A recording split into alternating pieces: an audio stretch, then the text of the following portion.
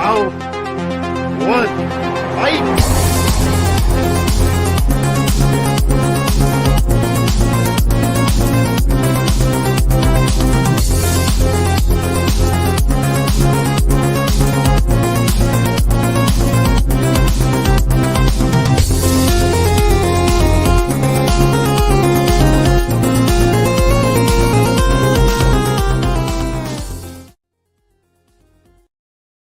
What is up, guys? Welcome to another episode of Tournament Fights Versus. So this is kind of our spin-off series where we take 32 from one category, 32 from a similar or like maybe even like an opposite sometimes, like two categories that kind of can go easily head to head, and we put them in the tournament of 64. And basically beyond that, it's the same tournament fights that you know and love. And tonight we are doing best Seinfeld versus Friends characters. So we got some fans of the two shows on with us tonight. So it should be a fun time getting into some of these popular characters, but then some of the more obscure characters too, and seeing how they hold up against the rest of the group we have tonight. So I'm your host. I am Jordan, the movie hero Anderson, or coming at you as Costanza, an honorary Costanza tonight. So, but we'll go ahead and we'll introduce our guest for tonight. I'll introduce my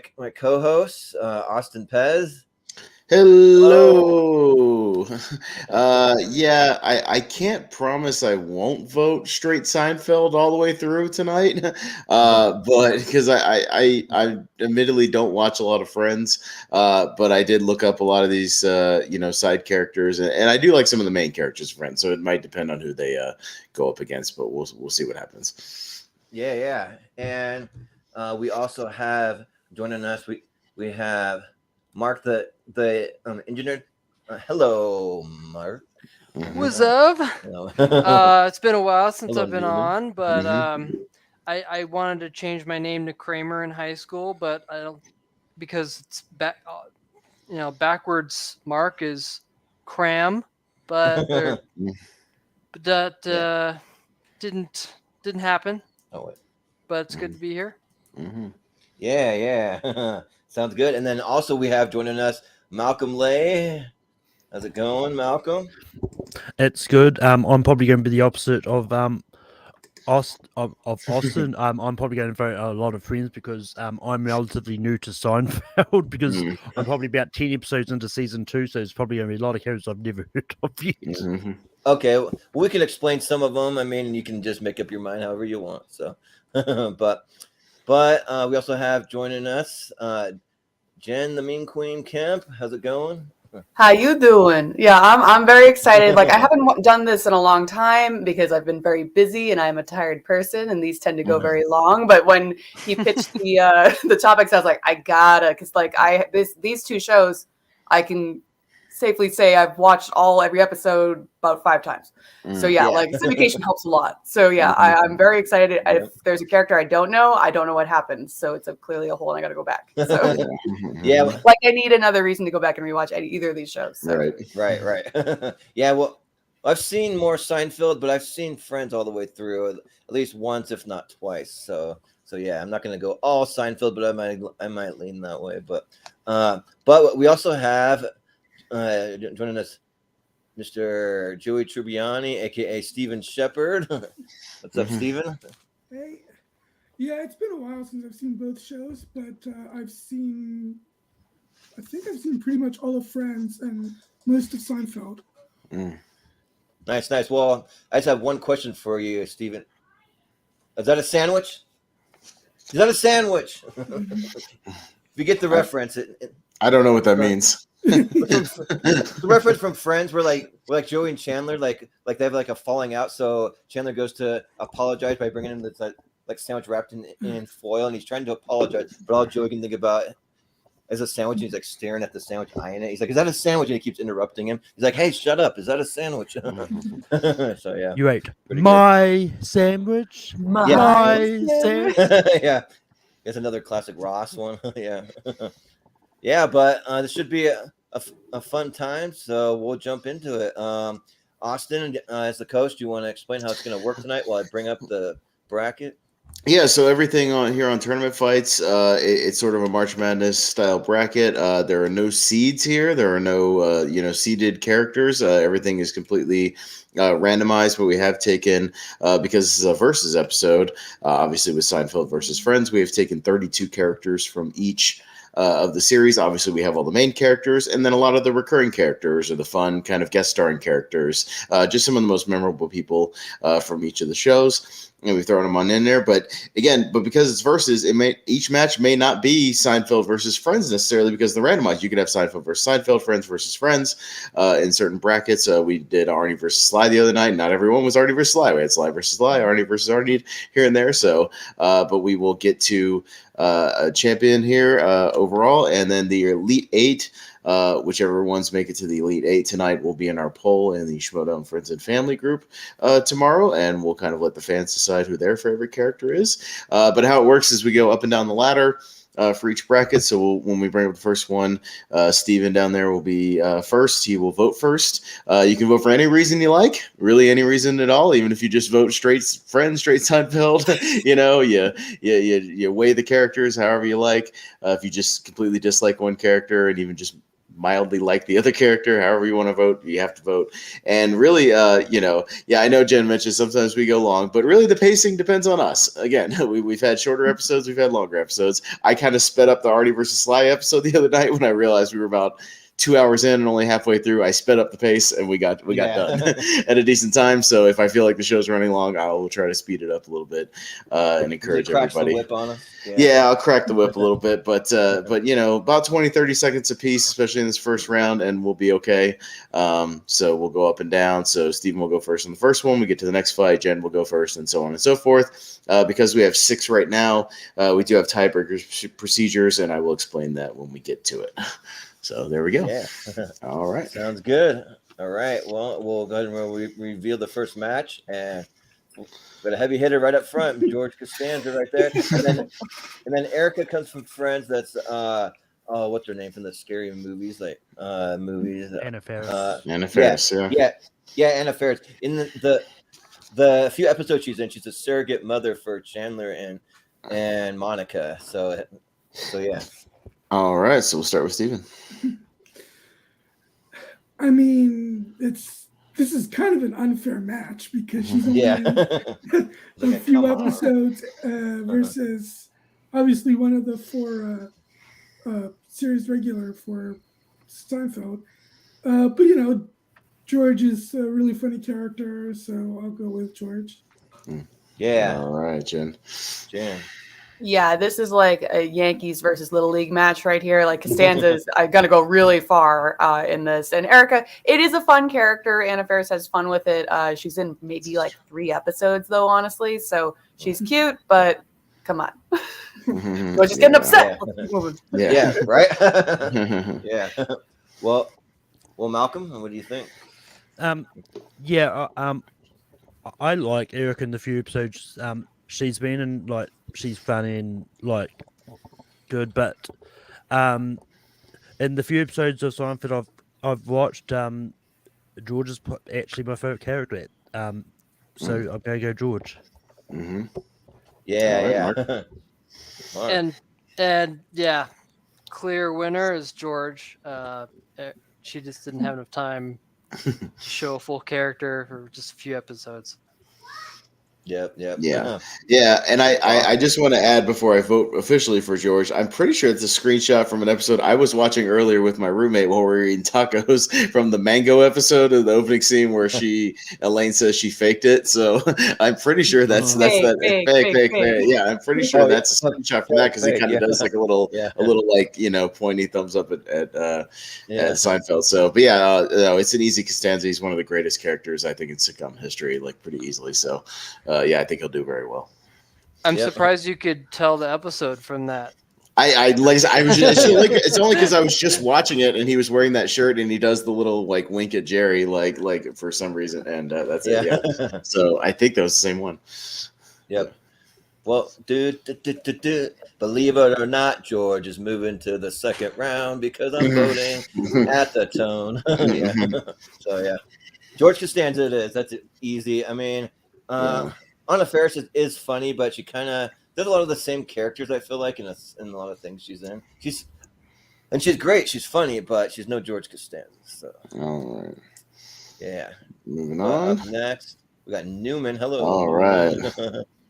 Going up against Susan Oh, Ross. Susan. Matchup. Okay. Yeah. All right. Seinfeld versus Seinfeld. So we'll start with George's a big girl. Seinfeld fan and Jen. So yeah. What Oh do you got? man, I love the picture that you chose for Susan. That is fantastic. Oh, that yeah. really Looking like right that before is she still peels to up. this day one of the biggest twists in like sitcom Oh, history. yeah. To kill her with an envelope. So Yep. yeah, like I do like Susan's a really fun character, but it's mostly about George's reactions to Susan than the character itself.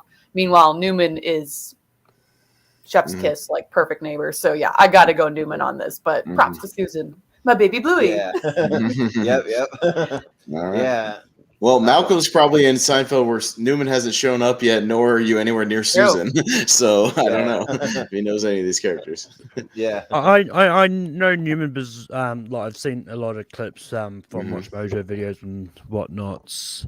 As I said, I'm in season 10 of episode 10 of season 2. Nice. So I have seen Newman.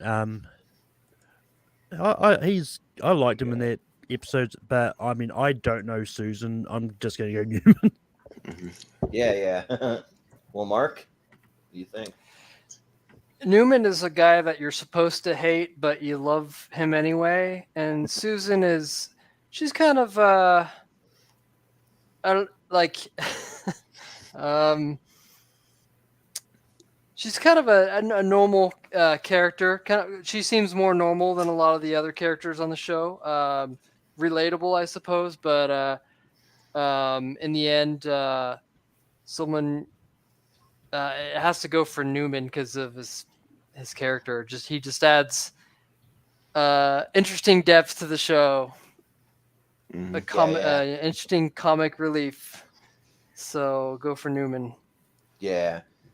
Well, Austin, what do you think? He's very merry. I'll give him that, as Jerry would say. I mean, Newman. If you were on his good side as Kramer is, I think he would actually be somewhat of a cool friend to have. Like if you think about it, like he's not a bad guy. He's friendly to the people he likes, and then obviously Jerry just has this hatred for him, and it's amazing. But yeah, it just thinks he's evil. He's pure evil. But yeah, so I mean, I'm wearing a Newman shirt right now, so I can't vote against Newman unless it's in the next round where he goes up against Costanza, which is gonna suck. But I was kind of glad when Susan keeled over. Honestly, I was kind of over that storyline at that point. I'm sorry, like she just made George miserable, and I didn't like seeing it. So Newman. Yeah. But he'd be miserable. I think he'd be miserable whoever he married.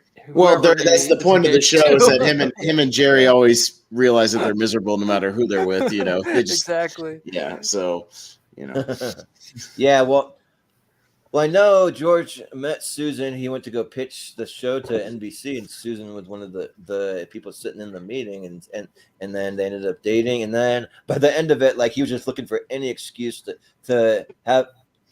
Get out of the relationship, and for Susan to like maybe be the one to break up with him. And like when it gets closer to the wedding, he's like freaking out and like just like doesn't want to do it. And there's some fan theories out there that think maybe George poisoned Susan. I don't know if that really happened, but like no, he's just kind of responsible because he's a cheap bastard. Yeah, that's literally all it is. He's a cheap bastard. Flips right to the end. That's just the conspiracy theories out there. But yeah. But Newman is a classic character. Like my favorite thing from Newman, either one is like whenever they go to his apartment, he's just sitting there brooding in the dark, kind of just saying kind of like Mr. Burns type of diabolical stuff. Or an episode where like Jerry comes home to his apartment and then they're making sausage and they're just cranking away with all the sausage, and then he's like, "What are you doing?" We're making sausage, and it's just Kramer and Newman just going to town with some crazy music blasting. Yeah. But yeah, it's funny stuff. But I got to go Newman here. Yeah, Newman is a classic character. And also, if you haven't seen it too, what's the actor's actual name that plays Newman? Wayne Knight. Wayne Knight. Yeah, Wayne Knight. So he put out this anti-Trump ad about maybe like a year or two ago, in the Newman character, and it's pretty hilarious. Just talking about like mail-in ballots and all this crazy stuff. So yeah. Because when you If you haven't control the seen it- mail, you control information. Well, that's what the shirt Yeah. says. When you control the There you mail, you control information. Information. Steven? Well, Steven. Well, I need to see that because that sounds like it would be really funny, actually. Yeah. It's pretty good. Yeah. Wayne Knight is great in the part, and his back and forth with Jerry is classic. So yeah, I'll go with Newman. All right. It's a sweep for Newman. All right, moving on. All right. Let's see what we got next. Can't go in there right now. Newman's taking a nap on your bed. Yeah. We have Bob. I forget his last name, but it's the Maestro. That's who it is. Oh, the Maestro. Maestro. The Maestro. Yeah. All right. Yeah. The Maestro. Bob Cobb. Bob Cobb, Yeah. the Maestro. Yeah. Bob Cobb. That's Gary. That's all he's known by, but it's Michael Rappaport from Friends who dates Phoebe, and then he's a cop. So, yeah. Malcolm. Yeah. I don't know Bob Cobb, obviously. Look, Gary is. I quite enjoyed him when he was on the show.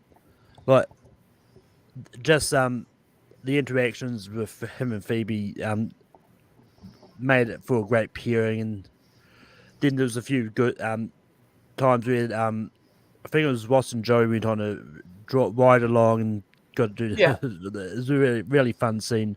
So I'm gonna go Gary. Yeah. Sounds good. Mark?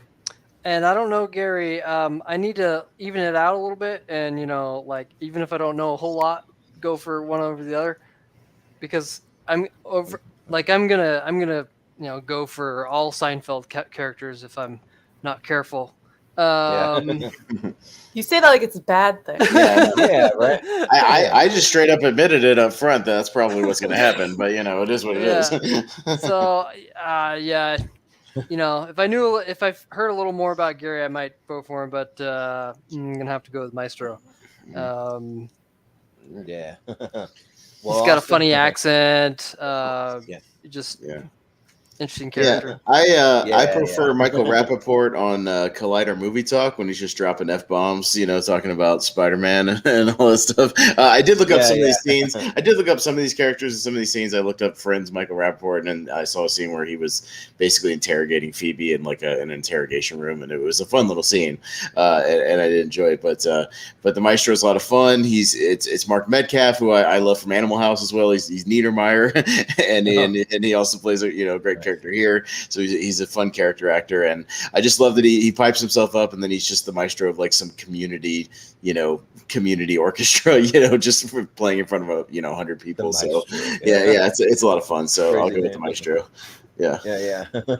Yeah, and I went back and I watched a lot of scenes from Friends because I'm a lot more familiar with Seinfeld. I own all of Seinfeld. I've seen it at least a dozen times all the way through. Friends, I've seen them maybe 2 times all the way through, something like that, and then a few random episodes in syndication. I think 2 times all the way through is enough to fully. One time. I think a quarter of a series would be enough. Yeah, right. But it's been a while though, so I wanted to go back and have some refreshers, and it's pretty funny because in the episode, Gary wants Phoebe to move in with him, but she doesn't want to do it, but she doesn't want to break up with him either. So they're like trying to figure out how they're gonna play this thing up because Gary doesn't know if Phoebe knows. Phoebe finds out from some of her other friends that he's about to ask her that, and then she does end up moving in with her. But then, like the crazy reason how they break up is they're laying in bed, and then he's just sleeping in bed with his guns, and he wakes up and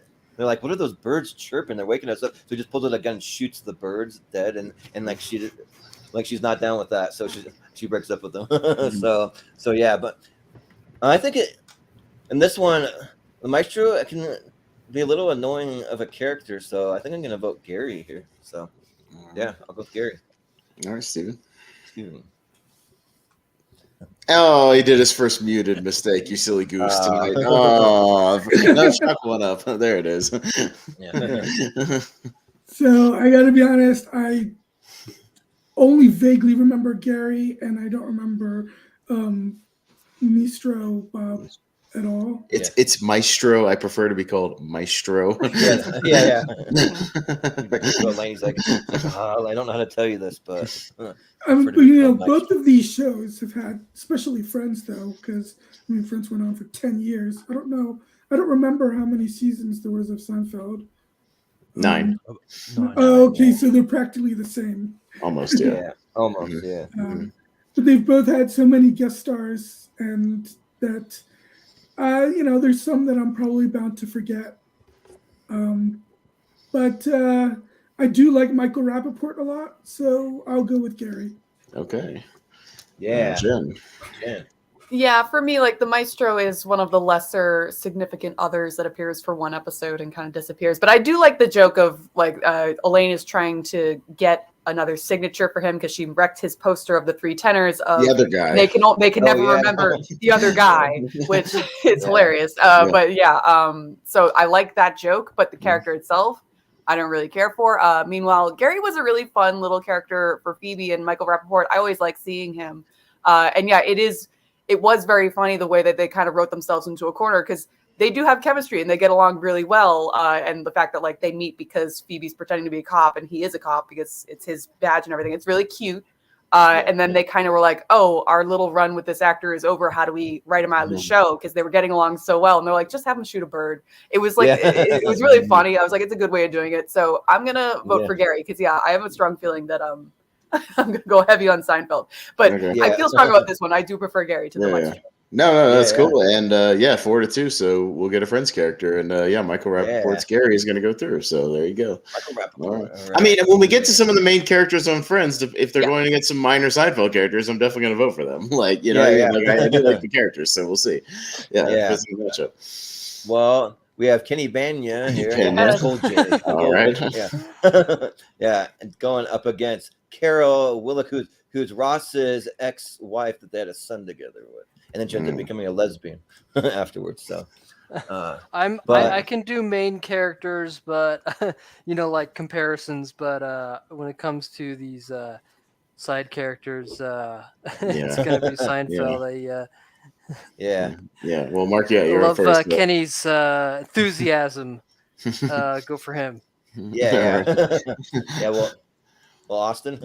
I'll just say, I want to be in the Kenny Banya business. So, I'll vote for Kenny Banya. Keep it short and sweet. Yeah. But the question is, though, because Jerry owes him a meal. Does a soup count as a meal? Like, does that count? Right? Because they're having the debate. But and then Carol, I just kind of found her just kind of annoying. Like she's just kind of a character that's just there because they have to explain like how. Like where son came from, they want to show the other half of the parents, so she's there. But I got to go with Kenny Banya. I think he's almost like a Newman-ish type character because he's always like Banya, kind of like he does the same thing, kind of with Newman. So And I think it's also interesting. We never actually see his stand-up. We just see the aftermath or the before. We get like George kind of describing it occasionally, just him doing hacky jokes about, the wheels on the shopping carts and things, like we never actually get to see any of his like kind of hacky set. So he just has a lot of energy. What's the deal with Ovaltine? I mean, it's not oval. I mean, the container's round. They may as well call it round team. Puke. That's a funny word. Can I use that? Right. Stephen. Yeah, I think I was confusing Kenny for a different character because he's not the one that's always referring to himself in third person. No, that's Jimmy. That's Jimmy. Mm-hmm. Jimmy likes what he says. Don't touch Jimmy. Yeah. Jimmy's down. I sort of remember Kenny. I sort of remember Carol. I think Kenny is probably the more memorable of the two. So, I'll go with Kenny. Okay. Yeah. Well, Jen? It's funny just thinking about this. I think these two probably have the same amount of screen time, honestly, because like even though they're side characters, like Kenny came back a couple times because it's a great character. Meanwhile, Carol is really there just to make Ross look good, one of the worst characters of the main cast look better. So like you're starting here and you have to lower her down. I actually prefer her girlfriend / wife later on, Susan, I think she gets a little more fun. She has a little more sass when it comes to actually talking to Ross. Carol's very straightforward in terms of what she does, and she's just there to like be a vessel to have a child that Ross sometimes remember he has. Like the writers do not care most of the time that he's a father, so it's interesting. But yeah, I got to go Banya on this one. He has some really fun stuff, and he's just like he's a really interesting guy. So yeah, I'm always excited when he pops up. Yeah. Malcolm. Yeah, I don't know the character Kenny Banya. Haven't met him yet in Seinfeld. But I know the actor that plays him as a random bathroom guy from Charlie's Angel Full Throttle. Okay. He was also the app from Green Fury in Eurotrip. I really do like.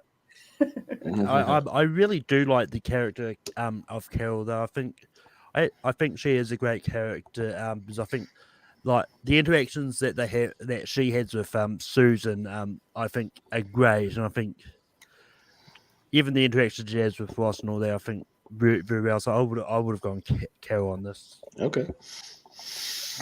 Yeah, I will say too that like Friends kind of was a little ahead of its time as far as they featured some people from the LGBT. I'm gonna point out though that up above Susan, she was a lesbian for a little bit there, and then came back around because they were like, "Who can we pair up with George?" Yeah, right. So they do it good in some ways, but other ways not so much. If you go back and watch it, there's good and bad to it. but yeah. All right, Banya. Kenny Banya, moving on. All right. Up next, we have Poppy. The guy that never washed his hands, the chef. Then we got Paul Willis's character. So he hated Rachel for a little bit. Didn't know he was in. Yeah. Yeah. I'm up for so yeah, this one might be interesting because like Poppy is fun, but it's more the reactions to Poppy. Again, Jerry's reactions to Poppy, Poppy peed on my sofa, all this stuff, and the not washing his hands thing. He's fun, but he's not one of my overall favorite. I did look up a lot of the Bruce Willis stuff from Friends, and there was like a scene where he's in his room, like posing in his mirror and like singing a song, and all this stuff. Yeah, doing the love machine. I'm just a love machine. and it was really funny. And you forget that Bruce Willis did a lot of comedy in the 80s, and like he really is like a comedy guy, kind of at heart. So surprisingly, I'm gonna go Friends on this one. I'm gonna go with Paul just because Poppy's kind of lower tier Seinfeld for me. I like the episodes, but like I like the reactions to him more than I like the actual character. So I'll go Paul and Bruce Willis on this one. Yeah. Yeah, and thanks for reminding me about that, Austin. I totally forgot about when he goes into. That was like the first one. I looked up Friends, Bruce Willis. It's like the first thing on YouTube that pops up is like that love machine, like mirror scene stuff. Yeah, it was pretty funny. Pretty funny stuff. Yeah, because like when he's doing it, like he doesn't think anybody's watching, but then they all see him, and so it's like a thing where he's like pretty embarrassed about it and stuff. But yeah, and then with Poppy, it's just Jerry's reaction to him because he's a bit of a germaphobe. So when he sees him, doesn't wash his hands when he goes in the bathroom, and then he's making a special meal, and you can see him really getting in there with his hands on the dough, and then bringing it out special. And he's like, try it, and Jerry's like, like he won't try it, and like offends him. But yeah, so I mean, I think overall, I'll probably go with Bruce Willis and Paul Stevens. So a little more memorable. All right, Steven. Bruce Willis is at least top 3, if not top 2, of all the celebrity guest stars that have appeared on Friends. I think he's great. He has great chemistry with Rachel. Spoiler for later, Ross is by far my least favorite of the main cast members. Yeah. But Bruce Willis is so good that he even made Ross enjoyable on the show. So I'm going to go with Paul. Okay. Yeah. All right, Jen.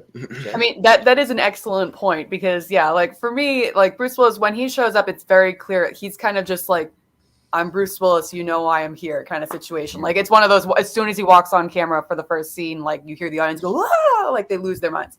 Because he does fit very well in the show. And of all the characters, he's probably the one that really puts Ross on edge, because it's a very weird situation if you don't know about this character. But he is the father of one of Ross's students that Ross starts dating, because that is what Ross does. Right. So it's very awkward. But meanwhile, like, it is Bruce Willis and Jennifer Aniston, so they become an item. And they do have an interesting scene where she's trying to get him to talk more about his feelings, and she essentially breaks him, and he can't stop crying because he's the chicken boy and he can't stop. Meanwhile, Poppy is everyone's nightmare when you go to a restaurant. Although I will point out, he's a recurring character. He came back eventually, and he ruined Jerry's new couch. And I really liked that episode. So as much as I enjoyed Poppy the second time around, I think I'll give it to Bruce Willis on this one, because he does have some fun scenes. I think he was there for a little couple episodes there, like maybe 3. So he put in the work. He had some fun. He has good chemistry with Jennifer Aniston. Maybe they should have just had him replace Ross altogether as a main cast member. That would have been fantastic. Right? Just have Bruce Willis go back to the 80s. He would have been a better father to Ben. Yeah, and do a sitcom for a little while like the 80s, so, like Moonstruck or something. Yeah. So, all right. Malcolm. All this was slander, damn it. But we'll talk about that later. I'm sure when he comes up. Yeah. Want to say hi to Craig the Barbarian? Just jumping in the comments for a quick second. What's up? We'll get to the hot tub. Good to have you. Yeah. But and the funny thing is, with Bruce Willis, he only agreed to appear on the show as part of a bet he made with Matthew Perry while filming The Whole 9 Yards. Which is excellent. If you haven't seen it, it's really funny. But the other thing is, I think Fred's missing on a very obvious joke, because Joey, Ross, and Chandler's favorite movie is Die Hard.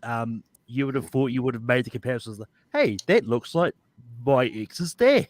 But again, that never happened. But I don't know Poppy, but I'm going to vote for. Well, it's because Paul wasn't, barefooted with a wife beater on. That's really the only reason. They just didn't recognize it. Look at that reasonable sweater they got him in right there. Yeah, right. And, Mark? I mean, sorry. Poppy's a loving guy, but he doesn't have the charisma to be able to fly a vehicle into a hovering fighter jet. And so for that, I'm gonna have to give that to Paul. Yeah. There you go. All right. Well, it's a sweep for friends this time, and Paul Stevens. So there you go. Yeah. All right. So up next we got Jack Klumpus. Take the pen, the astronaut pen. Take it. Take it. Yeah. Then going up against Helena Handbasket, which is Chandler's father, actually, not his mother. That's his father. So. That's Kathleen Turner, right? Yep. Yeah. Okay. Yep. Yeah. Okay. All right, Jordan.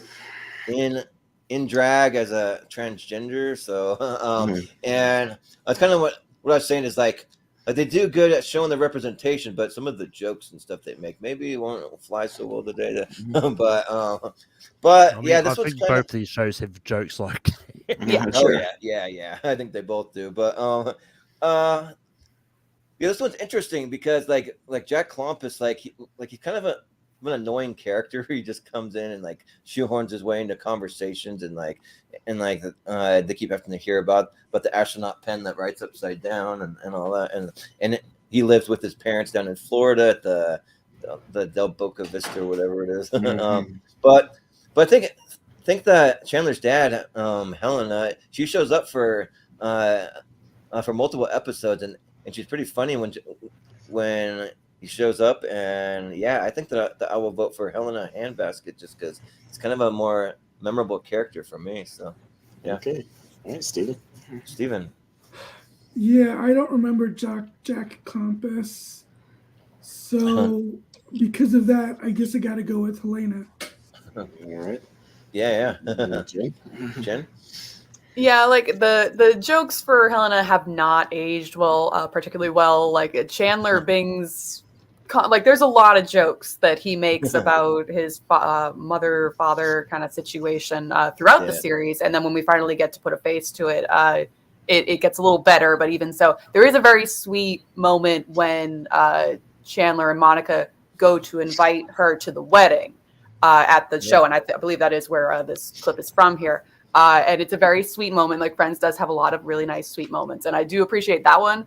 But just as an overall, it leaves a little weird taste in your mouth after a while because they do a few too many jokes that do not age particularly well. Meanwhile, Jack Klompus is very much just a grumpy old man. And he has some great stuff. Like The Pen is the one that is like one of his more popular ones. But he has a whole situation with the Cadillac that he sets off, and he's just always yelling. And it's just kind of funny. He's a nice foil to Jerry's parents whenever he goes down to visit them in Del Boca Vista. So yeah, I'm going to give it to Jack Klompus.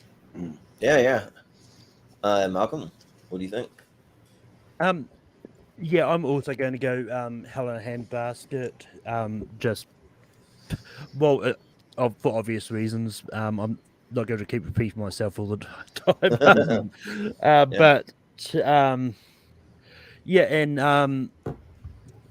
And I think there's going to be an interview coming out in a few days with the Crow crew, and she actually come out saying that she regrets the way they handled the whole trans stuff and Friends and that. Okay. So it's definitely something that they know they handled it wrong, but at least they're dealing with it now. Yeah. Well, sounds good. Mark, what do you think? Go with Jack Klompus because he's a perfect character for somebody who would live in a retirement community and have nothing else to do but make everyone's lives miserable. So go. Yeah, just annoy people. Go for him. Yeah. Well. Yeah, I don't love the like Cadillac episodes of Seinfeld. Like any of the episodes that like, kind of take place in Del Boca. I like the idea of Del Boca Vista more than the episodes that kind of take place down there.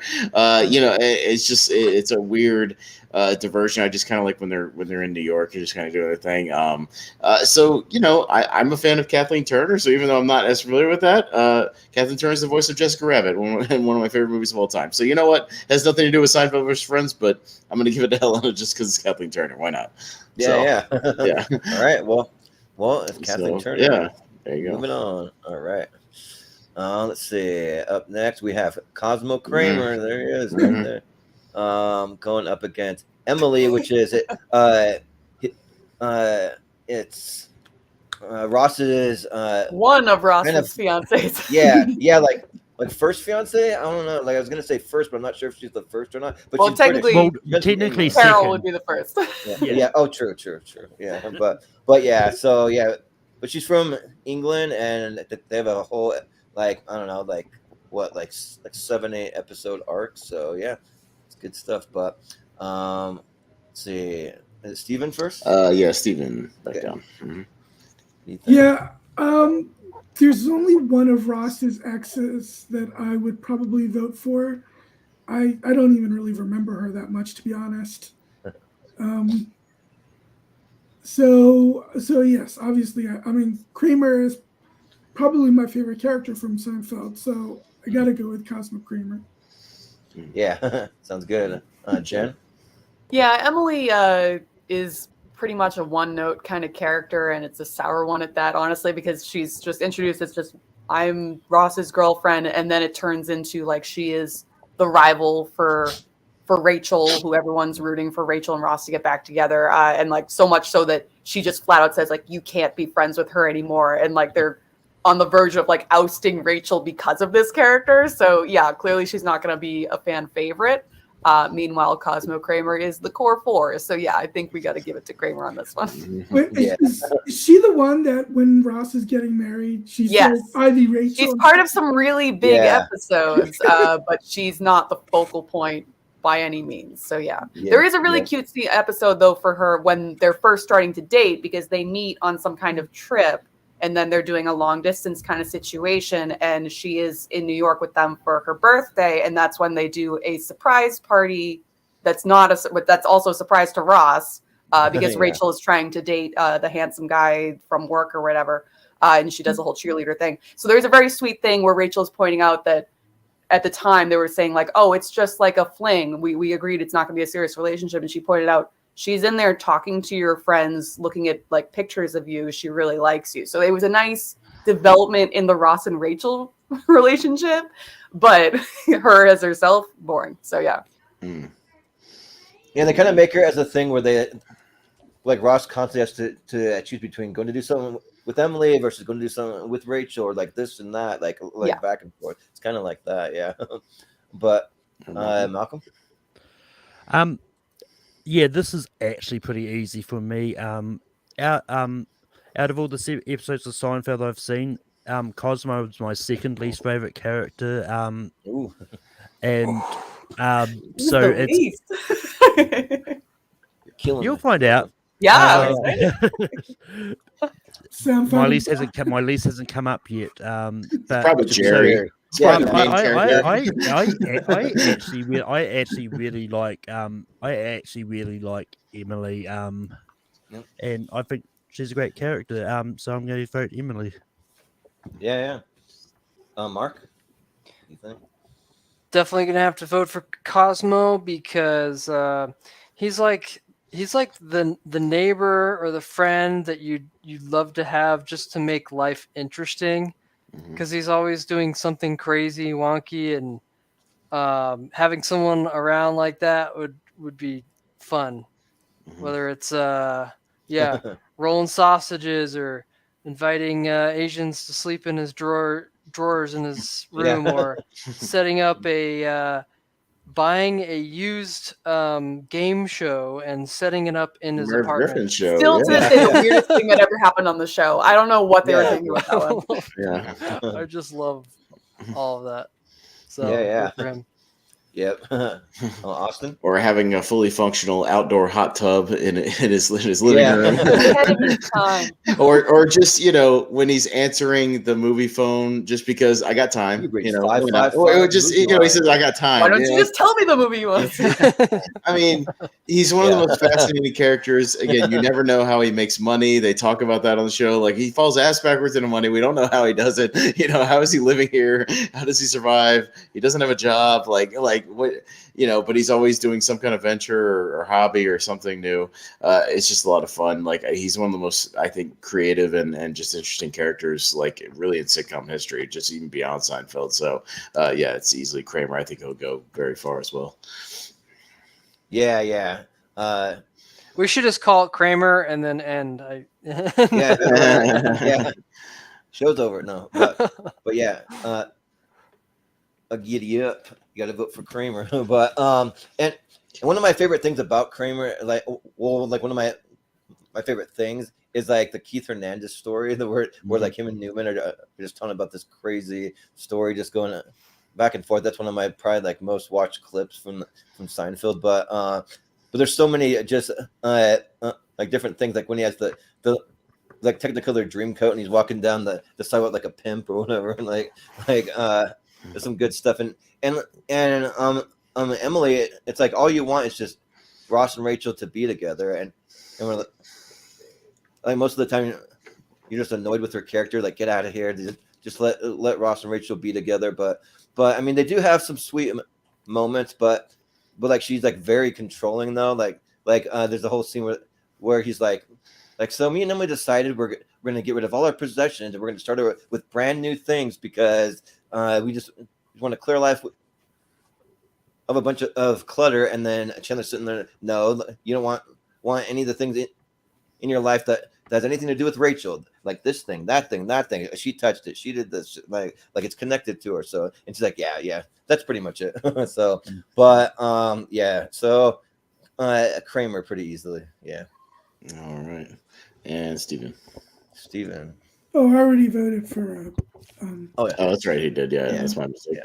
All right. So Kramer easily, and then Jen will be up next. It's looking like one side's going to be all the main characters of Seinfeld, the other's going to be all the main. It might be. We'll friends. Yeah. I don't know. There's some guest cast. Oh.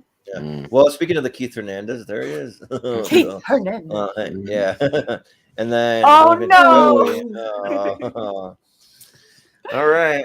So, all right. Well, Jen, you're up first. All right. Yeah. For the record, like having like I recently, like now that it's on Netflix, I recently did go back and watch Seinfeld all the way through in order, which I've never done in order before because it was just one of those syndicated shows that was on all the time. So it's like just from watching randomly, I had seen the entire show, but to see the progression now, I to this day I think that the boyfriend episode part 1 is maybe the best episode of the entire series. Really and most of it is because they're talking about Keith Hernandez the entire time. And the joke of the JFK reference rivalry of the spit and everything, the second spitter, like it's fantastic. It is one of the best pieces of writing on the show. I love it. And the fact, like, they've done that twice for Wayne Knight, because Wayne Knight is both in JFK and in Basic Instinct, and they do that joke later on too, and it's just amazing. So I love that when they make those little nods of he's actually in movies. It's great. But Joey is one of the reasons I think that Friends really has like stayed around. He's just this instantly likable, dumb puppy of a man, and he's just really fun, and he just makes you feel good. So I got to give it to Joey Tribbiani, but Keith Hernandez, he's a great guest star. Yeah. All right. Well, Malcolm, what do you think?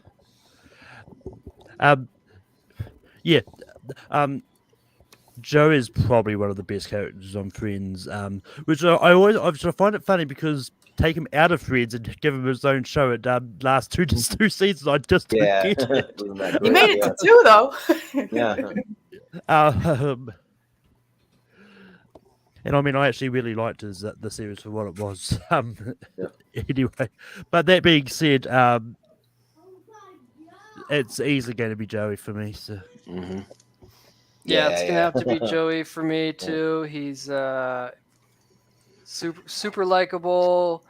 He's kind of lets his inner man be wild and free, and so go for him. Austin?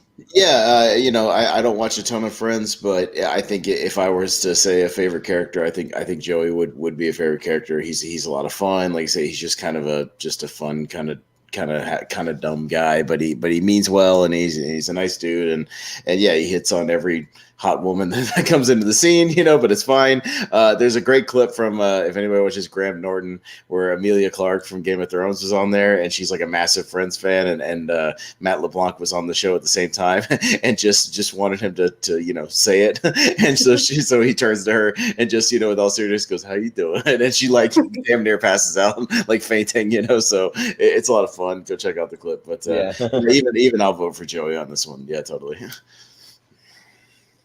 Like the Keith Hernandez, it is one of the best episodes, but I mean, Matt LeBlanc as Joey's just one of the best like TV characters maybe of all time. Like he's just really, really solid, and like I just love his just total randomness too. Like it'll just cut to him doing random things, like when he's sitting in front of the fridge eating everything. He's like, the fridge broke, so I had to eat everything, and he's just like just picking out when he gets the turkey on his head, and or like look at me, I am Chandler. Could I be wearing any more clothes? And he's wearing all of Chandler's clothes, like all that stuff. Like there's some really good. If I wasn't going moments. commando.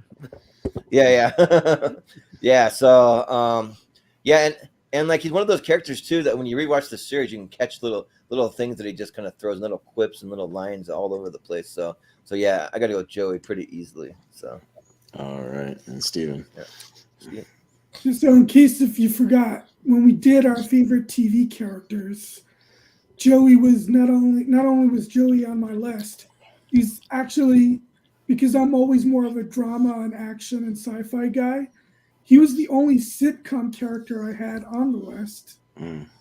Of course, the problem with the show when they gave him his own spin-off show is that throughout the 10 seasons of Friends, Joey actually progresses quite a bit and really grows as a character. And then he gets his own show, and it's like he's back to, being the idiot that he was when Friends first started. And so that's really disappointing. But Joey's easily my favorite character from Friends, so I'm definitely going to go with Joey. All right. Yeah. Joey with the sweep. There you go. Sweep. No, a ghost. Yep. It's good stuff. So we have the Jimmy. There he Okay. is. Right there. Just what we're talking Got about, him yeah. there, going up against the scientist Scientist David, David. Oh. played by Hank Azaria from Friends. So Okay. yeah. Malcolm. Malcolm. Yeah, it's going to be Scientist David. Mm. I mean,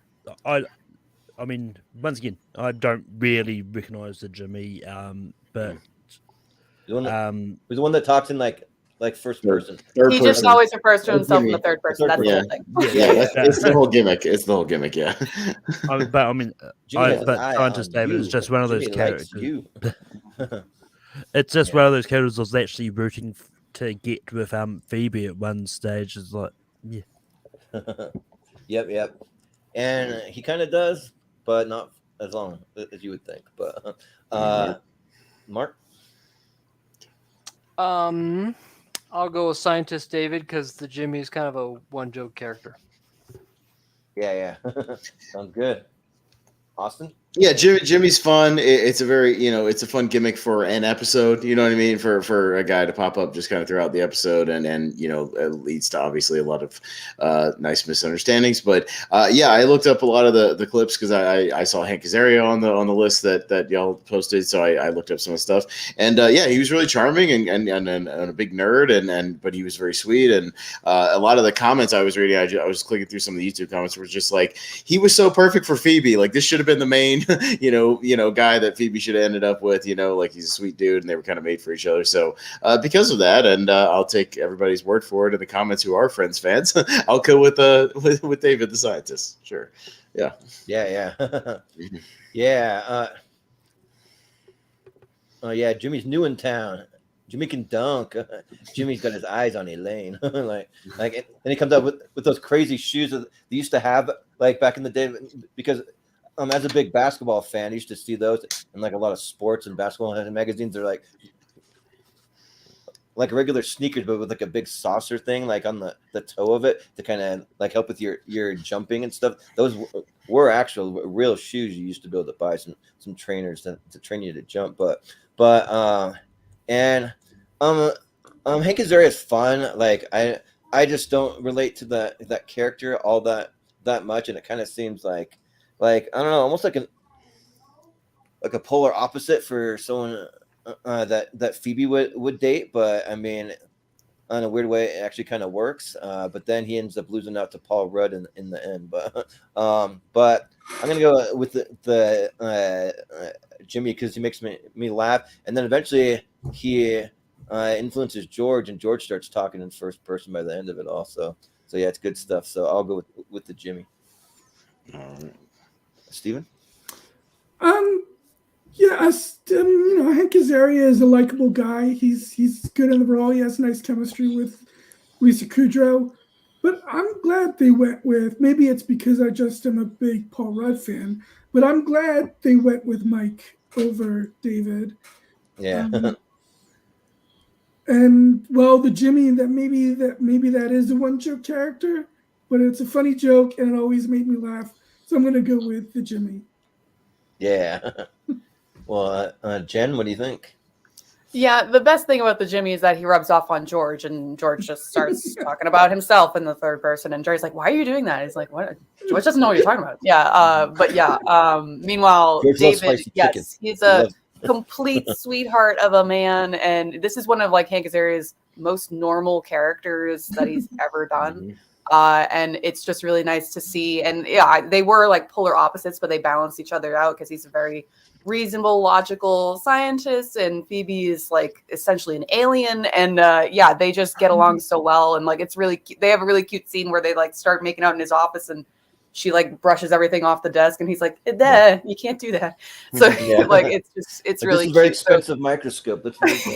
Like if I had the choice, I would choose David over Mike, but Mike is like a less sweet version of David, honestly. Like, they're very similar in the way that they react to Phoebe's antics and everything, but David, there was just something really sweet about the two of them. So it's a shame that it was just a blip of a relationship, because they instantly clicked and everything. And he does come back a couple times, but every time it's like, oh, remember how lovely they were together. So it's a bit of a tease. So yeah, I'm gonna give it to David. All right. Yeah.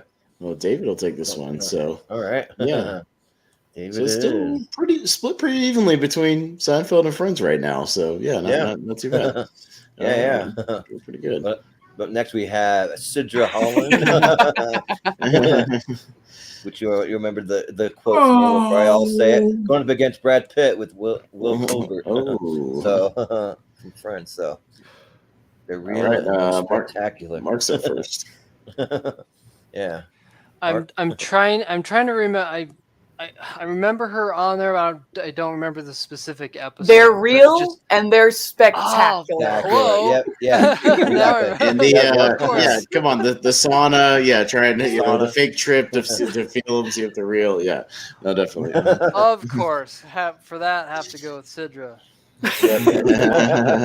Absolutely. Austin? This is tough because, the Sidra stuff is very, very memorable. Terry Hatcher is great in the part. She's very charming. But yeah, like I looked up, I didn't know Brad Pitt was on Friends, so that's how oblivious I am. And then so I started looking up, Friends Brad Pitt stuff. And what season was this? Around what time in his career was this? Like in the middle. I mean, episode of season 8. Okay, yeah. so. Usually they throw celebrities in at the end of a series to get people to watch before it goes under. So it's like post Fight Club. It's like post, all this stuff. Like that's crazy. So yeah. I mean that's nuts. He's very good on the show. Like I thought he kind of fit right in.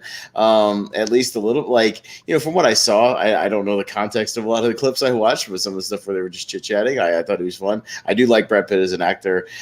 In this one, I think I'll go with Seinfeld and Citra just because it's so memorable and she's great. It's a great punchline and just one of the more memorable things of the whole series. So I'll go with Terry Hatcher on this one. Yeah, and you can always tell if it's a popular character or their just schedule was just open to do it when they come back for the Seinfeld finale. She's one of the ones that actually comes back for it. But yeah, Brad Pitt's pretty funny though. He's on for the Thanksgiving episode, and he's like trying to talk about how like he has to eat healthy, he can't eat complex carbohydrates is one of his jokes, but then he keeps seeing the yams on the table. He wants to eat yams, and he starts getting depressed because he was bullied by Rachel in high school, and so they made like an I Hate Rachel club, and it was him and Ross too. So Ross has to break the news to Rachel about the I Hate Rachel club, and it's a whole thing. But so it's pretty funny stuff, and everyone's trying to like make jokes about being more manly or like Phoebe just like just take off your shirt and tell us the backstory. Come on, just do it. So I think I'm gonna go with Brad Pitt here. It's a pretty fun time. So yeah, I'll go with Will Colbert. All right, Steven. I love Terry Hatcher, but Bruce Willis is my second favorite celebrity guest star. Brad Pitt is my favorite. I think Brad Pitt was absolutely hysterical in that episode. Yeah. And I have to go with Will. Okay. All right, Jen. Was he in more than one episode, or was it just the one? It's just this one. Okay, yeah. And I'm the complete opposite. I really did not like Brad Pitt in this episode. I usually really like Brad Pitt. I guess I don't like early Brad Pitt. I don't know. There's just something about it. This character is very forced because similar to when Bruce Willis shows up, when he walks in the door, like every single lady in the audience just loses their damn minds for a solid couple seconds. Like they have to wait. They have to do that thing where you have to pause and wait for the crowd to calm down. And the whole episode is just him making jokes about how he used to be fat and now he's thin. And it's just his delivery is not natural, which he's not like Bruce Willis used to be on essentially a sitcom. So he is very natural in his delivery of lines. And I'm not saying Brad Pitt can't be funny. I think he's hilarious in a lot of the films that he's done, but he hasn't done a lot of TV work. So it seems a little off to me in this episode. And I think the best reactions are the ones from Phoebe, because he's essentially giving you the lines of what everybody's thinking, looking at him on the show. But yeah, I guess I skew towards older Brad Pitt. I think he looks better now than he did back then. I don't know. But yeah, meanwhile, Sidra, this was it's one of the best stingers for an episode ever. And yeah, I love that she comes back at the finale episode, which I know a lot of people have a lot of mixed feelings about, but the finale having her hook up with Jackie Childs and he brings it back around of they're real and they're spectacular. So yeah, he's a fun character, especially Jerry's had a lot of girlfriends over the years, and this was a really fun one because it kind of became a whole little caper between Jerry and Elaine trying to figure it out. So yeah, it was a lot of fun. So I got to give it to Sidra. All right. Yeah, and shout out to Moose in the comment section. He says when we get into Dwight Schrute, well, eventually for a versus, we're probably gonna do the Office versus Parks and Rec for one. Yeah. So we can definitely do back that for that one, Moose. So if you want that one, I've seen both series, so I will be excited to do that one. Yes. Yeah. So yeah, that'll be fun. It'll be a fun time. But Malcolm, what do you think? I'm kind of similar with Jen here about Brad Pitt. Like, his cameo in this Thanksgiving episode like strikes me as like he just happened to be on the set because at the time this episode was being filmed, he was married to Jennifer Aniston. So it just felt like he just happened to be on set. It's like, right, let's throw him in there, get him the name as a character, and just put him on in the thing. He's on set, might as well use him.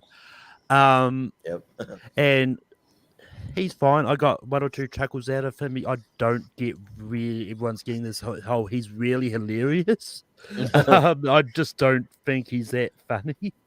I've seen the clips of Sidra from when I was writing the Seinfeld match for Formula Random. I got a lot more laughs from the few clips I've seen of her, so I'm gonna go Sidra on this. Okay, thought we were gonna have a tie. We didn't have a tie. All right, so Sidra takes it. Yeah. Yeah, but it actually works though. They have Brad Pitt on because when he's married to Jennifer Aniston, they're like supposed to be in love, but then on the episode they kind of hate each other. So kind of a good. Well, she doesn't remember him. Yeah. But she. Oh yeah. I think that's why I didn't like it much because he's really like leaning into how much he hates her, like so like cartoony to the point of it. Like she's like they're looking at each other across the table, and she's like, "Why is he giving me that sultry look?" And he's like eating his like things really like aggressively. It's really weird.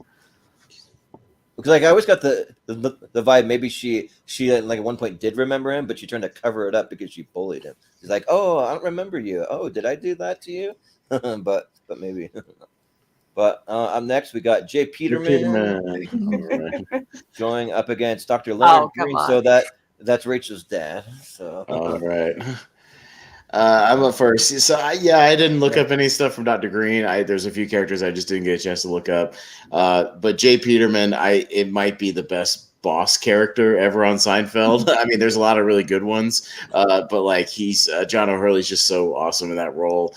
He's just an interesting dude who's always talking of his tales in the Congo or wherever the hell he's been, around the world. You don't know if he's full of shit or not. Like he might be. I don't know. Like his Apocalypse Now stuff is a lot of fun, and just even little moments where he's just like, stop, I'm reading the most amazing like article about the most amazing people and done. Like all the little quirks are a lot of fun, and I think I want it right now. So like he's great. He's probably one of my favorite bosses. I'll say Peterman on this one. Yeah, just Jay Peterman just telling it. Yeah, his like crazy stories from all of his like crazy African safaris and everything. And he's like, and I once too fell under the spell of opium, or like just like all these just random things that he says, and like he's like really fascinated by Elaine, even though Elaine's kind of like a terrible employee for him, and they do the whole thing with the urban sombrero and all that. So yeah, that's fun. And for Rachel's dad, Dr. Green, I didn't go back and really watch any clips and like really like he's not as memorable of a character for me personally. So I got to go with Jay Peterman. So all right, Steven. Yeah, for such an important character, since he's one of the fathers of one of the main characters, I really don't actually remember Dr. Leonard Green.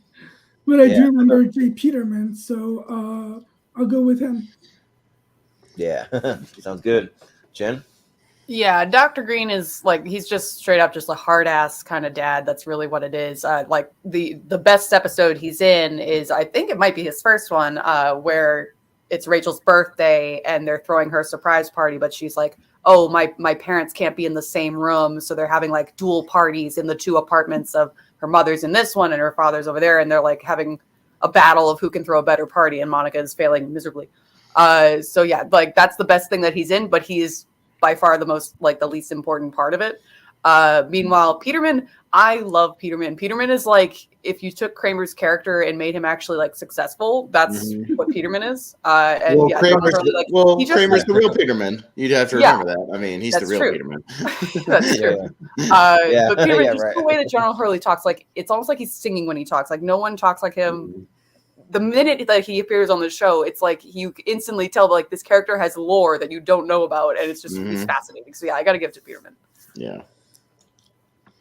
Yeah, I love the episode where he takes Elaine to see the English patient, and he's like, "Look, Elaine, I hope you're watching this very closely because I can't take my eyes off the it anymore." He's like, "I hate this. Get me out of here." Yeah. To be fair, I'm kind of the same way with that movie. So you know what? I share Elaine's opinion on that movie. So yeah. Malcolm. Yeah. Yeah, I'm going to give the pity vote to Dr. Leonard Green. I actually do think I actually do really like the character. Obviously, I haven't met Peterman yet, so it might change when I get to him. But come on, Malcolm. I at least tried to look up clips for some of these characters I didn't know. At least some clips. I mean, haven't you watched a dog show in the last 10 years? Yeah. Just that alone would give me the vote. I mean, I didn't have a list. Yeah. Oh, okay. Why didn't you sit Malcolm on the list, Jordan? What's the matter with you? Come on.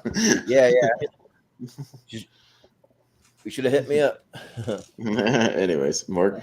I'd go for Jay Peterman. He's like the Seinfeld version of the most interesting man in the world. And they actually, if you look it up, there's actually a Jay Peterman. There's an actual like catalog on the internet of clothing you can buy.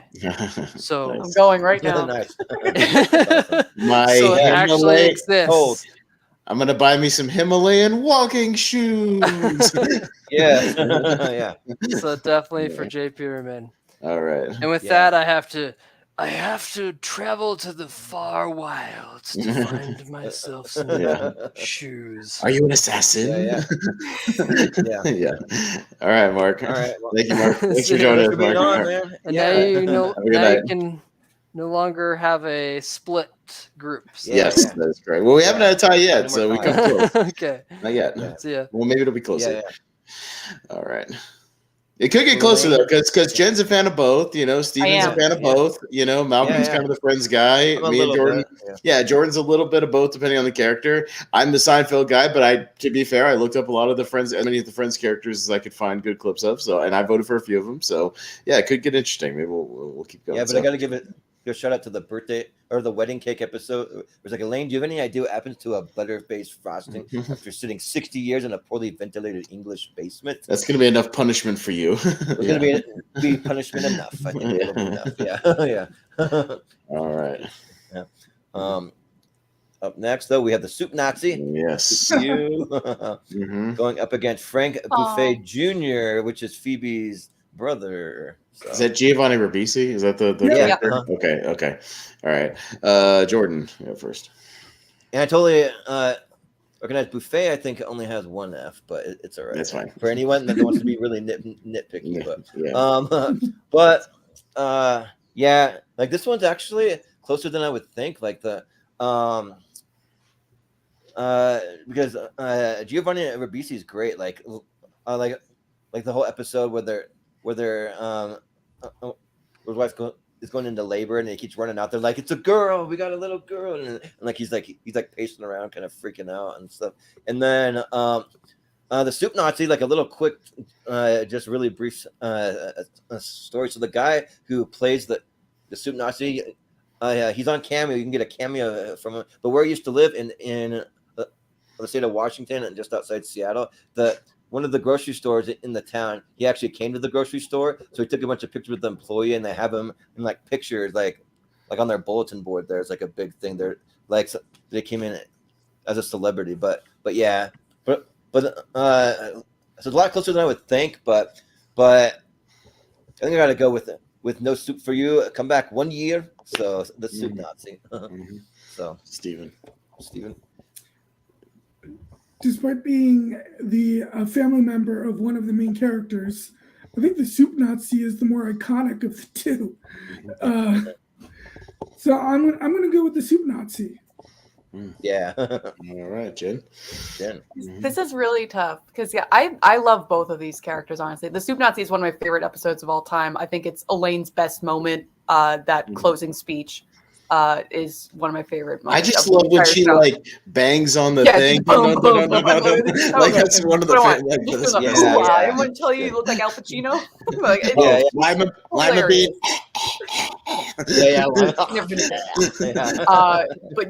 But I think just talking about it, I'm like, I feel like the reason I like the Soup Nazi episode much is more of Elaine's interactions with him, not necessarily the character.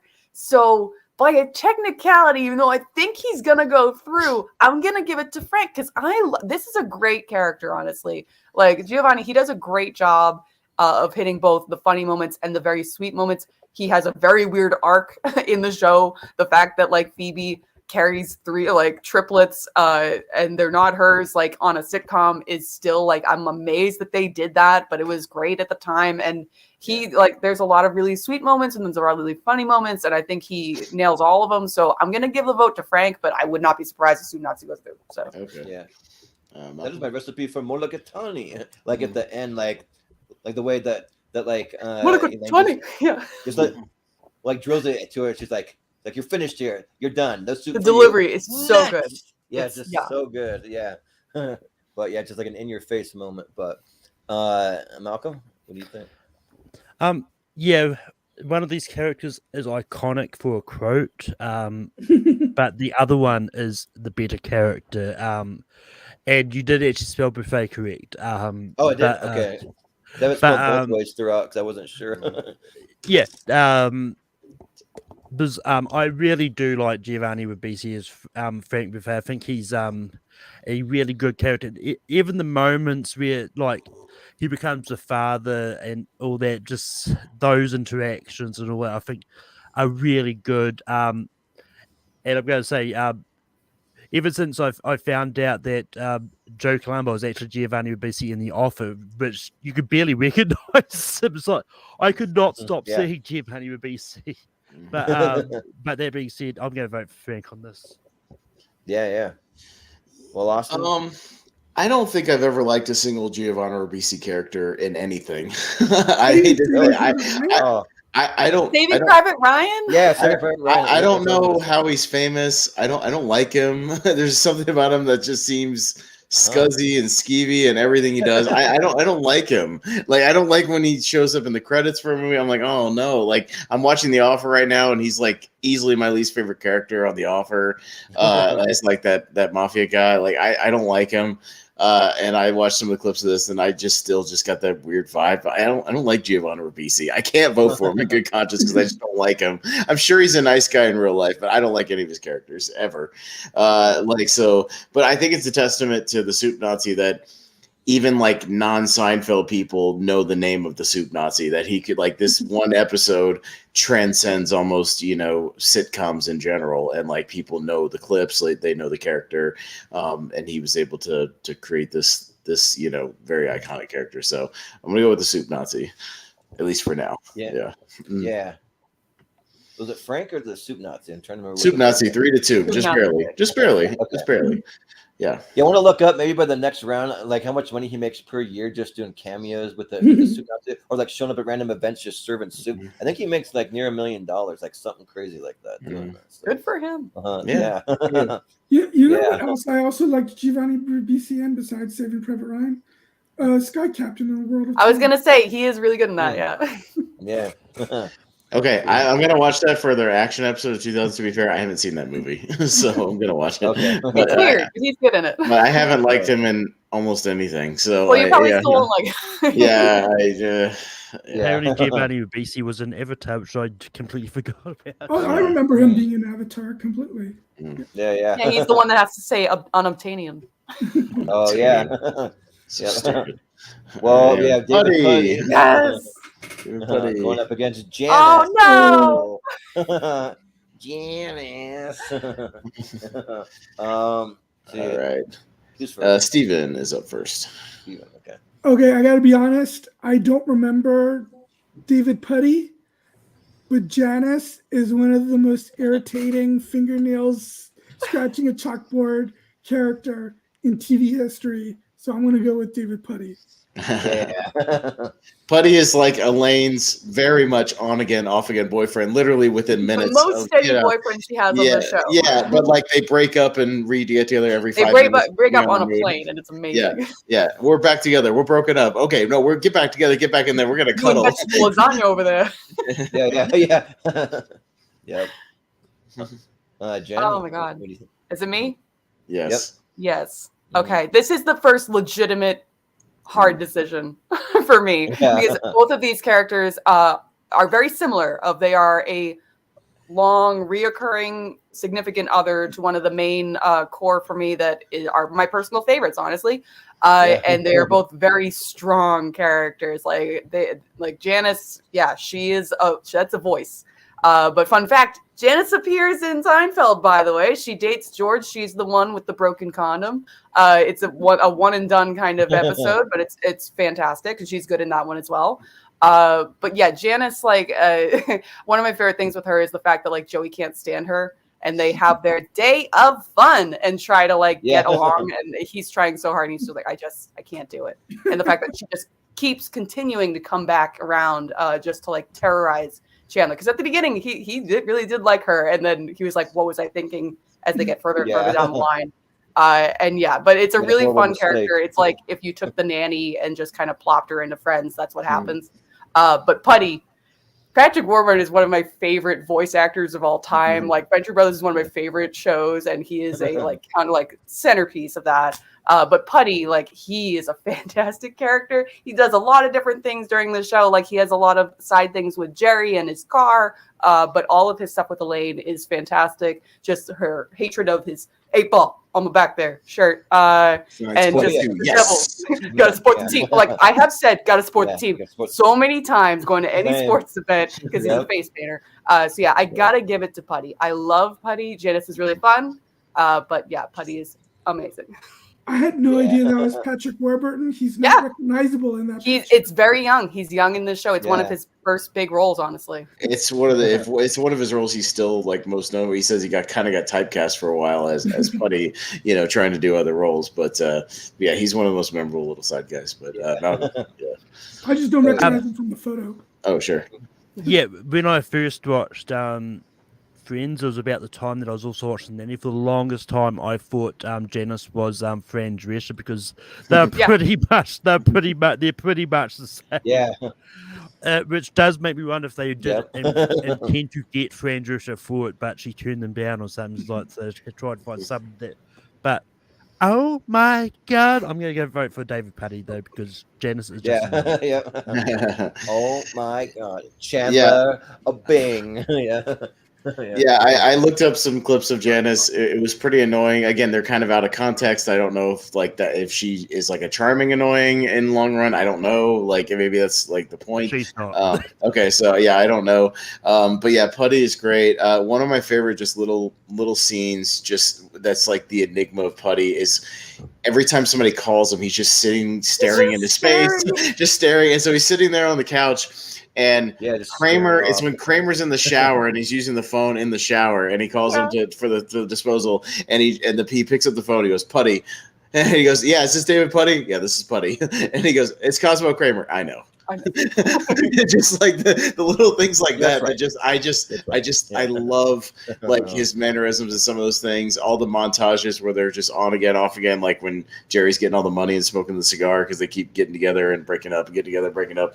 All that stuff is just so great. Just the little moments between them. They have great chemistry between him and Elaine. So I have to go with Putty. He's one of my favorite kind of major recurring side characters, really, especially in the later seasons.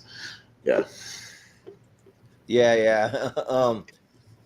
This was actually kind of tough for me because just because Janice is an annoying character doesn't mean that she's not a great character though, because there's just some characters you just love to hate kind of thing, because it's like whole thing where Chandler and Monica are getting married, and then she's wondering, is she going to be invited to the wedding? Monica's like, it's actually just going to be family. She's like, oh wait, you two think of me as family? Yeah. Oh, okay. I just have to ask you. Do you want me to sing Careless Whisper or Lady in Red? Which one? Oh my god. Yeah. So that's pretty good. But then, like, the thing that probably pushes David to put it over the edge is the whole face painting thing, and the way that they like scares the hell out of a rabbi at the end. Like he thinks he's like the actual devil. Diablo. Yeah, and like El Diablo, or like when they're arguing back and forth where Elaine steals his Jesus fish, and she's like, "That's right." He's like, David, I'm going to hell, the worst place in the world, with the devils and the caves and the ragged clothing and all the heat. My God, the heat. He's like, it's going to be rough. Yeah. He's like, don't mess with me. That's why you're going to hell, all right? So yeah, like it's just they're back and forth. It's just so good. So I think I gotta go with Putty. I think. Yeah. All right, Putty takes it. One character I should have, when I looked at the list, Jordan, instead of the Jimmy, you should have put Mickey on there. Kramer's friend. Yeah. He's not on the list. He's way more recurring than some of these characters. I should have reminded you about Mickey. True, yeah. Mickey should have been on there. I love Mickey. He's great. I forgot about him. No, he's not. Oh well, that's all right. You can't fit everybody. That's fine. There's a few of them. I want to add the Van Buren boys too. That would have been another one. So they steal the armoire from that scene with Mickey. I'll just shout it out because he's not on the list. When they decide to try to get to the restaurant early, when they're dating the two girls, they don't know who to choose, and they just have that like fight while they're trying to, back and forth. Oh, you ladies look lovely tonight. And he just pulls it down, like, and then the closing of "I wanted you." I wanted you. Like, it's one of my favorite episodes ever. I love that episode so much. It's so funny, and like Mickey's great. So shout out to Mickey. He's not on this list. I voted for him a lot. He's great.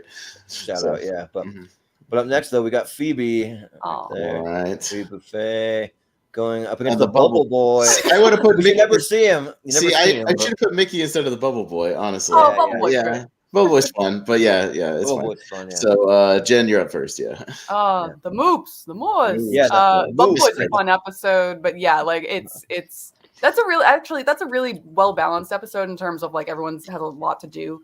But yeah, meanwhile, Phoebe, she is the show. Like, she is the weirdest character. It shouldn't work, but it does. Like, she's just a delight to watch. You never know what she's gonna say, and like, it's just non sequitur after another. So yeah, I got to give it to Phoebe, but I do love the Bubble Boy episode. It is a lot of fun. Yeah. Malcolm.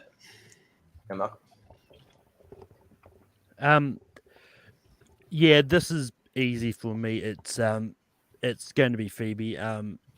Like, next to Joe, Phoebe is definitely my second favorite person character in Friends. And yeah, I mean, just seeing her in Central Perk singing "Smelly Cat" is just one of the highlights. Yeah. And like, I even enjoyed in the reunion where they got her singing with Lady Gaga, and it's just one of those great moments. So Phoebe. Yeah. Well, Austin. Yeah, the Bubble Boy's again a fun one-off character. It's a nice gimmick, that you never see him and all that stuff. But even I'll go Phoebe on this one. Like, she's one of the main characters, and she might be honestly my favorite of the female characters. Like, I kind of just like her dynamic that she kind of brings to the table. I always had a bit of a crush on Lisa Kudrow, especially during the thing. So to be fair, like, she may have been the one I had the most of a crush on, honestly. I'll say Phoebe on this one, definitely. Yeah. Phoebe's probably one of my favorite characters too. But her and Joey have to be my two favorite characters from the show, and especially just like anytime she gets behind a guitar, like, I had to get the picture with the guitar out there, and one of my favorite songs. She has a snowman song, which she's talking about like. She's outside building a snowman and then walks in and finds her mom dead on the floor because she committed suicide, and she like puts it in this song. So it's pretty dark, but and the Bubble Boy, that's fun. Like when they're playing Trivial Pursuit and like like saying like you got to stop and see the Bubble Boy, and it's like why do you need to stop here? Like they're on this road trip and they have to stop. And I can't remember if they have to stop or they like run out of gas somewhere. Maybe that's what it was. I can't remember. It's George is driving so fast because he's trying to make good time that Jerry loses him and doesn't know where to go. Oh, okay. yeah. But yeah, I got to go with Phoebe pretty easily here though. All right, Steven. Yeah, I like Phoebe. She's not personally one of my favorites, but I still like her. She's funny. I think the character works to the extent that it does, largely because of Lisa Kudrow's performance. So yeah, I'll go. But she makes it work. I'll go with Phoebe. Okay, and Phoebe rolls through. I will say the Bubble Boy voice is like the most unexpected thing because you hear Bubble Boy, you think it's gonna be an 8-year-old kid. It's like this chain smoker. Honestly, it's like yeah. It's Moors. Yeah. Yeah. It's a mess, Brett. It's just got a kind of gravelly voice. Yeah. We'll talk about another character you hear in voice only later that will come up for Seinfeld. That you only see the back of them. Oh yeah. Yeah. It's funny. Wait. But the Snowman song, I was just pulling up some of the lyrics where she's like, I made a snowman out of coal and with a smile so bewitching. How was I supposed to know that my mom was dead in the kitchen? And like people are just looking at her like, what the fuck? Like what is this song? Yeah. Because there's the whole thing with her, we'll get to her twin probably eventually where they talk about when the mom died. But coming up next we have Rachel. There, going back to Uncle Leo. Okay. Hello, Uncle Leo. Yeah. All right. You gotta say hello. You gotta. Malcolm. Yeah. It's easily going to be Rachel. But yeah, I'm vaguely been feeling for Uncle Leo. I think I've seen him in a couple of clips. But once again, Rachel is one of the main characters. And I really like, especially like the whole relationship arc she had with Ross. The whole will they, won't they? And then you find out that she did get off that plane. And it's just one of those ones. She does have a lot of great moments. So I'm going to go Rachel. Yeah, back in the day where they could have those scenes where you can walk right up to the gate at an airport and have those scenes right when they're about to get on the plane. Yeah. Awesome. Yeah, Uncle Leo's a lot of fun. When he does show up, he's still kind of a one-note character when you think about it. It's a lot of and I don't mean that in a bad way. He's fun when he pops up, but I kind of feel like at least most of the main cast of characters needs to go through to the second round on this one at least. If not all the way to lead 8, I think it's Jennifer Aniston. She's kind of beyond superstardom at this point, and I just want to shout out, I think I loved when Vanessa Bayer on SNL would do 90s Rachel on Weekend Update. Really good. That was really, really, really fun. And they brought on Jennifer Aniston for real to do that. So good stuff. So I'll vote for Rachel. Yeah. Uncle Leo's just one of those random characters that they just kind of throw in there to I don't know, just like when you're walking on the street, you just run into him. Like I was tempted to almost put the picture with the angry eyebrows where he gets his eyebrows singed off. And Jerry, what about my eyebrows? Yeah. But like he just says the most random things. Like there's a scene at the diner where they're like, look at this. I told him medium rare and it's medium. And he's like, hey, what happened? He's like, I bet that cook's an anti-Semite or something. And he's like, he didn't see you. He has no idea who you are. They don't just overcook a hamburger, Jerry. Come on. And he's like, anyways, the point I was making, like, let's get enough of that. Oh yeah.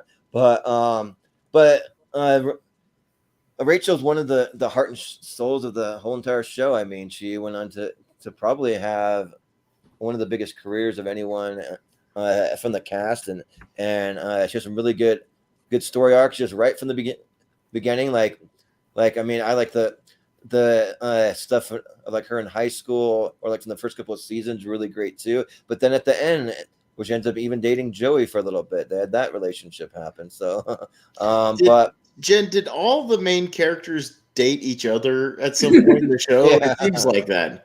Well, Like- Chandler only ever dated Monica. Like, Okay. fun fact: in the beginning, the plan was actually have Monica and Joey be a thing, Okay. which you can kind of tell they were kind of leaning into that a little bit in the beginning, but they switched gears really quickly because they realized like they had Chandler and her, but like they got along really well. Phoebe but never yeah. dated any. Phoebe never dated any of the main characters. Phoebe never dated him, even though like her and Yeah. Joey, they do little things all the time, but they're actually like the best of the friends. They are the best Okay. friends. yeah. Maybe it's just because everything I see is like Ross being engaged to 85 different people on the show, and I'm like, are they all just like swingers or like what the hell is going on? Like, yeah, what are they doing in that apartment? Like, Yeah, I the don't know. only overlap was Rachel All right. with Ross and also Joey. Okay, Like there Yeah, was but some tensions in other places, but those were the only ones Gotcha. where it actually went to a different direction. okay. Yeah. Well, they do have like an awkward thing where like is it Phoebe and Chandler where they like have to fake like they're in a relationship. They're like, no, we have to have all the sex. Ooh, you're looking hot. There. Yeah. Really hot or something. And they're like pretending, but they both feel like really awkward about it. Yeah, like I'm so turned on right now. Yeah, Yeah, that's the they know that we know that they know that we know. Yeah. yeah. So, Technically, Mike did become a series regular, I think, in the show's last season or two. Yeah. But Yeah. yeah, And William does point out there was a flashback which showed Chandler and Rachel dating. there was a weird episode there, yeah. Okay. yeah, And also technically Ross was Monica's first kiss. yeah, which is weird. Okay, they're But- siblings. So I don't Yeah. really- That was a thing. And Chandler went, "What am I marrying into?" Yeah. Yeah. But my vote easily goes to Rachel. We'll just leave it at that. But Okay, Stu. Steven? I gotta be honest, I never really cared for the will they, won't they of Ross and Rachel, but I do like Rachel as her own character individually, and other than maybe Joey, is the character that progresses the most in the show, and I do think Jennifer Aniston is great in the part. So yeah, I'll go with Rachel. Okay. Yeah. Well, Jen? Yeah, I love Uncle Leo. He's a fantastic, fun character. Like Jerry, clearly, like this is someone that is real to him in life. And this particular shot is from my favorite episode with Uncle Leo of when he's stealing books.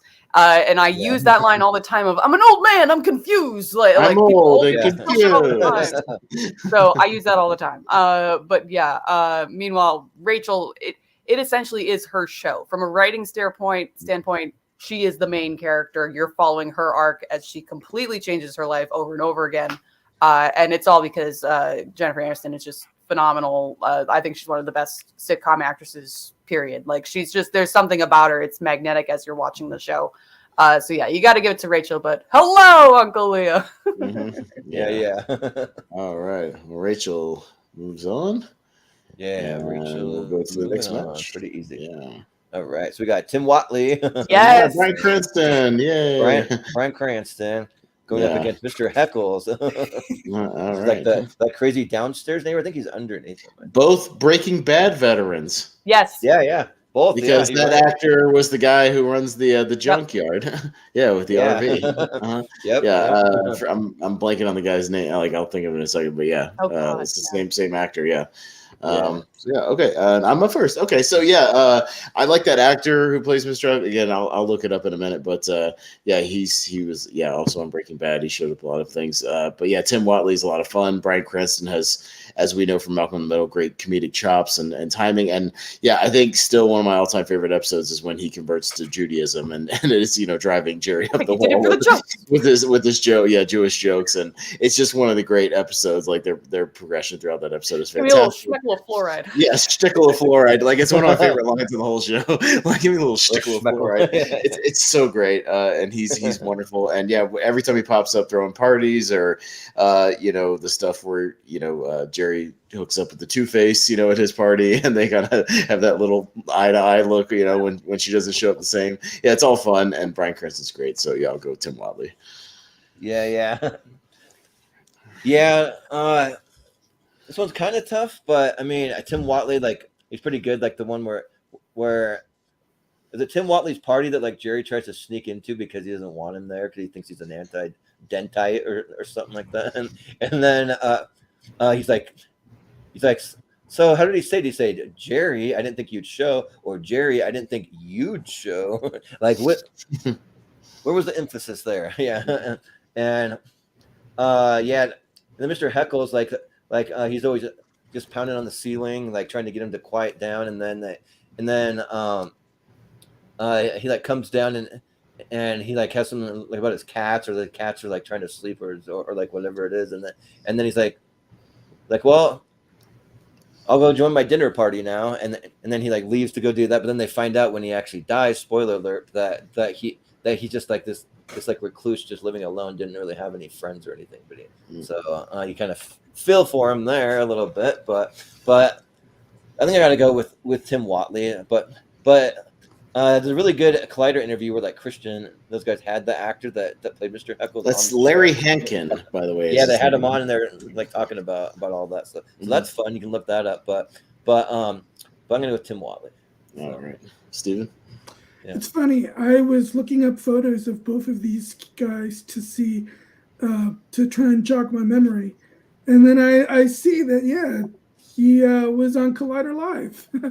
You actually have that when I Google.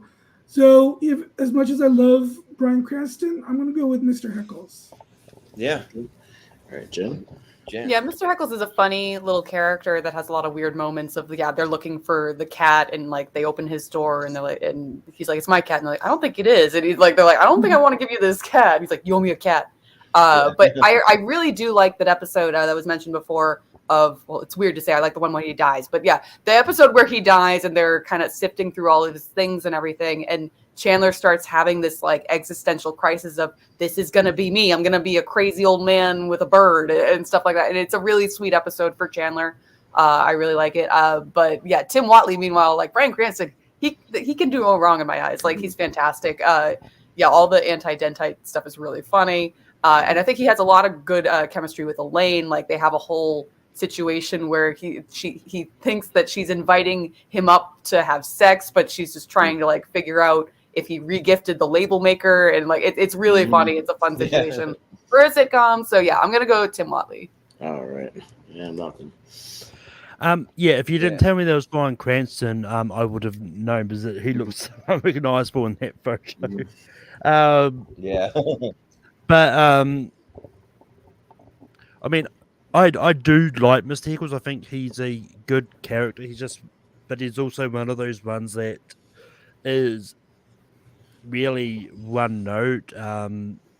There's like a lot of the times when they call him out on not having something, is like, for example, like, you're just duping my oboe practice. You don't play the oboe. I could play the oboe.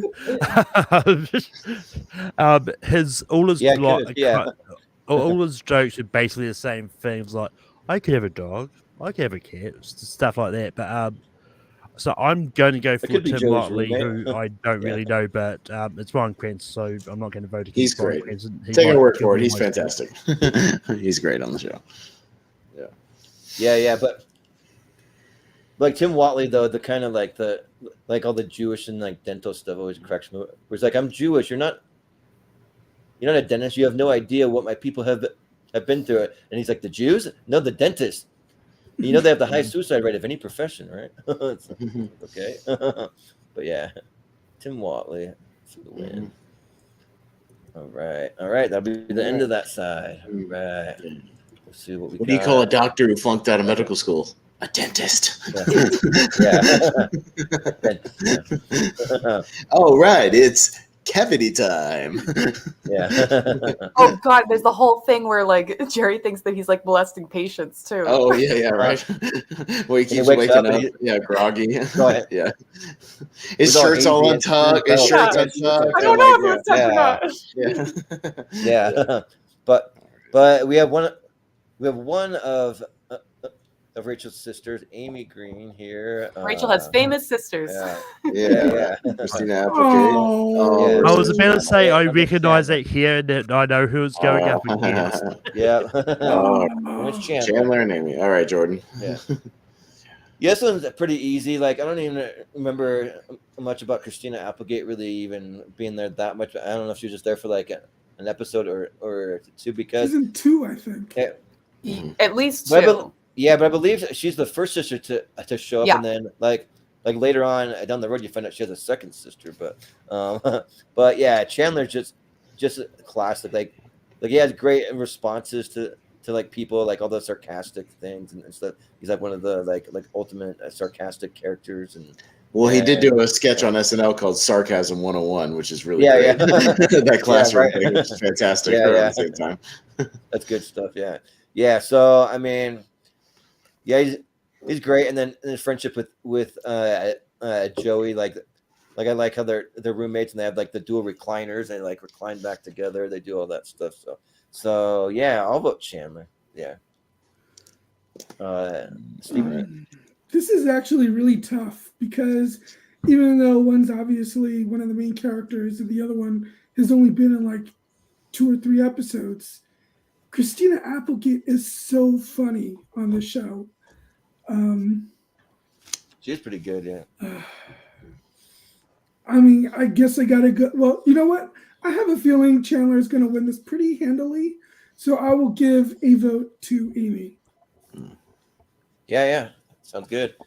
Jen? No, I agree. Like, Amy is a fantastic character, and it really helps you like remember, because by the time she comes in, Rachel has progressed a lot as a person, but it gives you a nice like background of what Rachel was like years ago and everything, because Amy is like this really awkward, very superficial kind of sister to her, which like it makes Rachel like reflect on how she used to be and how she is now, and seeing how far she's come. And Amy's really funny. Like when she comes back around like the second time, I think like that's when Rachel and Ross have had the baby by then, and she's like trying to like be helpful, and it's like, this is new for her, please let her watch the baby, and she ends up getting her ears pierced and everything, and she decides, I have a new Mrs. Mull, I'm going to make your babies prettier and make babies thinner. And it was like, yeah, it's just a really funny character. And Christina Applegate, clearly a veteran of sitcoms, like she knows what to do to get a laugh, and she does a great job. But Chandler Bing, like Matthew Perry is the reason I watched Friends. Like I did not watch it when it was airing, honestly. We mentioned it before, him and Bruce Willis, they were in the whole 9 yards together. And that was my first view of just Matthew Perry as an actor. And it's essentially, that's just how he is. Like Chandler Bing, that is Matthew Perry. So he is like a hilarious person. And I was like, oh, I might actually go sit down and watch the show now. And yeah, eventually when it was in syndication, I went through. When it hit Netflix, I watched the entire thing. And yeah, he is the person I relate to the most, and I really enjoy the character. So as much as I like Amy as a character, I have to give it to Chandler. But Phoebe, why is she making that noise? Yeah, Amy is the one that never. Also, I was gonna say I just like Chandler being kind of character progression, because you can see it when in the beginning of the series a lot more neurotic. He's kind of bouncing all over, kind of doing little things, and then he becomes kind of a little more subdued, and kind of the jokes I think hit a little better, and like near some of the later seasons for me at least. So, but Malcolm, Amy is the sister that always gets Emma's name wrong. But I mean, I like Amy Green. I think she's my favorite of Rachel's sisters, but I don't hate the other one, which is probably going to come up later. But that being said, Chandler is a really good character. Like out of the 6, I like all of the main 6 in Friends. Chandler is the one I connect to least, even though there are times when I do feel like I'm quite similar to Chandler in a way too, but it's just but I do like the character, and I think the relationship he has with Monica is just one of those perfect relationships in any sitcom. So I'm gonna go Chandler. Yeah. Sounds good. Yeah. Did you vote Austin? Not yet. No. Okay. Yeah. Yeah. I mean, I wonder which way he'll go. Well, yeah. Yeah. I mean, I did watch some of the clips of Christina Applegate on there because I was curious about that. Really, it just made me want to watch Married with Children again. Yeah. Like that's all it really made me want to do. It's really just that character growing up, honestly. Yeah, exactly. Yeah, she kind of it just reminded me of Kelly Bundy, and I just wanted to go watch Kelly Bundy. So yeah, this one's pretty easily going to go to Chandler, and I'm really surprised that Matthew Perry, along with a lot of the other cast, just didn't have more success with movies. Yeah. Like he had a little bit of a run there where he was trying with Whole Nine Yards and Fools Rush In, and I saw Heroes. I saw Serving Sarah in theaters opening day, which is not a good movie. But yeah, and then he just kind of dropped off after that and just kept doing TV. So people talk about like the Seinfeld curse. I think there's kind of a Friends thing going on too, other than Jennifer Aniston. Really, No, I don't know. I think the women are actually okay. It's the men of Friends that seem to have trouble. Mm-hmm. Well, yeah. Lisa Kudrow did, Marcy she pops X up every now and again, but not great.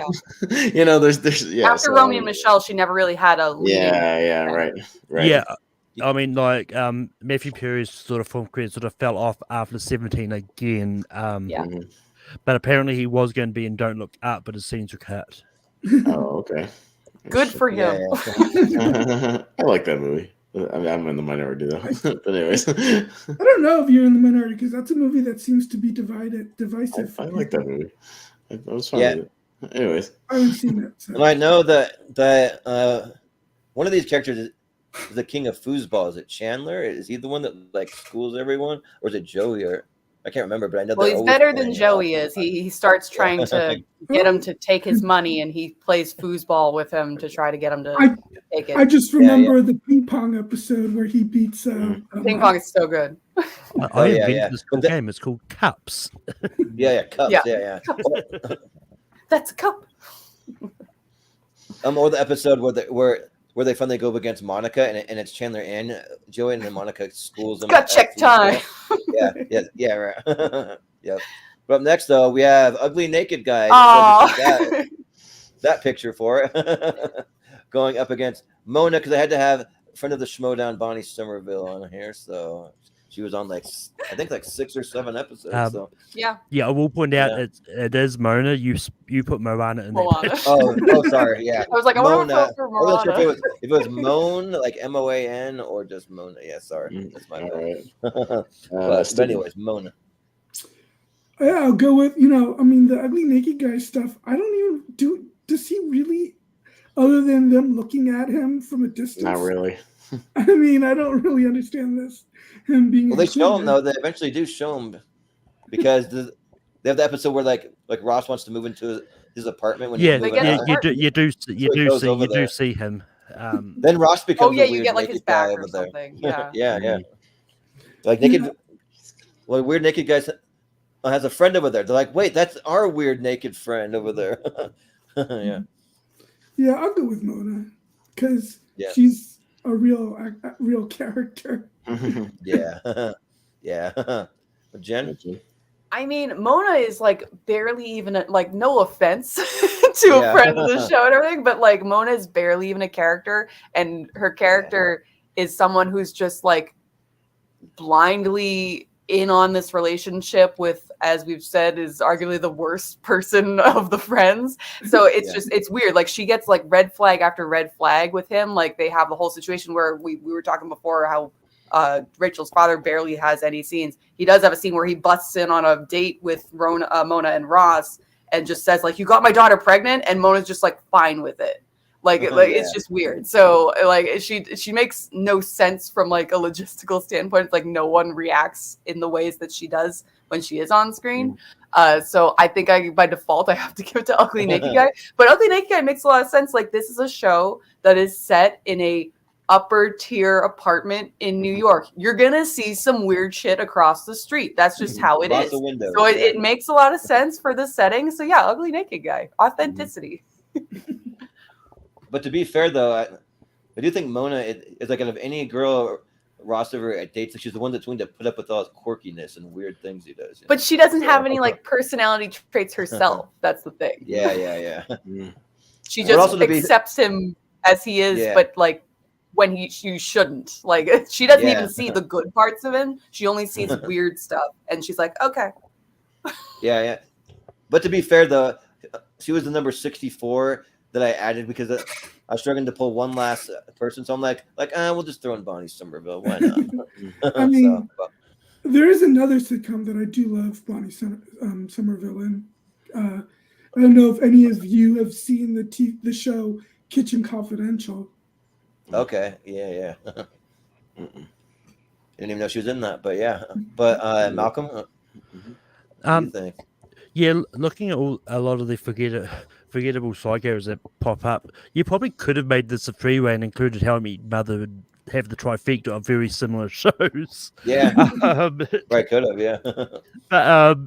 But that being said, I do like Mona. I think she was a great character, but it's also one of those ones that just didn't resonate for me. Even though Ugly Naked Guy was kind of a recurring gag and all that, and well, yes, you did see the character at times. I'm probably going to vote for Ugly Naked Guy on this one. Yeah. Well, Austin? Yeah, this is the equivalent of if we had put Bob Sacramento from Seinfeld on here, because it's like a character that Kramer talks about all the time. We sort of get how weird he is or whatever in some of his quirks, but we never see him. He just gets mentioned all the time. I think he just lives in Kramer's head, honestly. Yeah, he might just be like, the guy he just the schizophrenic guy. Who knows? What's the equivalent of from the Big Bang Theory having I mean, although to be fair, to counter that, yeah, Jerry talks to him on the phone at one point when they switch apartments. So he says, "I talked about that's right, for 3 hours last night." But that just might be maybe Jerry was going crazy at that moment. Maybe. Yeah. Well, I mean, but he says he sells rat hats down at Battery Park. And that's where he gets the rat hat. So I feel like he is a real guy somewhere. It might be an alter ego for Kramer. You never know. I don't know. But that's just the equivalent. And I also want to mention Seinfeld did have a thing where during the contest where there was a naked woman across the street that that broke Kramer. I'll go Ugly Naked Guy. Why not? We can get an unseen character at least for one round. Sure, why not? I did watch a compilation on YouTube of them commenting on him. It was like an 8-minute thing. So all the running gags and jokes and things. So yeah, it's kind of the same thing that I was saying before. It's like the equivalent of Big Bang Theory, Howard's mom. You don't see her, but she's there, kind of, and they allude to it, and you do see the back of the Ugly Naked Guy, and there's a thing where you see his stomach too, because they think that he died, so they make a poker. Somehow managed to poke him with chopsticks across the street. Yeah, and so it's pretty funny stuff. I think that it's a pretty funny, just random gag, because they'll just be like having a conversation, and then in the middle they're like, "Oh, look, Ugly Naked Guy's got a friend," or like Ugly Naked Guy's doing yoga, or pulling the Thanksgiving turkey out of the oven. And then Mona, she isn't really I don't know. She's kind of a really one note, kind of more bland character. I mean, but she is in there for about 6 or 7 episodes. But I mean, but even the writers, there's a moment where someone says to Ross, "Weren't you supposed to go see Mona?" And she's like, "Oh yeah, Mona!" They forgot about her. It's really weird. Yeah, it's kind of weird. So I'm gonna vote Ugly Naked Guy. Yeah. All right. Well, he moves through, and there's some recent articles that said the person who played him from the back, I guess, when you kind of see him, is Michael Haggerty, the guy who played Mr. Trigger, the super. Oh, really? So which we'll see in a minute. We will see very soon. So he's on the list, I believe. So it was that actor. They just used him for that pose, and then they kind of revealed later. It says multiple sources claim it was him for that shot. All right. Well, Mrs. Seinfeld. We got Helen Seinfeld going up against Gunther. Oh, sorry. I don't know why it says Marcel. Is it Gunther or Marcel? It's because I was copying and pasting all these, and sometimes the wrong name gets copied and pasted because I was trying to hurry. So, but it's Gunther. You'll see Marcel coming up, he's in this. So, Gunther. Yeah. But anyways, this happens when you're rushed. Jen. Oh, me. Gunther. This is interesting. like rest in peace to the actress that plays Helen Seinfeld. She recently passed away. So did And Luther, she is actually. great on the Yeah, I think all the show. I parents are really dead, enjoy yeah. her scenes. She's like quintessential mother character for most people. But I really like the character of Gunther. I think it's a lot of fun. Like his constant obsession with Rachel over the years. He's had a lot of weird little quirky moments. So yeah, I'm gonna give it to Gunther on this one. Okay. Yeah. Malcolm? Yeah, I'm going to go Gunther on this. Just for the reason I don't really know Helen that well. Yeah, sure. But she is one of the original parents, but they had a different dad in the They switched the pilot. dad. Yeah. Mm. But Austin? Yeah, this is gonna have to be one where I kind of vote along party lines with Seinfeld because I watched a few clips of Gunther. I didn't really understand the character or what some of these scenes were about. There was just one where he was in his head working up the courage to ask Courtney Cox out or something, or something. I just Jennifer walked away. Aniston. Or Jennifer, whatever. I didn't understand the context. I didn't really get what the character was about. I tried to watch a couple of clips. It was. I'm sure if I watched the show, I would understand. But I love Mrs. Seinfeld. She's a lot of fun. She's the typical like worrying mom, always kind of concerned about Jerry and what he's How up could to. anyone not like him? Yeah, just Jerry, what happened? Oh my God, like always on the phone with him. Just hearing the gossip, like it's always fun. But I always thought they'd be fun parents. Like her and Morty are good parents at heart. And they're not as annoying and bickering all the time as Mr. and Mrs. Costanza. So I'll vote for Helen. Yeah, and I think that the Seinfeld, like Jerry's parents, kind of have some things in common with my own grandparents, I think, because like every time I call them on the phone, the other one has to jump on every time. It's like you want to just have this quick conversation. It turns into the 20-minute ordeal because it's like that. The other one's like jump on and be like, "What's going on?" Like who's having a baby? What's happening? What's like they always want to just like be in on the conversation when it's like, no, I only called to ask you a quick question. Okay, see you, bye. But Gunther though, like as far as side characters go from Friends, he was one of the more memorable ones for me because he always had this thing for Rachel and like one of the scenes, like probably the one that you saw, like is like where he's like trying to work up the courage to ask out Rachel on a date because she had just broken up with Ross. They're on a break, but then some other guy comes in and actually asks her out right before he's about to. So you just like see him go back in the kitchen and he's like slamming around dishes and for like about 30 seconds. He comes out, he's like, "Oh, sorry, I dropped the pan. Whoops, my bad," or something. And then there's another scene where Joey walks up to trying to order a coffee and then he's like, "Hey, Gunther, how's it going? Like, you get my coffee?" Joey, he's like, "Oh, Joey, I thought you were Chandler. Oh, sorry, my bad." Like he's been there for like so many seasons, he should know these people by now. But yeah, so I'm gonna give my vote to Gunther actually. So All right. yeah. Steven. So I guess both of these actors recently passed because the guy who played Gunther recently died too. I believe all of the Seinfeld parents have now passed away, unfortunately. Yeah. Mm-hmm. I always thought George's parents may be more annoying, but I always thought they were funnier. So Gunther's, he's a likable guy, funny, so I'll go with Gunther. All right. Gunther moves on. Yeah. Not Marcel. Gunther moves on. Yeah. Gunther moves on. Sorry, yeah. In an effort to try to rush through this, I was like copying and pasting fonts and throwing things all over the place, so that happens. But we have Ben Geller, which is Ross's son, going up against Jack Geller, his dad. So grandpa and grandson. Who's first? Malcolm. With a kid from Sweet Life of Zach and Cody. Mm-hmm. This is quite tough because I do think Ben had a lot of good moments in the show. Like he was just like a lot of the kid characters on this, like wasn't really given much to do. But all the time, but on the other side, Jack is another good character, but once again, there wasn't really much to do with him too. But that being said, I am going to go Jack on this because he did have a lot more to do, and I quite like the whole interaction with the whole Geller family. Is like we kept all of Ross's trophies all safe, and all of Monica's all your stuff was kept in the garage that flooded. Just Yeah.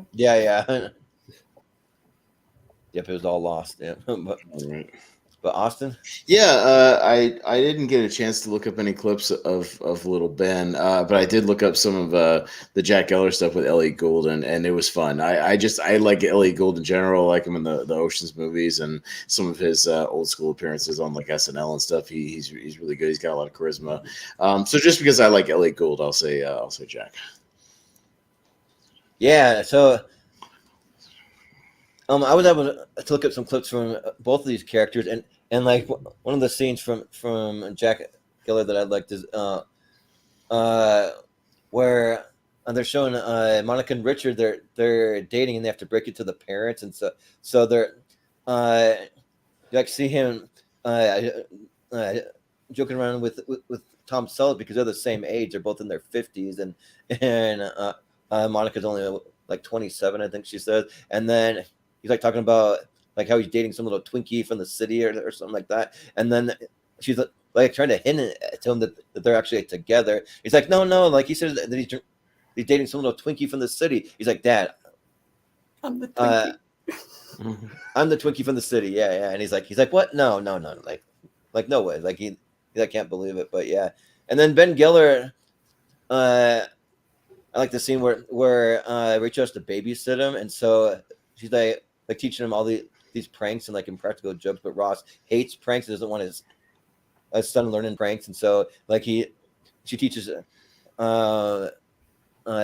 this prank where you like take a permanent marker, put it on the edge of a quarter, and then tell someone to roll it down their face so they get a line down their face, and then the whole saran wrap on the toilet, and then like Ross keeps coming to the door over and over again. Like, why do you keep teaching him pranks? Like he put the saran wrap on the toilet seat and I peed everywhere and I was barefoot. I mean, come on. And like, so yeah, there's that. But I think overall though, I got to give it to Jack. I mean, I never was a fan of like Dylan Sprouse or Cole Sprouse or whichever one that they use. I mean, kid from Big Daddy. I believe the kid from Big Daddy.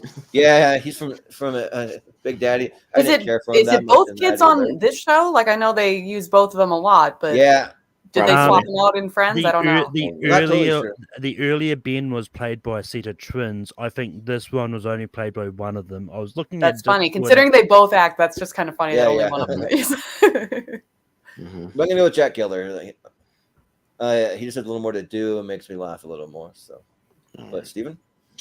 Yeah, I barely remember Ben, and out of all the parents from Friends, Jack was obviously my favorite, probably largely because of Elliot Gould. So yeah, I'll go with Jack. Yeah. Jen? Yeah, I mean, I think I said it before. Ben is essentially a prop. He's not really much of a character. I think probably his most memorable episode is the holiday armadillo. So yeah, I think that's like his one main event, honestly, in the series. Meanwhile, Jack is fantastic. Jack is a great character. He's not just a stereotypical kind of like we've been talking about the Seinfeld parents. Like he's not a stereotypical like trope. He is a character all to himself. He's very funny, and that's because it's Elliot Gould. Like one of these people is nominated for an Oscar, the other one maybe won a Kids' Choice Award blimp or something. So yeah, I think I have to give it to Jack by default. But like it is a really fun character, and his scenes with Monica in particular, like they can be really sweet. So yeah, he's a really fun character. Yeah. All right, good. Jack Geller. Moving on. All right. Then up next we have Jerry. There he is. He's going up against Mr. Krieger. Sorry. We were just talking about, yeah. Yep. All right. Yeah.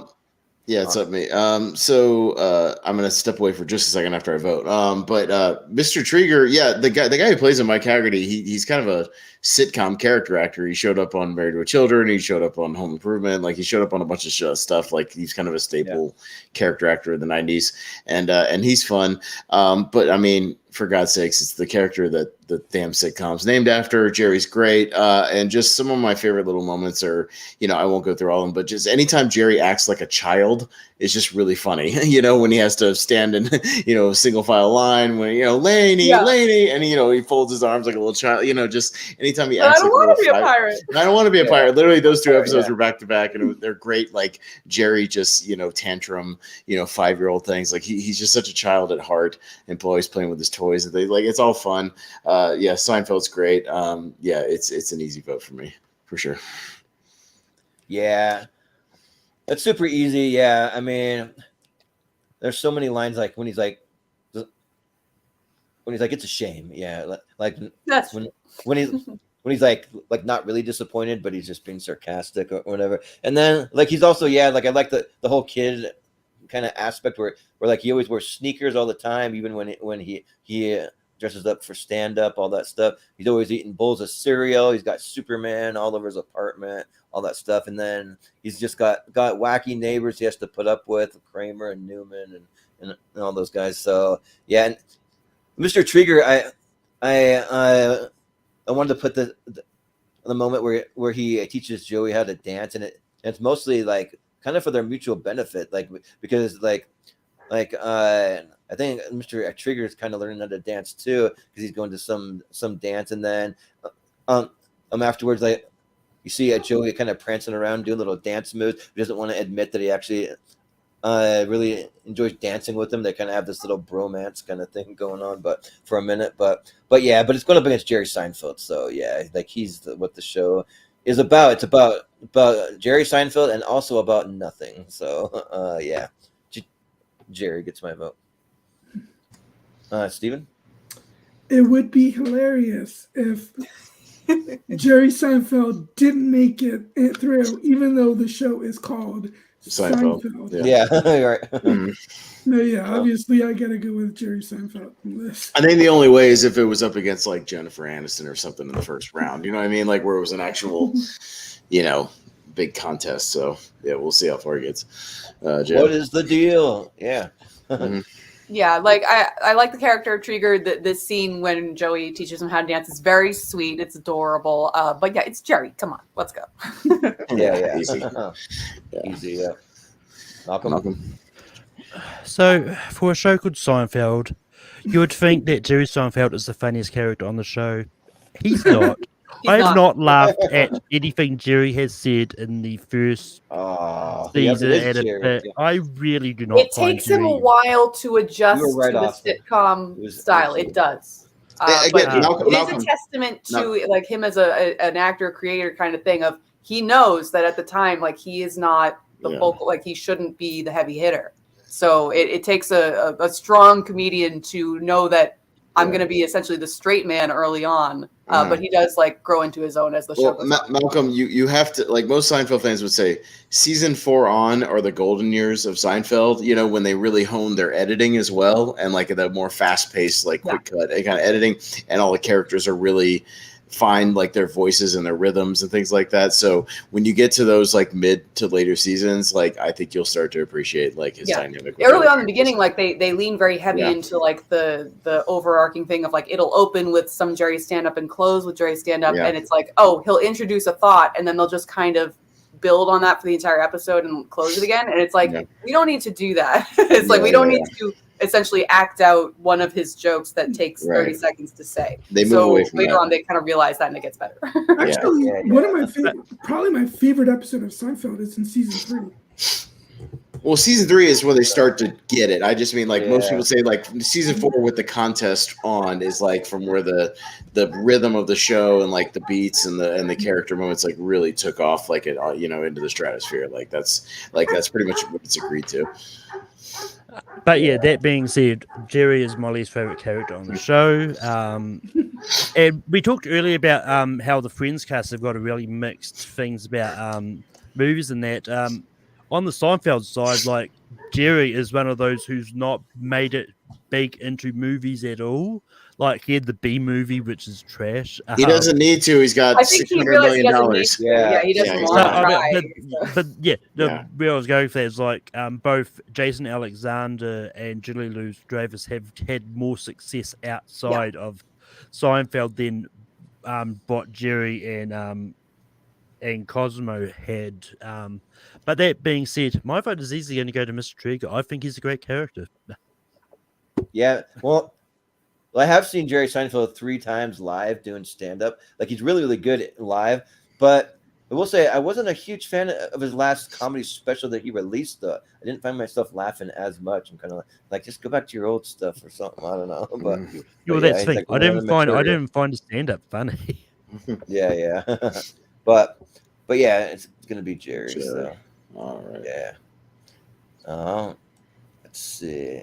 Up next, we have Nora Tyler Bing, which is Morgan Chandler's Fairchild. mom. Yeah, Morgan Fairchild going up against Ross.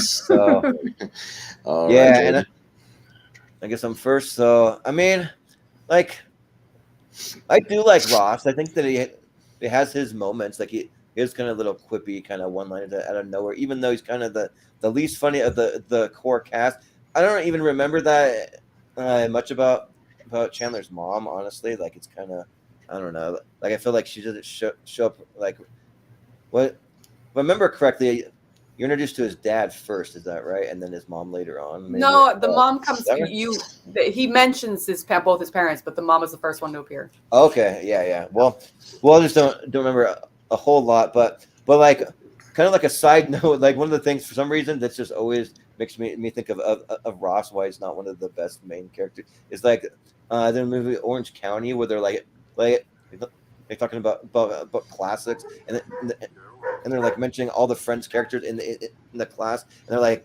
what would be considered a classic? They're like Chandler, and it's like, yes, that is correct. And they're like, Joey, yeah, like, yep, that's correct. And they're like Ross, no, I'm sorry, that's not correct. No, not Ross.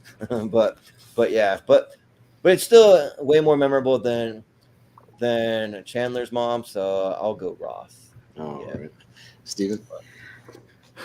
Yeah, I guess I'll give Ross a vote, even though he's my least favorite of the main characters. He does have his moments. It's not like he's totally, like his stuff with Bruce Willis, for instance, was great, and he has his moments here and there. So I'll give it to Ross. All right, Jen. Yeah, I've made it no secret that I do not care for Ross. I think he's a bad person. I do not like him. I will say, as an actor, David Schwimmer, he excels on the show when he's allowed to be completely unhinged. Like, whenever he has to do like physical comedy, which is weird to say that Ross is like the most physical comic. I was going to say the same thing of what I've seen of Friends. I like his physical comedy. Yeah, he's really good at it. Like, there's a Yeah. particular scene where he's wearing leather pants for the first time to try to be like cooler, and like he gets hot and sweaty and he can't like pull him back up after going to the bathroom. And he has to call Joey and like be like, what do I do? And he's like, use some baby powder. He's like, it's made of paste. I don't know what to do. Like, it is one of his better scenes. But then there's also, he can go completely over the top when he goes to do the self-tanner thing and suddenly a doctor can't understand that you count to 3 and turn around. Like, it's really weird. So I don't care for Ross. Meanwhile, Nora, she didn't really do much in the show, but she comes in very early on, and it actually is a really interesting dynamic that they have for her episodes with Chandler, because she comes in and she is essentially, if you don't remember, she is like a adult novelist, essentially. So very different vibe that you get from her than you do from Chandler. And you're like, how does this come from this? And Ross, having said he's not a good person, he makes out with his best friend's mother, who he knows, like he has a very complicated relationship with his mother, and yet they make out. But that actually leads to a really touching moment between Chandler and his mother, where they kind of break down the walls and be like, why couldn't you just be a mother to me? And they kind of reach an understanding. So it's very nice. I like that episode. So because I like that episode and I don't like Ross, I'm going to go with Nora. Oh, okay. Yeah. But shout out to Andres Gallegos in the comments. My sandwich? Yeah. You ate the moist maker. The moist maker with the 2 pieces of gravy soaked bread, the turkey, the cheese in the middle. You ate my sandwich. Yeah. Yeah. If you haven't watched it, find this. But someone took that scene, ripped away the laugh track, and added some sort of psycho type music into the background, That's and very it that's good. completely That's smart. changed the context of that scene. Perfect. Nice. But that being said, I really do not get the hate for Ross. I think he's one of the funnier characters on the show. I'm a big fan of Ross, and it's one of those. It could just be because Ross is very similar to me in a way, like the very nerdy guy. I mean, I'm not as into dinosaurs as he is. Yeah. But I'm nerdy in my own ways, and it's just he's really similar to me in a lot of ways. So my vote's easily going to go to Ross. Yeah, I think that's something from the Brad Pitt episode. Where like, remember how like lame and nerdy we were? We're like really into dinosaurs. Now, what do you do for a living now? What do you do? Oh yeah, like nothing. Anyways, moving on. Yeah, he doesn't want to admit it. Yeah, but Austin. Yeah, my Morgan Fairchild sitcom memory is her showing up on Home Improvement, actually, where Richard Karn books a gig on one of her soap operas as like a plumber and has a guest spot, and she's kind of playing herself. But so yeah, I didn't get a chance to really look up this character, but I feel like at least in this first round, most of the primary characters should at least go through to the second round, and then start having those debates because they are all the primary cast members. And again, like Jed said, I was going to bring up the same thing. I like his physical comedy and the stuff I've seen. Like I think he's a very good physical performer. Yeah, he's just not the strongest of the personalities on there. So, but I'll still give it to Ross. Yeah. Yeah. Speaking of the physical, like comedy from Ross, like one of my other favorite scenes is like when he gets his teeth whitened and he's with the girl and they turn the lights off and his teeth are literally glowing and like glowing in the dark and he's like. Yeah. Like trying to Who hide has it from black really lights? It's the weird. 90s. Yeah, right. Yeah, it's good stuff. But Ross, moving on. Up next we have Babu Bhat. You're a very very bad man or very good man. Going up against Estelle Costanza. All right. All right. I just pulled up that random meme because it was all over. Yeah. All right, Steven. I think. I can't remember Jerry Stiller, like George Costanza's father's name. Frank. Frank Costanza. Yeah. I think I like Frank a little bit more, but I think they're both really funny, so I'll go with Estelle. Yeah. And I'm gonna be right back. I just gotta do something real quick. Okay. Yeah. Jen? Yeah, the Costanza trio, when they're all put in a room, it's just it's awesome. They are just like you might have to turn the volume down a little bit because she tends to deliver all of her lines like this, but it's amazing. Like this is one of her best lines. What am I supposed to do with Los Piet? Yeah, she's like I love her. She's fantastic. Babu's a fun character. He actually appears like having rewatched the series in a row. He reappears more than I actually thought he did. He comes back a couple times. And yeah, he is funny, but it is a kind of stereotypical character. Meanwhile, Estelle is just hilarious. I love her. So yeah, Estelle. Yeah. Yeah. And she's also the voice of Mrs. Potato Head in the Toy Story movies with Don Rickles. Yes, if you didn't know that, Malcolm. I'm really hoping you've got Joey's agent Estelle as the episode. Oh, I love her. But that being said, I think Estelle is a fine character from what I've seen. But Babu Bhat is one of those characters. Well, yes, as a stereotype character. I've seen various clips of his from once again Watch Mojo videos that I've seen, and I do think that those scenes are quite funny. So I'm going to go Babu. Yeah. Austin?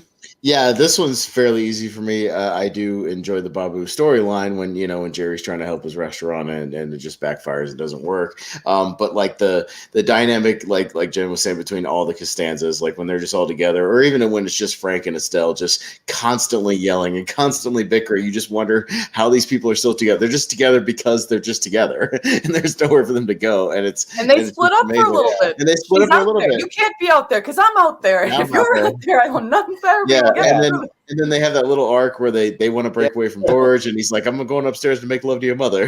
Like it's great. Like all their stuff is so good. Their dynamic is almost perfect. Like it's the bickering stuff, but it's funny. Like it's funny arguments. It's funny, character dynamics. Like it's great. So yeah, Estelle's awesome, and when Frank, will get to him too, I will vote for him all day as well. So yeah, Estelle, definitely. Yeah. I go out for a quart of milk and I come home, find my son treating his body like an amusement park. Come on.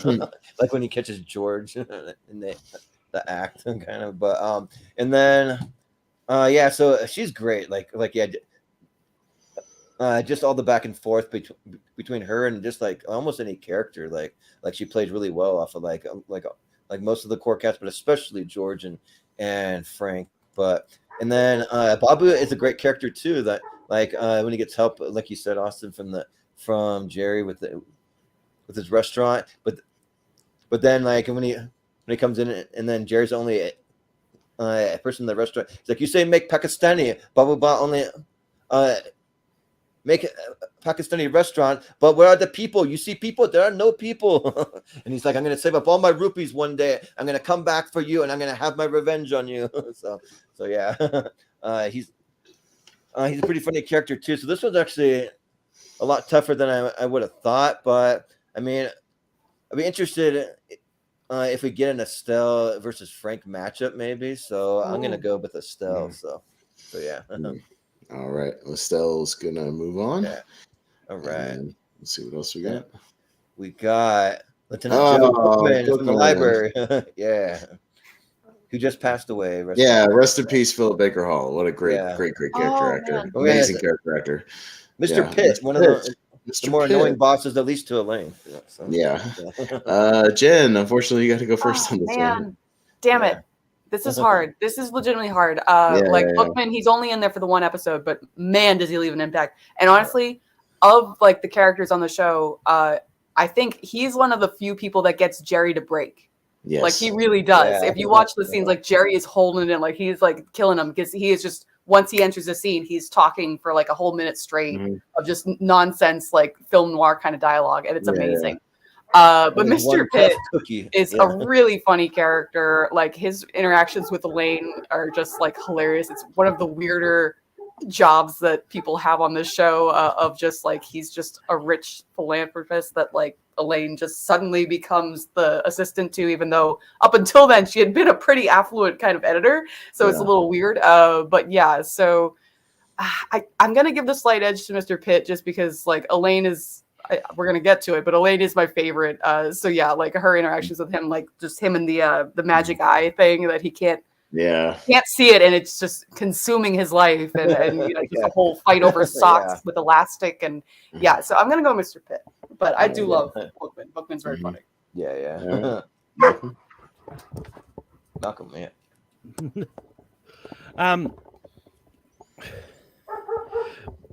but yeah, this is interesting because I don't really know either of these that well.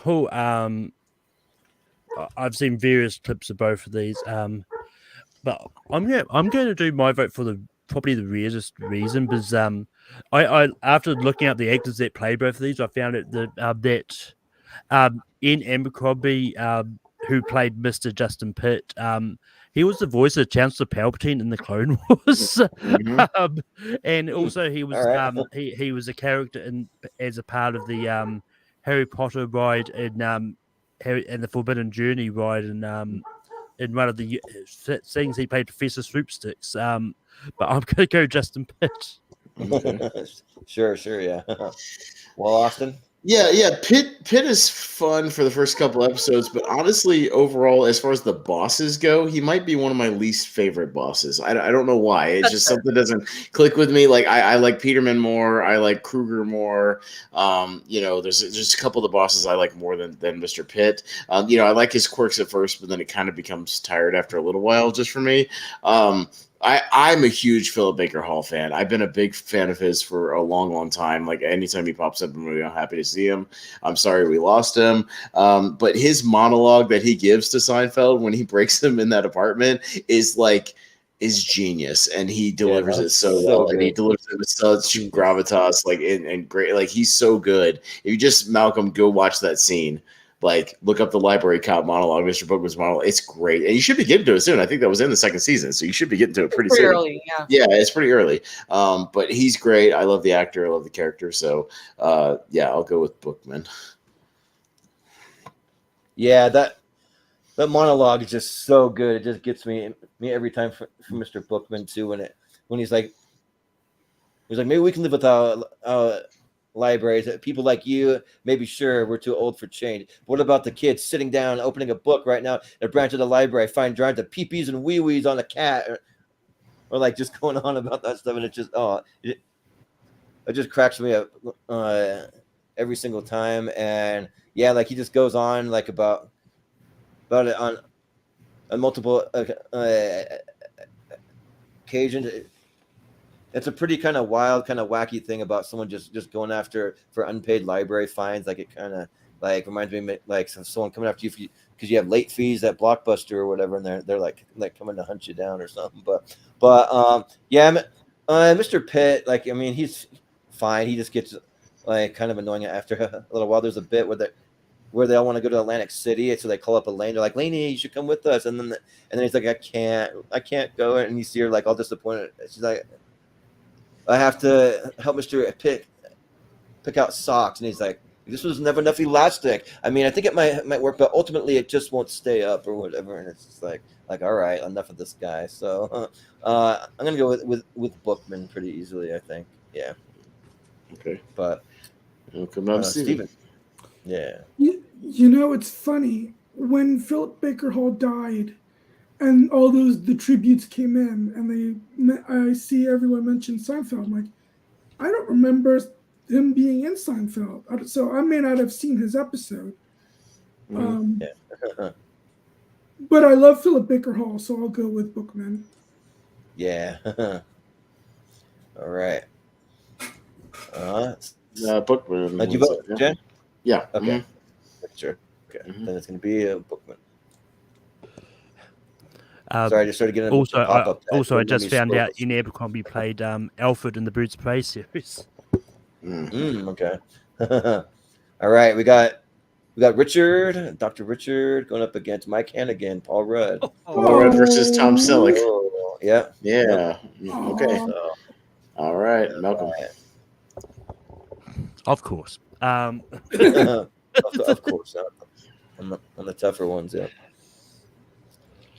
I mean, when it came to Dr. Richard, like he was one of those ones that came on.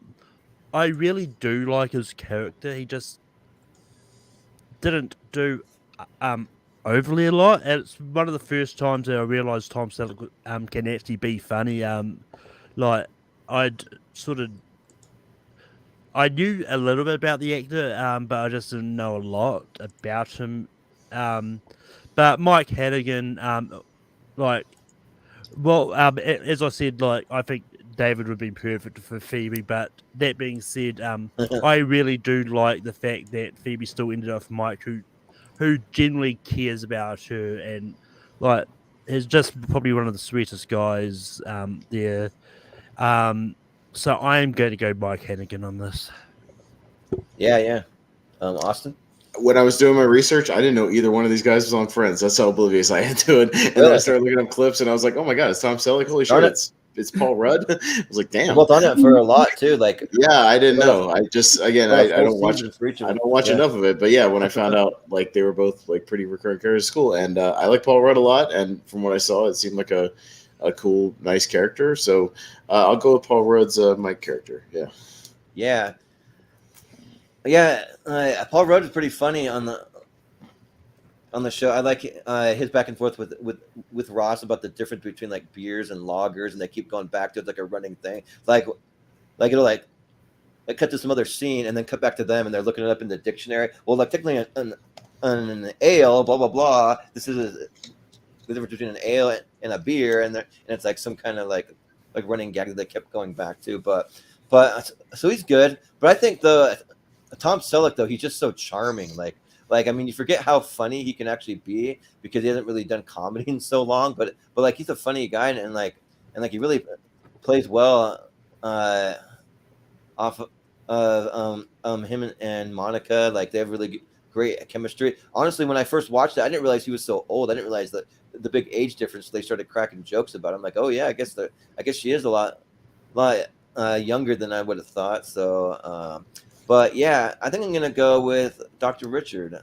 I kind of like him a little more. So yeah. All right, Steven. Yeah, Steven. Oh, this is genuinely tough. I don't know if he's on here, but I always really liked Michael Vartan playing his son, which Monica dates as well. That was weird. Yeah. And they make some funny jokes about that, especially Phoebe. Yeah.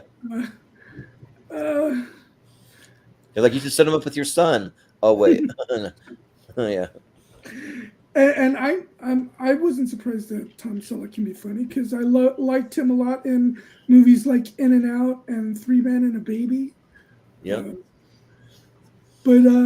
I really liked when he played Indiana Jones. Oh wait, that didn't happen. That didn't happen. Sorry. Oh, damn! Wrong timeline. That was a Mandela effect. You're thinking of Mr. Baseball. Oh wait. Yeah. But I guess I'll go with Mike. But I do like Tom Selleck a lot in this. All right. Yeah. Jen. Yeah, this is tough. I like both of these characters, and I think the dynamics of these two relationships are really nice. Like they're both healthy relationships for the main characters.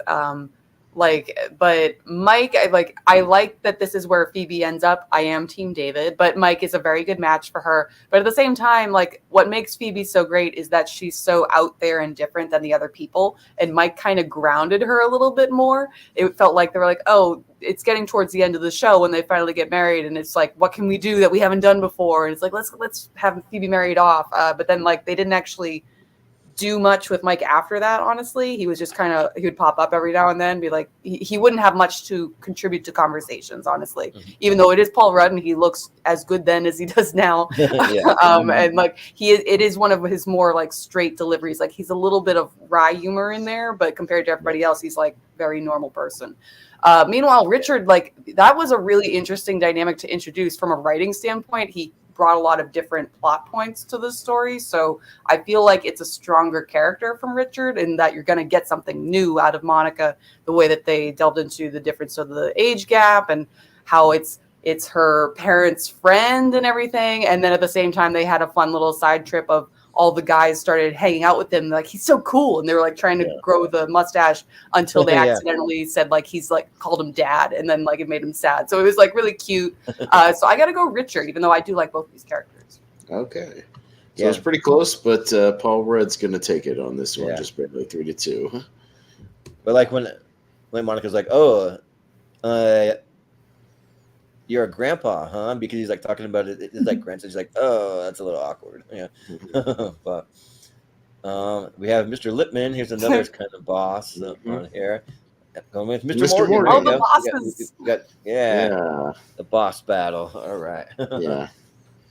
All right. I'm up first. Mr. Morgan, I liked a couple of times he pops up, but I feel like, again, that's another case where Costanza getting all of the misunderstandings with him is a little more funny than Mr. Morgan himself, with all the you got that birthday card, and all that, stuff with the winking and all that stuff, like, it's fun. But like, I love the stuff when Mr. Lipton has the cold and misplaces his hanky and screws up the entire deal. And that leads to the whole thing where Elaine loses her job, and like, it leads into kind of a bigger storyline, and he's a fun little boss. So I think I'll go with Lipman. on that one. Yeah, I mean, these two are kind of like, I don't know, interchangeable. They're both kind of just bosses that George has for like a short period of time. And I mean, one of the things from Mr. Morgan that I like when they do the episode where they're eating the candy with a knife and a fork, and at the very end they like cut to him and he's doing it with a knife and a fork at the end too. So they all start doing it. And yeah, probably I find Mr. Lippman is a little more funny, but it's kind of, I don't know, like it's pretty close because I could take or leave either one. So I'll go Mr. Lippman. Sure, why not? All right, Steven? Yeah, Steven? I will go with Mr. Morgan because I just remember him more than I do Mr. Lippman. Yeah. Well, he looks like that boxer, you know? Yeah. What an awkward scene. Yeah, well, Mr. Morgan, he was with the Yankees, right? And Mr. Lippman, I can't remember what the Mr. job. Lippman was with the publishing company, Elaine's publishing, and then they lose the Japanese deal, and that's what Elaine loses her job, and then goes to Pitt. So, okay, yeah. Well, Jen? Yeah, honestly, this is like a coin flip for me because I was trying to think of like, was there anything else with Mr. Lippman other than the handkerchief? And there was it's not him though. Like he had the tickets to go see the Yankee game, and Elaine wore the Baltimore Orioles hat in the box seats, and that was a whole thing. But like it was more of her reactions to him. It wasn't really necessarily anything he said. Yeah. Meanwhile, Morgan is a little more sassy. Like I do love, like, they had a situation with the birthday card, and he just said, well, you screwed me again, Costanza, in the whole situation where George is trying to, like, impress him that he has, like, I have black friends, and he brings in the exterminator, who's literally an exterminator. So, yeah, like, I think I got to give it to Morgan because he has a little bit more personality in his delivery from the actor, so I'm going to give it to Morgan. Well, and give Lippman credit. He's the one who got Kramer his coffee table book about coffee tables. True. Yeah. yeah. All right, so Malcolm. Yeah, and he tries to get in on like the muffin tops thing too. Oh, that's right. Oh yeah, that's true. Muffin to you. Top of the muffin to you. To you, yeah. The actor that played Mr. Lippman also made a quick appearance on Friends at one point as well. Also, both these people were in at least one Star Trek thing too. So, yeah. Well, everybody was on Star Trek at some point. I haven't. I'm surprised, Malcolm. No voices on lower decks. No. Yeah. But that being said, none of these people really ring a bell, so I'm just gonna go Mr. Morgan because why not? Yeah, that's fine. Sure, yeah. No, that's totally fine. Mr. Morgan moves on. Yeah. Mr. Morgan, all right. Let's see. We got Mr. Kruger. There we go. There we go. Oh man. Jackie Childs. Oh no. All right. Outrageous. Egregious. It's preposterous. Yeah, this matchup is that. Jordan. Yeah. Yeah, like I think Mr. Kruger is maybe one of the better bosses. Was with George at the Yankees, right? No, that's when he's at the. It's a building company and he does not company. give a shit. Yeah, that's the one where the company's bankrupt. We really took it on the chin this quarter, boy. Man, he just. I'm locked out of my office. Well, I guess I'll just go home. And he just doesn't give a shit that the company's tanking. He's that guy. Yeah. Or George doesn't have to work, and he doesn't even know what to do with himself because he actually doesn't have to work. He's not doing it. He shows up and like doesn't do anything. Yeah. Thing of like take naps. Is that the one where he's taking naps? Is it that one? No, that's what the Yankees do. Okay. No. This is the one where Mr. Kruger goes to Festivus with him. Yeah. Okay. How about George? The human fund and Festivus. Yeah, that's Kruger. Okay. Yeah. Yeah. So like he's pretty funny for some of that stuff. It's a weird dynamic of just like just the whole like not really giving a shit about the company or anything. But I mean, Jackie Childs though, like who told you to put the bomb on? Did I tell you to put the bomb on? I didn't tell you to put the bomb on. And then like just calling him like Kramer calls on him for like all these different crazy situations and like it's just He's a very unique character. I believe he's supposed to be a play on like one of the like OJ lawyers, something like that. Yeah, like, and he's funny too. Like he comes back for the finale. Like, yeah. So I think I got to go with Jackie Childs. Yeah. All right, Steven. This is really tough, actually, because if I'm being honest and I vote for the funnier character, it probably would be Jackie Childs. But I really like the actor that plays Mr. Kruger because he's one of those character actors that's been in a million things. But this is based on characters, so I will go with Jackie Childs. Mr. Kruger's in The Faculty. He's one of the teachers that like slams the book on the desk and is like, "This is the test. I want you to write all your family members." All your I don't know why, but the first movie that comes to mind when I think of that guy is The Postman. Yeah. Well, Jen, what do you think? Yeah, this is a real shame of a matchup because Kruger would have beat either one of those bosses that we just talked about. Honestly, like he is a really funny character of just having someone who could not care less whether or not it's his business just completely crashes and burns into the ground. So to have someone introduced that is even lazier than George is like really interesting because it makes George actually have to like try, and it's really funny. Like he's like trying to get him to actually pay attention in a meeting, and it's really funny. But meanwhile, Jackie Childs is really great. I love this character. He pops up several times to pull off random weird cases for Kramer. I particularly like the one that's very much the O.J. Simpson reference with Sue Ellen Mishke, the braless wonder, where they're like, "Oh, I want to try the bra on," and he's gonna, it's coming right up against the skin. Yeah, like it was really good. So I'm going to give it to Jackie on this one. Yeah. Yeah. Malcolm? Yeah, I so want to vote against Jackie Childs because he appeared in Meet the Spartans. But that being said, I like the foremost from his appearances in Smallville and The Fresh Prince of Bel-Air, so I can't in good conscience eliminate him because of one parody movie that, once again, a lot of people needed money at the time and just wanted to be in something. So I'm going to go Jackie Childs. Yeah. Well, Austin? Yeah. Kruger might be like my second favorite boss, right behind Peterman. Like he's a lot of fun, and he brings that just interesting dynamic to George, where George is kind of befuddled by his laziness. Even George is befuddled by his, not caring, and he does everything and not bored. Yeah, it's very strange, but it's a lot of fun.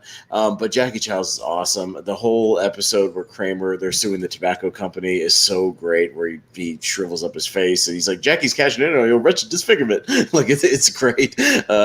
It's wonderful. Every time he pops up, like he's so much fun, and I'm glad that obviously he's their lawyer in the finale. Like it's a lot of fun. So Jackie Childs is easily one of the best side characters, kind of right up there with Putty and stuff. Like he's really, really great every time he shoots. And the guy who plays Phil Morris is just awesome. Just that delivery is sublime. It's great. Yeah. He started to do all these like Snyder pretzel commercials. I don't know if you've seen him on like YouTube lately as Jackie Childs, where he's like, "They're cheesy, crunchy, delicious." Like they're starting to pop up on YouTube. You can see him like he's doing commercials now as Jackie. So, yeah. I knew I should have gone with Kruger so that he would get at least one vote. Well, it was just a tough match. He would easily beat Mr. Morgan or whoever. Like if he was in a different match. Yeah. But the funny thing about Mr. Kruger is just that, like George's reaction to him, he's like, "Don't you even care? It's your name on the outside of the building." Then he's like, "Speaking of which, the R fell off. Now it says Cougar." He's like, "That sounds like an old time car horn." Yeah. Cougar. Yeah. The human fun. Whatever. Whatever. Yeah, I need that on a shirt that like says that. Yeah. But we got Elaine up against Morty. Ooh. All right. Oh, okay. And this is not as hard. Who's first this time? Steven. Yes. Morty's cool. Not as hard, but I want Morty to be in the next round. Mm-hmm. Morty's cool, but I mean, Elaine is obviously one of the main foursomes, so gotta go with Elaine. Yeah. Yeah. My favorite. This has got to be Julie Louis-Dreyfus's best role because I know I'm in the extreme minority, but I thought from what little I've seen of Veep, I thought that was overrated. Yeah. But Jen, what do you think? I disagree on Veep, but I definitely agree on Elaine. Elaine Bennis is probably my favorite female character of all time. Like she is fantastic. Like she just watching the show, like I'm blown away just how good she is right off the bat. And she doesn't come in the first episode. She's not there. No. And yeah, like it doesn't work without her. Like I said before, the Soup Nazi scene, like the closing is my favorite performance like on the show, period. I know it word for word. It's fantastic. Morty's fun, but it's Elaine. I love Elaine. Yeah. Malcolm, what do you think? I actually think Julia Louis-Dreyfus's best role is her in the New Adventures of Old Christine. No, Yeah. That and Valentina d'Allegro Fontaine from the MCU, but I that thought being she said, stuck out like a sore thumb in that, to be honest. but that being said, Elaine is my most favorite character on Seinfeld. She's absolutely my favorite, and so she easily gets my vote. Yeah. Austin? Yeah. Morty is he's a fun dad. You know what I mean? When he does pop up, the actor has great delivery. You know, low flow. I don't like the sound of that. You know, tell him to eat a plum. You know, just all the like random stuff. You know, like he's a lot of fun, and he has great chemistry with Helen. But like Elaine is obviously, I agree with you. I think she's one of the great female sitcom characters of all time. Like period. Like she's great in all of her storylines and her interactions with everybody, and she's an awesome dancer. So Elaine. Yeah. Yeah. I gotta go with Elaine too. Like on some days, she is my favorite. Like it's kind of back and forth between Elaine and George for me. But yeah, like the way that she dances or like get out and like shoves people like that, or like God, when she rips off George's toupee and throws it out the goddamn window. Yeah. Or take this curse and throw it out that damn window. Like it's great. Yeah. Or like the whole big salad thing where they're like in the back of the cat.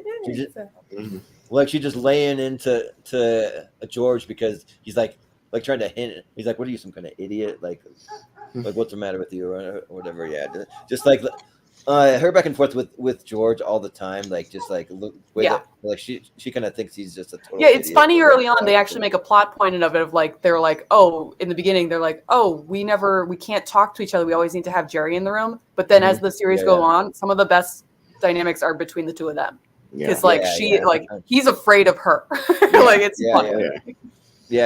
So pretty easily it'll be Elaine for me. Like Morty's funny. Like I think that he's actually like between Jerry's two parents probably like the funnier of the two, but he's not gonna hold a candle against Elaine. So yeah, Elaine. Yeah. All right. Elaine takes that one. Elaine it is. All right. Yeah. And up next we have Monica. Going up against Sue Ellen. Hey, the Braless Wonder. Wonder. Yeah. She's a bra for a top. She's the heir to the O. Henry Candy Bar Company. Yeah. Jen? I mean, I do like that episode, obviously, but Monica, here's the thing.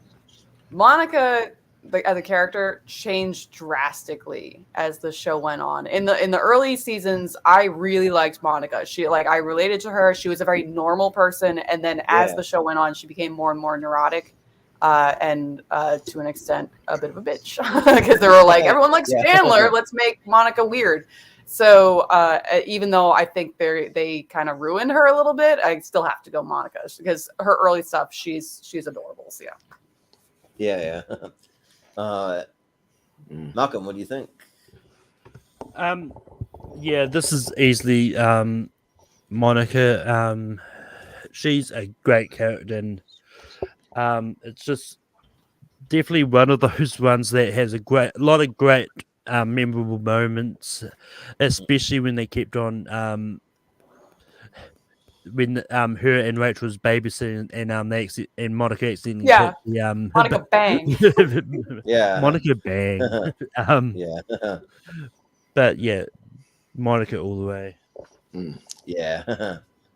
Austin? Yeah, the Sue Ellen Mishke stuff, like the actual plot lines, leading into again another fun Jackie Childs like stuff with her, going after the O. Henry company, and the fact that she pops up, a little bit later and a couple of times just on the streets and stuff. Like she's an interesting character, but she's more of a catalyst for plot lines and things like that, rather than a super dynamic fun character. So yeah, again, my logic of these the main characters kind of at least need to go through the first round. Yeah, it's easily going to go to Monica, and I was so attracted for a long time to 90s Courtney Cox. Oh my god.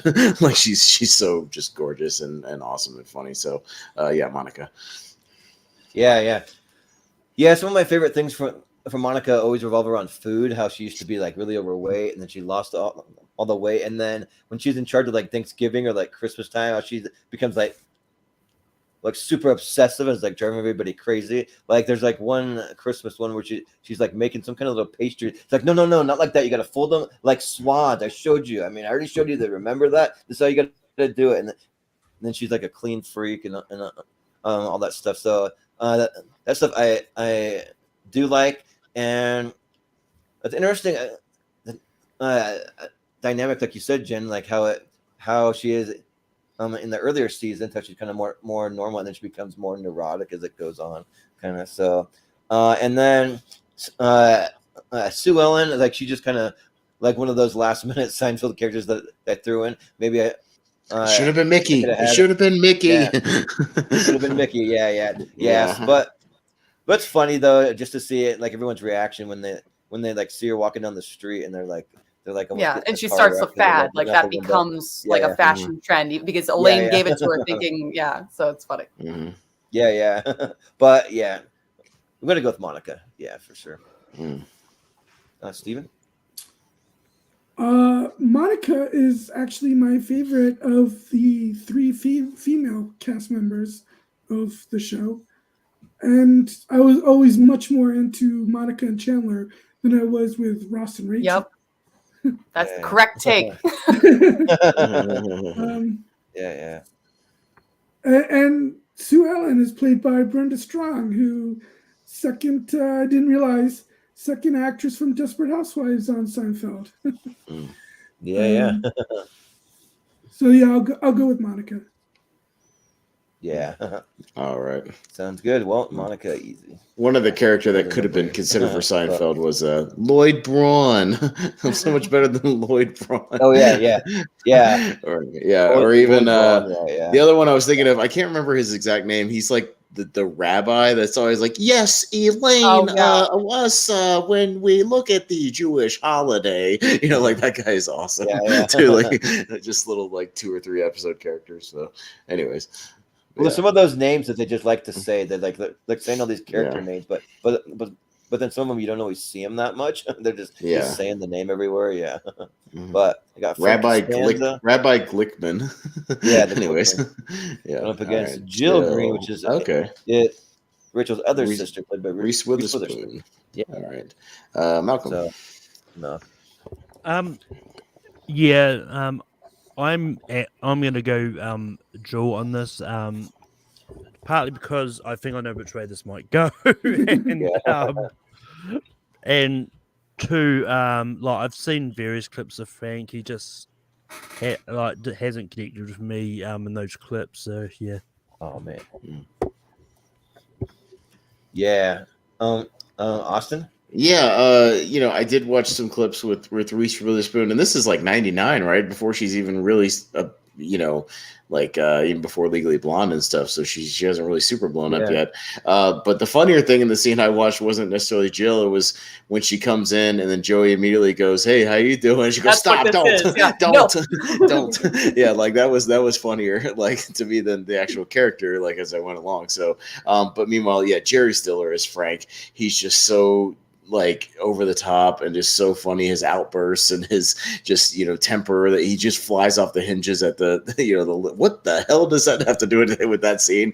Like just he's so great. And when you watch those bloopers where Julia Louis-Dreyfus cannot keep it together during that scene like at all because of his performance. It is the weirdest way to end the episode. Like it comes out of left field. It's so weird. You want to go? You got it. I'll drop you like a bag of it. Yeah, you got it. Like it's great. He's so much fun. He's a great actor, great performer. So yeah, I got to easily go Frank on this one. He's fantastic. Yeah. Like besides like maybe like the core like Forecast and then Newman, probably like he's my next favorite character. He has so many memorable lines like "Serenity now," or like the like Festivus. It's a Festivus miracle, and like when he like describes the feats of strength and all that stuff, and it's just like I got a lot of problems with you people. To kill himself. yeah, or like him just going back and forth with his wife.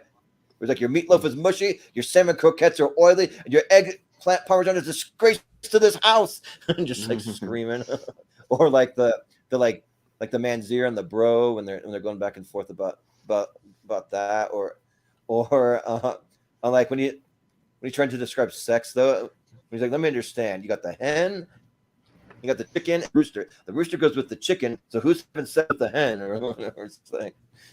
But like you could quote him for days. He has some of my like most memorable quotes, and I had to put this picture of him from the like outtake reel where he's like, "You want a piece of me? You said you want a piece of me?" And then like I can't pronounce it. Del Boca Vista, like Del Boca Vista, like you just can't get it right. And like I think that it's fun seeing Reese Witherspoon pop up. Like she has fun. Like at the time, like you don't really know how big of a star she's going to become, but then you go back and watch and you're like, oh yeah, that's fun to kind of see her in there as Rachel's surprise. She has a second sister now, but yeah, Frank is just like, I don't know, that like he might be a heavy favorite for me, like in this thing. So yeah, Frank Costanza. Right. Steven? Yeah, this is pretty easy. I like Reese Witherspoon, but I think Amy is a more memorable character than Joe. And Frank is great, hilarious. So I'm gonna go with Frank. Yeah. Yeah. Frank moves on. Yeah, I agree. Amy is the stronger of the two Green sisters. Like Amy at least has a personality. Jill is just kind of another one of those situations of it's just progressing the Ross-Rachel relationship again, because there's a brief moment in time where Ross starts dating Jill. So yeah, it's just to make Rachel care about him again. So it's really just she's a vehicle to go further in the main relationship. So she's not much of a character in herself. Meanwhile, Frank is a gem. Like he's the father of Festivus. You got to go for him. Yeah. Oh yeah. You took my TV guide. Yeah, that's another good episode from him. Yeah, but we still have Ursula Buffet. Going up again. So Jordan, that was supposed to be the monkey up there. yeah. So it's supposed to be the monkey. So what happened is this is Marcel the monkey. Okay. Yeah, so we'll say it's Marcel, sure. Why not? Or we can say this is Gunther, the other one's the monkey. However you want to do it, it doesn't matter. We already said Gunther, so this one's Marcel. Okay, all right. Yeah, it'll be Marcel. As you get the picture on, but I can show you the picture. I have the picture. It's a monkey. I think we know what a monkey looks like. It's a capuchin monkey, right? Yeah. Like Night of the Museum style. Picture of the monkey sitting on Ross's shoulder. But yeah, no, I'm a first. I don't know anything about the monkey or Ursula, and just to piss off Jordan because he doesn't like monkey characters, I'll say the monkey. Yeah, well, Ursula's a twin sister for okay. I didn't look it up. I don't know. I'm not familiar with that. Twins, and she's a lot meaner than Phoebe. So, but all right. But yeah, and normally I don't like monkey characters that much, but I mean, like this monkey actually works for me. Like I like Marcel. He's a fun kind of cute animal character to have in there. There's a thing where he just goes around humping things, like he gets on like some kind of kick, and then they're like, like keep talking about like how he's going to get like only meaner and more angrier, so eventually has to get rid of him, and then they get reunited on the set of a movie. They're filming a movie, and they kind of have like a slow motion run to each other. That's pretty fun. So yeah, I'll vote for Marcel because Ursula, honestly, she's kind of a bitch. She doesn't even care like when her own grandma dies, and then she doesn't give Phoebe all the information about when the mom dies, and it's just kind of a really weird relationship. So yeah, but Steven? Can I pass? I'm just kidding. Yeah. I guess I'll go with Marcel. I mean, this is kind of like a whatever round. But I always thought Ursula was such a weird, character. I mean, to make up for the show, she just never did anything for me. Although it was kind of funny when wasn't she a porn star and they find one of her videos and they think it's Phoebe at first or something. Yeah, she uses Phoebe's name. Yeah. But I'll go with Marcel, I guess. Sure. Yeah, Jen? I'm kind of glad that this mistake happened because this puts both characters here of Ursula and Marcella. These are the two biggest gimmicks in Friends. Because Ursula, it's just like, look what we can do with movie magic of she has a twin and it's her and like everything. So they just have fun kind of doing that. Meanwhile, Marcel the monkey, he's a monkey. That's the whole thing. And that is pitched in the first season. I am amazed that this show continued on after that. If you are starting off your show with a monkey for no reason at all. He's there just a monkey. Right there. Ross gets a monkey. They knew that Ross was a weird character. They were like, we don't really have much going on for him. Let's give him a monkey. And the whole cast are like, it was dumb. We hated it. We hated the monkey. He was mean. So yeah, it's just really stupid. So they're both stupid, honestly. Yeah. Ursula, the whole the one part where Ursula is the porn thing was funny. Sean Penn is a guest star at some point, and he's dating Ursula, and she's lying, and then he falls for Phoebe. That's an interesting thing, but I don't really care for either one of these characters. But because it's an actual fun camera technique, I'll go for Ursula. Yeah. Sounds good. Malcolm. I'm actually no, I do like the character of Ursula, but I'm going to vote on a technicality here. The monkey people. Technically, the character of Ursula is not a friend. Look how cute he is.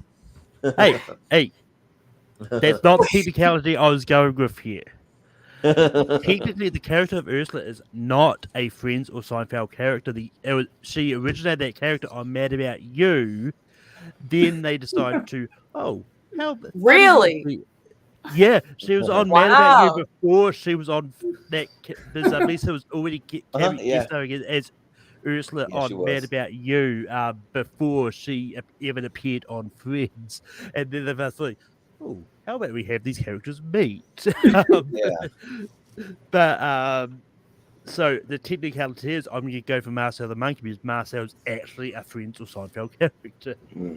Yeah.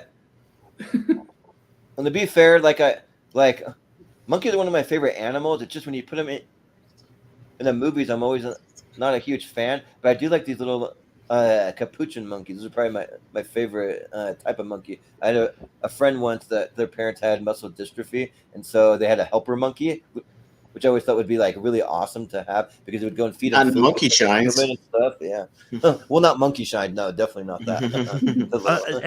And to correct you, Austin, Jordan doesn't like monkeys when they don't act like monkeys and try. Yeah, they gotta act like a monkey. Don't give them human characteristics. Don't do that. They're not. They're not humans. They're monkeys. But they're only 2% DNA away from people, though. So to be fair, they're a lot closer than you think. Anyways, what the vote's at? The monkey wins, even though it's Gunther. It's the monkey. It's whatever. Yeah. I'll just flash it up there when it gets there. But all right. We got George Steinbrenner, which I don't know if you ever see his face in the show. But, no, you never do. Yeah. But it's Pete Becker. So that's Jon Favreau. Jon Favreau. Yeah.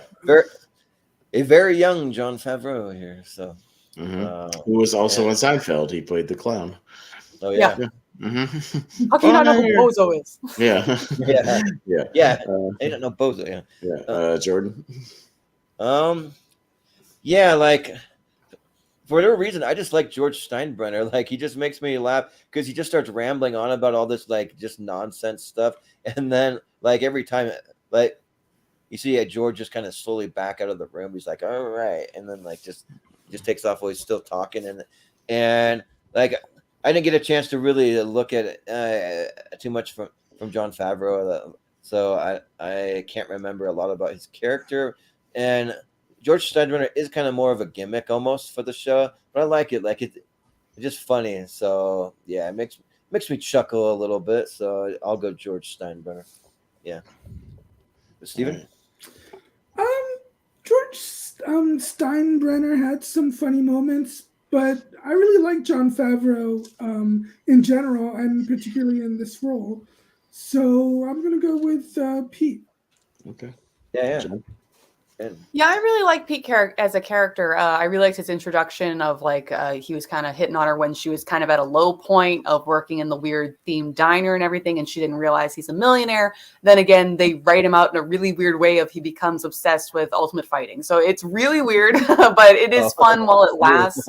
However, I really like the character George Steinbrenner.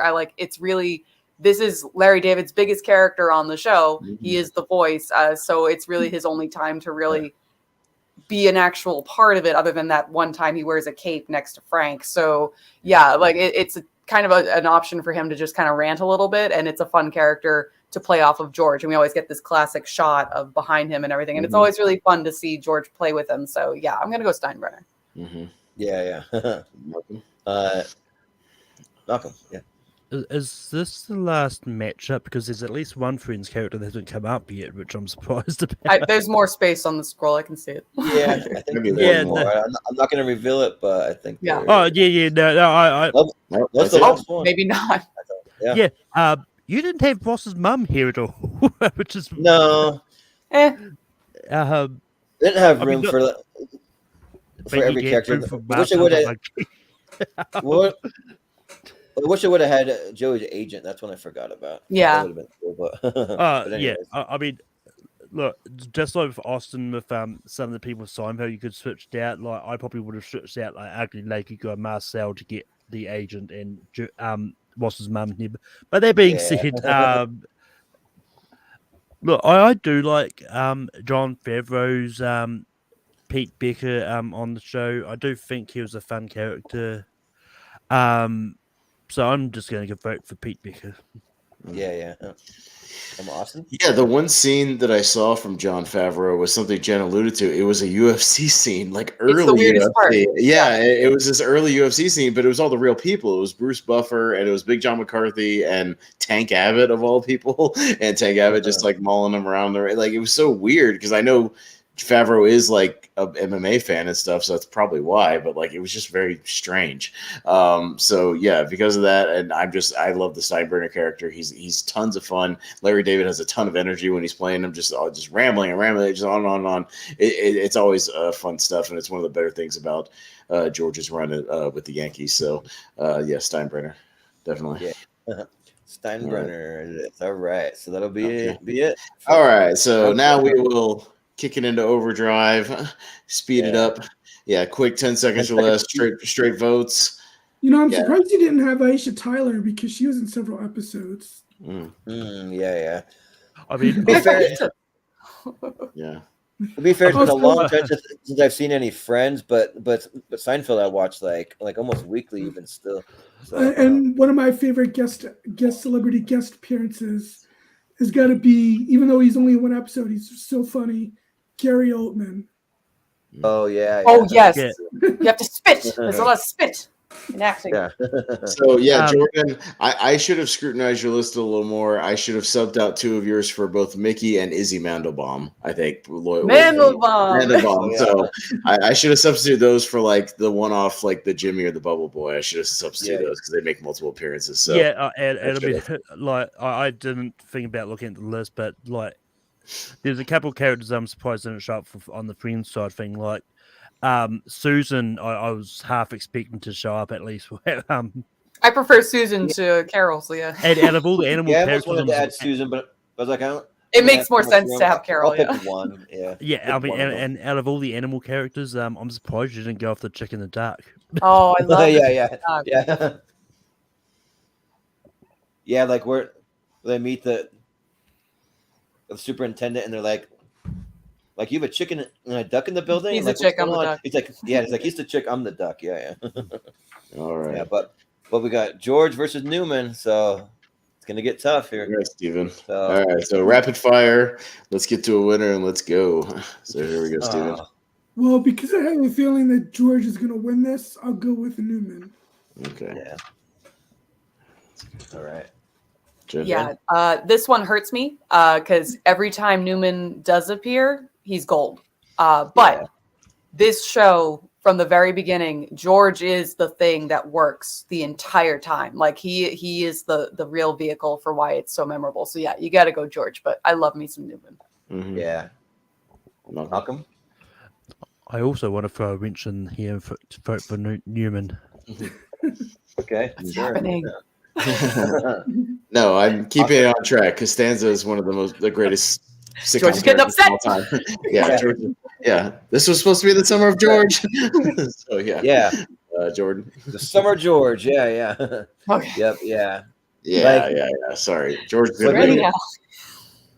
Yeah, like really easily. Like I got this shirt on. It says the jerk store call, and they're running out of you. Well, it hurts because I've got the Newman That should've- Newman shirt on, but I have to come vote back, for yeah. George. I have to vote for George. Yeah, Like I have yeah, to. you got it, He's yeah. amazing. Yeah. But All right, so he's moving on. George Costanza. Yeah. Can't All right. stand you. Can't stand you. Costanza. Yeah. We got Gary going up versus against Kenny Banya. Banya. Okay, Jen. Yeah. Banya is more of an iconic character, so I'm gonna go Banya. But Gary is a lot of fun, and it is good play with Phoebe. But Banya, every time he pops up, it's like, hey, it's Banya again. So yeah, you get excited when you see him. Yeah. Happy guy. All right, Malcolm. I think I know which way this is going, so I'm going to vote Gary. Yeah, I'm gonna go with Banya. I love his energy, and he's always fun when he pops up. Yeah. Yeah. I gotta go Banya pretty easily. Like I actually he's supposed to be an annoying character, but actually I kind of like him. So yeah, I'll go Banya. Steven?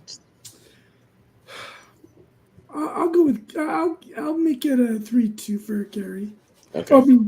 I mean Kenny wins obviously, but Yeah. give Gary a second vote. Yeah. Okay. All right. Banya. Well, it'll be Banya, Kenny Banya. And I think Gary's the only person on Friends that actually has a New York accent. So Yeah, which is funny. Yeah. Probably Yep. because of Michael Rappaport. Yeah. In real life, yeah.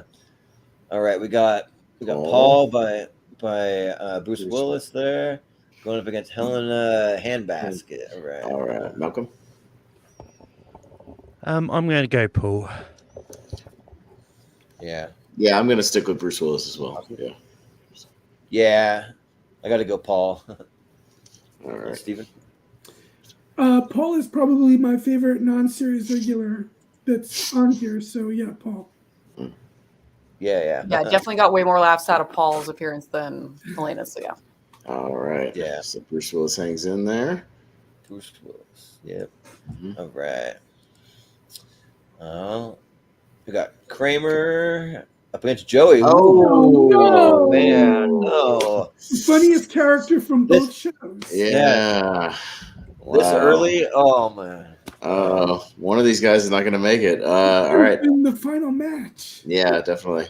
I'm up first. I just got to go party lines on this one. So Kramer, just because I'm a bigger Seinfeld fan. I know it's simple, but it is what it is. Jordan. Yeah, I got to go Kramer. Not only does he bring comedy, they have a few kind of interesting story arcs when he, runs off to the West Coast, to Hollywood, and then he's gone, and then he makes his grand, comeback or whatever. They got stuff like that. So, yeah. And Joey's just pretty much, all funny to me. So, I'll go with Kramer. There's a little more there. So, Steven? I'm going to go with Joey for a couple of reasons. Number one, he was in my 32 top favorite TV characters. But also, Kramer, just kind of stays the same throughout the entire series, whereas Joey actually grows. So yeah, Joey wins this for me. Yeah. Jen? Yeah, I agree. Kramer is straight up, he's slapstick. So that can be your thing. That's fine. But that really what he is. Like in the tier of the 4, he is the lowest for me. Meanwhile, Joey, he is the best friend of the friends. Like he is sweet and kind and loving to every single member of the group. And he's just a delight. And yeah, I agree. He can also do the slapstick, but he also has some of the best emotional beats of the entire show as well. He really grows as a person, and he has a moment with pretty much every single character. So yeah, I gotta go Joey. Like Kramer's fun and it's an iconic character. However, Joey is the heart and soul of the show, honestly. All right. Malcolm? Yeah. Know where it's going. One of these is the funniest characters on the show. The other one is slightly funny than Seinfeld, but still not very funny. Joey gets my vote. We're not going to vote Kramer. He's the ass man. Come on. Well, hey, Malcolm hasn't gotten to that yet. He's getting a long way off from that. And also, he never turns down a junior mint. Come on. But, also, season 8 is the best season of Friends, in my opinion, and a lot of that is the whole storyline of Joey pining for Rachel actually really works really well. Yeah. Well, and they don't know what to do with it, so they just make it like, oh, they physically can't get near each other, and it's like, what? Once they actually get together, that ruins it completely. It sounds to me like the Friends writing is kind of bad. Yeah. Based on a lot of those little drop storylines that you talk about. I don't know. Also, I'm now scared for a matchup. We're probably going to end up in about 2 rounds. Yeah. Well, I'm just jotting down on my notes for the inevitable comments. Kramer was KO'd by Joey in the second round, so I have to write that down. I have to write that down for the inevitable comments. Yes. So all right. So Jordan's up first for David versus Sidra. Yeah. All right. David versus Goliath, because Sidra is a Goliath. Come on. I think I don't know though. Like I say that, but at the same time though, I just think David might have more substance. But I mean, it's not really like the Sidra character that I like. I just like everyone's reaction to her and like the whole thing where they got to sneak in the sauna and then if Elaine tried to fill her up and stuff. But I think David just has a little more to him. So. Like I'm surprising myself. I'm voting David. So, Steven? I think Terry Hatcher is actually like a really underrated actress. So I'm going to go with Sidra. Yeah. Jen? Yeah, Sidra's a really fun character. It's probably one of the more memorable performances from one of Jerry's many, many girlfriends. But David is a very sweet character, and it's very rare that you can bring a character that was created for the show back around multiple times and it still works. And as soon as he reappears, I think he comes back like twice in the long run. And both times it's like, oh, why isn't this a thing? So I got to give it to David. Yeah. Malcolm? This is tough because like in the clips I've seen of Sidra, I really do like that character. But also, I really do like David, like as a complete character, just because I've seen him more. But only one of these has people with real spectacular breasts, so I'm going to go Sidra. Yeah, man. If only Mark would have stuck around, because like he was texting me before the show. So we got to get Kramer into the finals all the way. Come on, but he left. So, but yeah. But Austin, what do you think here? Might surprise people. David, Friends goes through. Yeah, Friends. Yeah. Mm-hmm. You know, it's too bad. I think Mike is on the other side of the bracket because. I don't think you're gonna get a matchup. Yeah. It would be great if we had a David versus Mike. I know. Yeah. But we got Jay Peterman against a Soup Nazi. Oh, okay. Steven. So the Soup Nazi is iconic, but I think Jay Peterman is. I think he's in more episodes, and just has a little bit more, like a lot more to do. So I'll go with Peterman. Yeah. Jen. Yeah, I'm gonna use like the same argument I used last time when I didn't vote for the Soup Nazi, even though it's one of my favorite episodes. Of it's really everyone's reactions to the character more than the character itself that makes it memorable. Whereas Peterman is just an interesting man all around. So yeah, I gotta go Peterman. Mhm. Yeah. Malcolm. Yeah, Soup Nazi is basically a meme at this point. So I'm gonna go Peterman. Mhm. Yeah. Austin. Yeah, Peterman's arc. You learn something new about him every episode, and it's a lot of fun. Yeah. So yeah, I'll go Peterman because he's a more dense character than the Soup Nazi. So Yeah. Then in the distance, I heard bulls. I began running as fast as I could. Fortunately, I was wearing my Italian cap to Oxfords. J. Peterman. So yeah. Steven? nope, Steven voted. We were waiting on you. Okay. Well, and it's done. J. All right. Peterman. All right. Cool. We got David Putty going up against Phoebe. Phoebe. Oh, okay. Mhm. All right, Jen. Oh, it's tough. This feels weird, but I'm gonna go for Putty because honestly, I feel like I've gotten more enjoyment out of Putty pound for pound than I have for Phoebe. She has some great moments, but she is not my favorite character on the series. So yeah, I gotta go Putty. He's just fun. Yeah. All right, Malcolm. Malcolm. Yeah, Phoebe's my second favorite of the main Friends cast. So I'm gonna go Phoebe. Yeah. Yeah, for me, it's not just the Seinfeld thing. I genuinely think Putty like steals every episode he's in, and Yeah. he's awesome, and he's so much fun to watch. And Patrick Warburton's an incredibly funny character actor. So, Putty, yeah. Yeah, that's right. I gotta vote for David Putty. Yeah. Mhm. Even though Phoebe, though, she's my second I favorite love character. Phoebe. Nothing against Phoebe. Yeah, but like David Putty, I'm just a little more Seinfeld guy, so yeah, Mhm. Putty. Steven? I do love Patrick Warburton, but I'm not. I don't really remember him so much, so I would have gone with Phoebe. Wow. Yeah. Okay, so we've had one major Seinfeld character that doesn't make it, and one major Friends character that didn't make it into the fold. Yep. So there you go. Yeah. Yep. I'll have to jot that down as well for the inevitable comment. Putty, Yeah, right. KO, Phoebe. Also, Andres Well- puts an interesting what if situation in the comments. Okay. Oh yeah. Oh, I like that. Honestly, that'd be a good Let's say, relationship. Phoebe. Oh yeah. Phoebe and Putty. Putty Yeah. Phoebe. That'd be weird, yeah. But we got Rachel against Tim Watley. Tim Watley. Okay.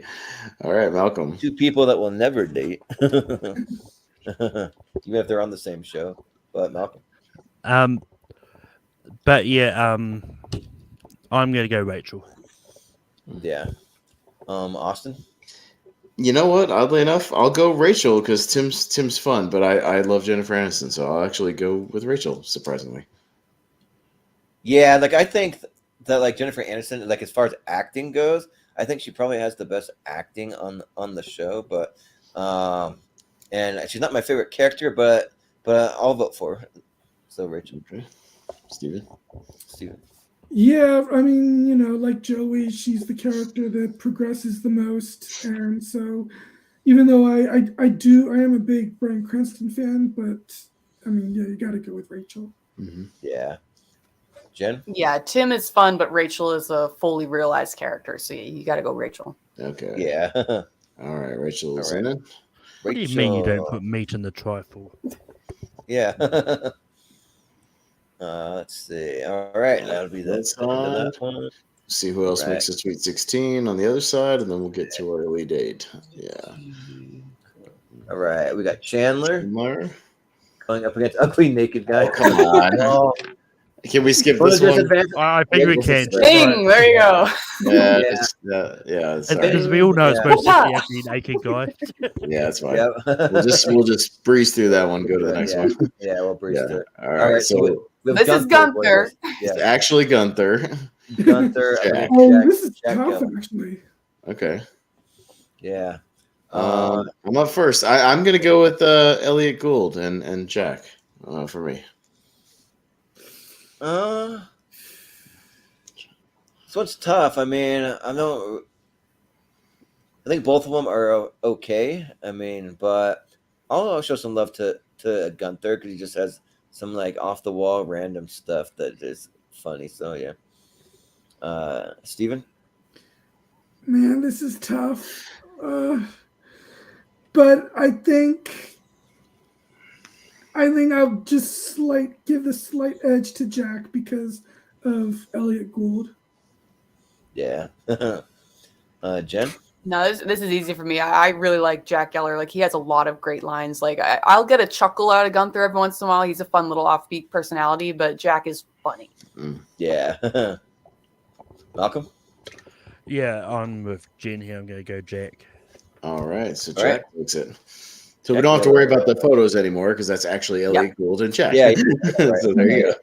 There you go. All right. We're about the other one, but All right. we got Seinfeld? Jerry against Ross. Okay, two major The two straight men Yeah, of the straight men. series, honestly. Yes. Yeah, but is it really that hard? We'll see. I mean, Malcolm So- might vote different, but that's it. all right, Jordan.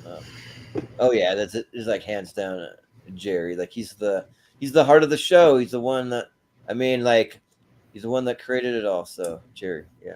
Steven.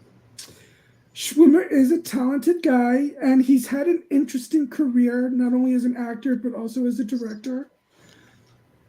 But, I mean, it's definitely got to be Seinfeld. Yeah. Jen. Yeah, Boo Ross. Yay, Yeah. Jerry. So there you go. Yeah. Yep. Malcolm? David Schwimmer is funnier than Seinfeld, so I'm going to go Ross. Well, you show some respect to his name. Come on, This Malcolm. match reminds me of something though, Jen. Y'all talk about how the characters don't progress. That was and don't really change. That was the point that Larry David wanted. Yeah. Yeah. So It is they the don't point. change because they don't change. Literally, the ending thing is that they're the same as when they started. So I think that's the point of the show. I understand your point, but I that's the didn't point say of the that. show as well. Yeah. Somebody, it was you and Steven kind of were talking about that. Like as far as Kramer not progressing, being the same. Yeah. No, I yeah. just said being Kramer's bad. slapstick. That's all. Okay. But I mean, like the characters progressing. That was the point of the show. Well- No hugging, no emotions, no crying. I've only been saying progressing Yeah. about Friends because that's the only one that I does gotcha. that. I gotcha. So- So, but yeah, Well- no, it's Jerry for me easily. But yeah, so Well, arguably the Seinfeld characters almost like worse characters by the end of it. Like arguably. yeah. So yeah. All right. Jerry. All right. is- So I'm noting all the major characters that don't make it in. So Seinfeld KOs Ross, just so Yeah, I can answer the question. I don't think anyone's gonna fight you on that one. Yeah, but no. I have to at least for the major like main characters. I'm just going to note any of them that don't make it in. So Yeah. yeah. All All right. right, So we got- Estelle versus Oh, Bookman. Bookman. All right. Okay, Steven. I love Philip Baker Hall. I almost said Philip Seymour Hoffman. Yeah. Yeah. I mean, you can love both. Yeah, or both. Yeah. Love for both. But yeah, I'm gonna Passed go away. with R.I.P. But yeah, I'm gonna go with Estelle. All right. Yeah. Jen. Yeah, I mean, I think the Bookman vote was kind of split last time. Meanwhile, Mhm. Estelle was a clean sweep, and for good Yeah. reason. I got to go Estelle. Yeah. Yeah. Malcolm. I'm going to vote for Estelle. All right. Yeah, Estelle takes it here, but rest in peace, Phil Baker Hall. We love you. You know what? Funny enough, I would have shown some love to Philip Baker Hall just because like that just makes me laugh. Like the monologue that he gives makes me laugh funnier than anything Estelle's ever said. So or done. So yeah, I'll vote that. But it'll be Estelle. Kramer made a pass at me. Yeah. Yeah. Don't make me cry. Yeah. All right, so we got Paul Rudd's Mike. All right. Against Versus Mr. Moore. Mr. Moore. Oh, come on. This is easy. Just put Mike through. Like, what are we doing? Yeah, the Lipman Morgan one was like a coin flip. Yeah, and Morgan's not a significant character. I can see we could easily like. I think Malcolm would. Everybody would vote for him. Yeah. So yeah, just Sure, Paul. yeah, Even yeah. I would. Yeah. Yeah. All right, we'll skip that All one. right. Jackie Childs. versus Elaine. There you go. Oh, okay. I mean, not super hard, but it could be interesting. We'll see. Jen. Yeah, Jackie's a lot of fun, but Elaine is perfection in the words of Chandler Bing to me. So yeah, Elaine. Yeah. Yeah. Malcolm. Yeah, that meme that I see going around quite often with three different things like "Show me perfection." That's Elaine. So Elaine. Yeah. Jackie Giles is a fun, gimmicky, like really fun character, but yeah, Elaine is Elaine, and she's amazing. So yeah, Elaine. Yeah, and yeah, like just like her interaction with just everybody. Like I mean, like literally every round I could probably bring up something else. Like it shrinks. Like it shrinks. Why does it shrink? It just does. So yeah, Like laundry? Yeah, like a frightened turtle. But yeah, it'll be Elaine. Yeah. All right, Steven. You know, Elaine deserves to move on. I'm glad she's moving on. But just so that it's not a complete shutout, I'll go with Jackie. Yeah. All right. Elaine goes. Elaine. All right. Mm-hmm. Elaine. Then we got Monica versus Frank Costanza. Ooh. Ooh. All right, Malcolm. Yeah, I'm going to go Monica here. Yeah. Yeah. Well, I get more enjoyment out of Frank Costanza. I think Jerry Stiller steals every single scene he's in. He looks like he's having a blast playing the character too. Frank, yeah, it's tough though. Yeah. I got to go with Frank Costanza, especially for the scene when he's a cook in the military and he sends 140 men to the latrine that day because of food poisoning or whatever. So yeah, Frank Costanza. Steven? I love Frank Costanza. He's one of the funniest characters on the show, but I've got to go with Monica. All right, comes down to you, Jen. Oh man. Yeah. This hurts me because there are so many things that I absolutely love about Monica. Like one of my favorite moments on the show is very early on when there's an episode where she's like dealing with identity theft, where someone is pretending to be her and like using her credit cards and stuff. And she's like, this woman is living the life that I want to live and everything. And at the very end, she's like, well, I'm like, she goes to actually do the dance class that the woman was doing. And she's like, the instructor's like, you're doing terrible. And she's like, yeah, but I'm trying. Like, that's a big moment for her. And I absolutely love that. But then there's also these weird uneven beats where they just lean into the fact that she's very neat and neurotic about it. And it turns into like this really weird joke that just won't stop. So it's just because it's uneven in terms of her writing. There are really big highs, but there's also some lows. But Frank is just zoom all the way. So I got to give it to Frank, but it hurts. Wow. Okay. A little bit of an upset. All right. Yeah. I definitely got to note that. Frank Costanza. KO. I thought you were maybe going to go Monica. KO, Did Monica. Phoebe not make it, or did she make it? I can't remember. She did not make it. Phoebe lost to Putty. Yeah, it's a So buddy. far, I'm more surprised about that one. Yeah. so far, two made. Like Frank's a heavy hitter, so So far, What's two the made putty? it, and Yeah. two haven't made it. yeah. Oh wait, no, three. Yeah. 'cause Taylor Three made it. friends of the six have not made it. Buddy probably. we got haunts Kramer his out. dreams. He shows up like which makes things even because three of the Seinfeld Yeah. characters. Yeah. Yes. All right. So this is actually Marcel the This monkey. is Marcel the monkey. So going up against George Steinbrenner. This is like a gimmicky one, but Okay. yeah, against Marcel. Oh, you clicked on something by accident, by the way. In case Oh, you yeah. forgot, it's a monkey. Yeah. Sorry, but we're still voting on it. So Okay. I'm voting first because I would have voted for Steinbrenner. He's way funnier, and an actual character. There you go. Yeah, an actual character. Yeah, I'll vote for Steinbrenner. I mean, I don't imagine him to go past this, but I'll vote for Steinbrenner. Steven? Between Steinbrenner and the monkey, definitely. And the monkey. Yeah. Definitely Steinbrenner. Mm-hmm. It's a monkey, people. Steinbrenner, easily. Yeah. Yeah.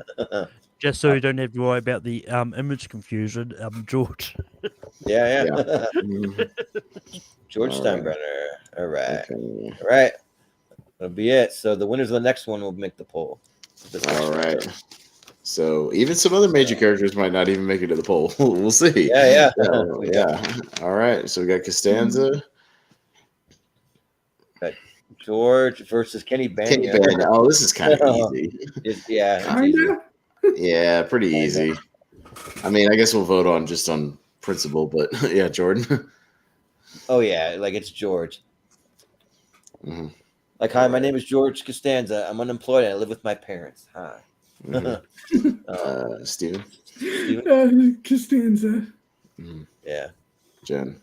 This is fun though because George got a date with Marissa Tomei and Banya got a date with some chick named Uma Thurman. So yeah, it's a fun little dynamic we made there. But and George is a big fan of Kenny, but yeah, you got to go George. Come on. Mm-hmm. Yeah. Yeah. George. Mm-hmm. Yeah. Yeah, Costanza, easy. Yeah. Costanza. Yeah. All right, so Costanza makes it in John Voight's car. He's got John Voight's. Mm-hmm. Yeah. But Paul, Bruce Willis, Paul Stevens. Just Joey. All right, Steven. Bye, Bruce Willis. I gotta go with Joey, obviously. All right, Jen. Yeah, easily Joey. Like I'm impressed with Bruce getting this far. He had some easy matchups, I think. Yeah. All right, Malcolm. Yeah, easily Joey, which is going to make that next round match. Tough. Yeah. Yeah. I'll go with Joey as well. Yeah, totally. Well, I would have gone with a spite vote for Kramer, so I would have voted for Paul, but it doesn't matter. Yeah. All right. It's Joey, which I'm not. All right, so we at least have a major character from each show in there so far. One of the primary cast members. So we got Hank Azaaria's David versus Jay Peterman. Yeah. All right, Jen. All right, I've showed a lot of love for David so far, but Peterman by far is the more interesting character. Okay. Yeah. I'm going to keep showing some. I'm going to go for David in this one. Yeah, some of these again are going to be on party lines. Not all of them. I've been pretty fair tonight, I think, in voting for some Friends characters, but Peterman. Yeah. We're gonna say if we're going for some hypothetical character, I could have put the character Susie because Jay Peterman will never be able to forget Susie. So yeah. Jay Peterman. Yeah. Steven. I do like Hank Azaria a lot, but I'm going to go with Peterman. All right. Yeah. Jay Peterman makes it. Jay Peterman. All right. Okay. What happened to John O'Hurley? I wonder what he's up to now. He hosted Family Feud for a while. Remember? Yeah, he did that, but like, what about now? He's probably talk show stuff. Yeah, he's just he shows up on random TV shows every now and then. He was on Down to the Stars at one point. But, yeah. That's right. Yeah, you're right. Huh? So Putty this is Rachel. Rachel. All right. All right, Malcolm. Spite vote for Phoebe, Rachel.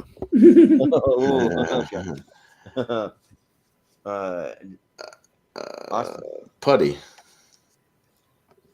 Yeah, I just love me some Patrick Warburton and like the way that he delivers the character. Like I wouldn't even mind seeing like a spin-off character for some of these, and I could see David.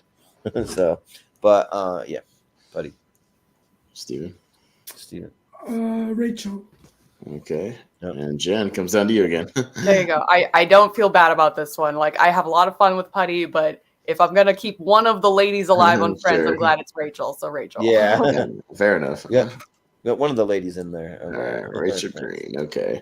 So to be fair, so far we've got 2 Friends characters and 2 Seinfeld characters, half of the poll. So it's split down the middle. Most of our versus things actually kind of end up that way. So so far, the last thing. The last thing John O'Hurley was in, he was in that Phineas and Ferb movie that came out in 2020, Kansas Against the Universe. Oh, nice. There you go. All right. Got so Chandler versus Jack Geller. Yeah, I'm first. I'll go Chandler pretty easily on this one. Yeah, I mean, Chandler is easy, yeah. Okay. Steven. It was a great run for Elliot Gould, but yeah, I gotta go with Chandler. Yeah. Okay. Yeah, I actually like this matchup. Yeah. Like these two are some of the funnier, just like in terms of verbal dialogue. Like they have some really great lines, but Chandler by far gets more of it. So yeah, you got to give it to Chandler. Okay. Yeah. Malcolm? Yeah, easily Chandler. Okay. Yeah. All right. So Chandler into the poll. Chandler is in. All right. Now we got Jerry Seinfeld. We got the This is Stella okay. Costanza. Okay. I think this is pretty easy, but Maybe we'll see. Yeah. Jordan. yeah, I mean it's Jerry. It's easy. Yeah. All right. Steven. This would have been difficult if it was Frank, but since it's Yeah. Estelle, Jerry. Yeah. Yeah. I mean, the margin is smaller than I would have thought, having thought about this. But I will say, like, as the show progresses, Jerry really comes into his own. He gets the rhythm a lot better, and like, there's just some really fun little cutaway kind of things where, for no reason, there'll be like a joke that has nothing to do with else is going on. Like, he picks up the phone one time, and it's a telemarketer, and he's like, "Oh, sorry, I'm kind of busy right now. Can I call you back later?" And it's like, well, we're not really supposed to do that. Oh, you don't want people bothering you at home? Well, now you know how I feel. Like, that's a great line that has nothing to do with the rest of the plot. And he really gets better as it goes on. And he's also just the creator of the show. So clearly he has a lot of the intelligence behind it. So yeah, I got to give it to Jerry. I've actually used that on a telemarketer before, and it worked. It worked. Yeah. So, Malcolm. Spite vote for us, Estelle. Yeah, this one's easily Jerry. I even some of the running gags they do later where George calls him in a panic. Jerry, gotta do this, and he just goes, "Who is this?" Like, just great shit. Yeah. I love Jerry. He's awesome. Who is this? Like, say Vandelay, say Vandelay. Yeah. Yeah. And you want to be my latex salesman? Yeah. Yeah. Even when he's pretending to be Kramer, in the chicken roast, he's really good at that. He's really good at that. Yeah. Oh, I'm stressed. That's great. Oh, yeah. But the difference is technical. Yep. All right, so we got Mike, Paul Rudd versus Elaine. Okay. All right, so Jen, you're up first. Oh, easily Elaine. Like, I love Paul Rudd. Yeah. I don't love Mike. I love Paul Rudd. Okay, fair enough. But I adore Elaine. So Elaine. Malcolm? Yeah. Yeah, this is easily Elaine for me. Yeah, easy vote for Elaine for me too. Yep. Elaine's gonna dance her way into the the next round, I guess. The poll, we'll say. Elaine. All right. Steven? So happy that Elaine goes through, but I'll give a pity vote for Mike. Yeah. Okay. Sounds good. You, Elaine Bittis. You are blacklisted. Elaine, yeah. All right. So we got Frank going up against George Steinbrenner. Okay, it's a fun match. That's a fun match. I like it. Okay, later season highlight characters. Malcolm. Yeah. It could have been Frank versus Marcel, but I'm going to go Frank. Yeah, could have been. Yeah. I think he's going to get in the poll, and I'm happy about it because he steals everything. Frank Costanza. Yeah. Yeah. Frank Costanza, he's been reborn. He's like a phoenix rising from Arizona. So, Frank Costanza. All right, Steven. Well, this is going to make the next match, the next round, very difficult. But yeah, Frank. Okay. Yeah. All right. Yeah, there's a lot of great moments with Steinbrenner's character, and there's a great moment between the two of them. Of Steinbrenner thinks that George is dead and calls Frank and Estelle to tell them, and Frank just wants to talk about why did you trade this player? Yeah. All right. Oh, cool. Right, Frank Costanza makes it. So we've got. Yep. That are 8. Yeah. Mm-hmm. 1, 2. So far we have 3 Friends characters and 5 Seinfeld characters. So a little heavier on the Seinfeld, but anybody could win the whole thing. So we'll see what happens here. Not too bad. We're fine. We're on Elite 8, so anybody can win this whole thing. I have a feeling this is going to break my heart. Yeah. So, Costanza. I think it's Costanza and Joey, is it? Oh yeah, Joey. Costanza and Joey. So this might be on which sitcom you prefer. It could come down to that. So we'll see. Me first. I gotta go Costanza. Yeah, it's just it's more of a show thing. Yeah, I mean, I gotta go with the one that actually knows he's pathetic, George. So he embraces it. But Steven? I Actually, in terms of the shows, I think they're pretty even for me. Of these two characters, though, I like Joey a little bit more. Okay. And Jen? Like, I love the character of Joey, but looking at these two, I feel like George has had way bigger moments that you remember than Joey has. Like, Joey's just a delight throughout. But, like, just thinking, like, for the marine biologist speech alone, I would vote for George. So, yeah, I got to give it to George. Yeah. Malcolm? I think Joey is the funnier character out of the two, so I'm going to go Joey. Wait till you get later in the show. Trust me. Yeah. You're not far enough into the show. Yeah. All right. Just wait. So, George, All right. Costanza, makes it in the final four. Costanza. Okay. Jay Peterman going up against Rachel. It's Rachel. Okay. Jordan. This one's kind of tougher. Man, this might be one of the toughest ones because, like, I recognize that like probably she's the strongest female character on Friends, but Jay Peterman just is like, I don't know, he like such a presence just for like a side character, like boss character, but I gotta go with Rachel. That's voting with my brain and not my heart, so I'll vote Rachel. Steven. Rachel. Okay. Yeah. Jen. I mean, I want to see the spinoff where Rachel works for Peterman because I feel like she'd be a much better employee than Elaine was, and I think they get along. Peterman's a lot of fun, but I got to give Rachel the edge on this one. Yeah, Jay Peterman could be the boss at Calvin Klein, so there you go. But Malcolm. I think you mean Ralph Lauren, but sorry. Yeah. I was gonna go Rachel. One of those like cologne / like fashion companies. And I actually would have voted Rachel as well. Clean sweep. Ooh, clean sweep. All right. Yeah. Rachel. The final four. Okay. Yeah. All right.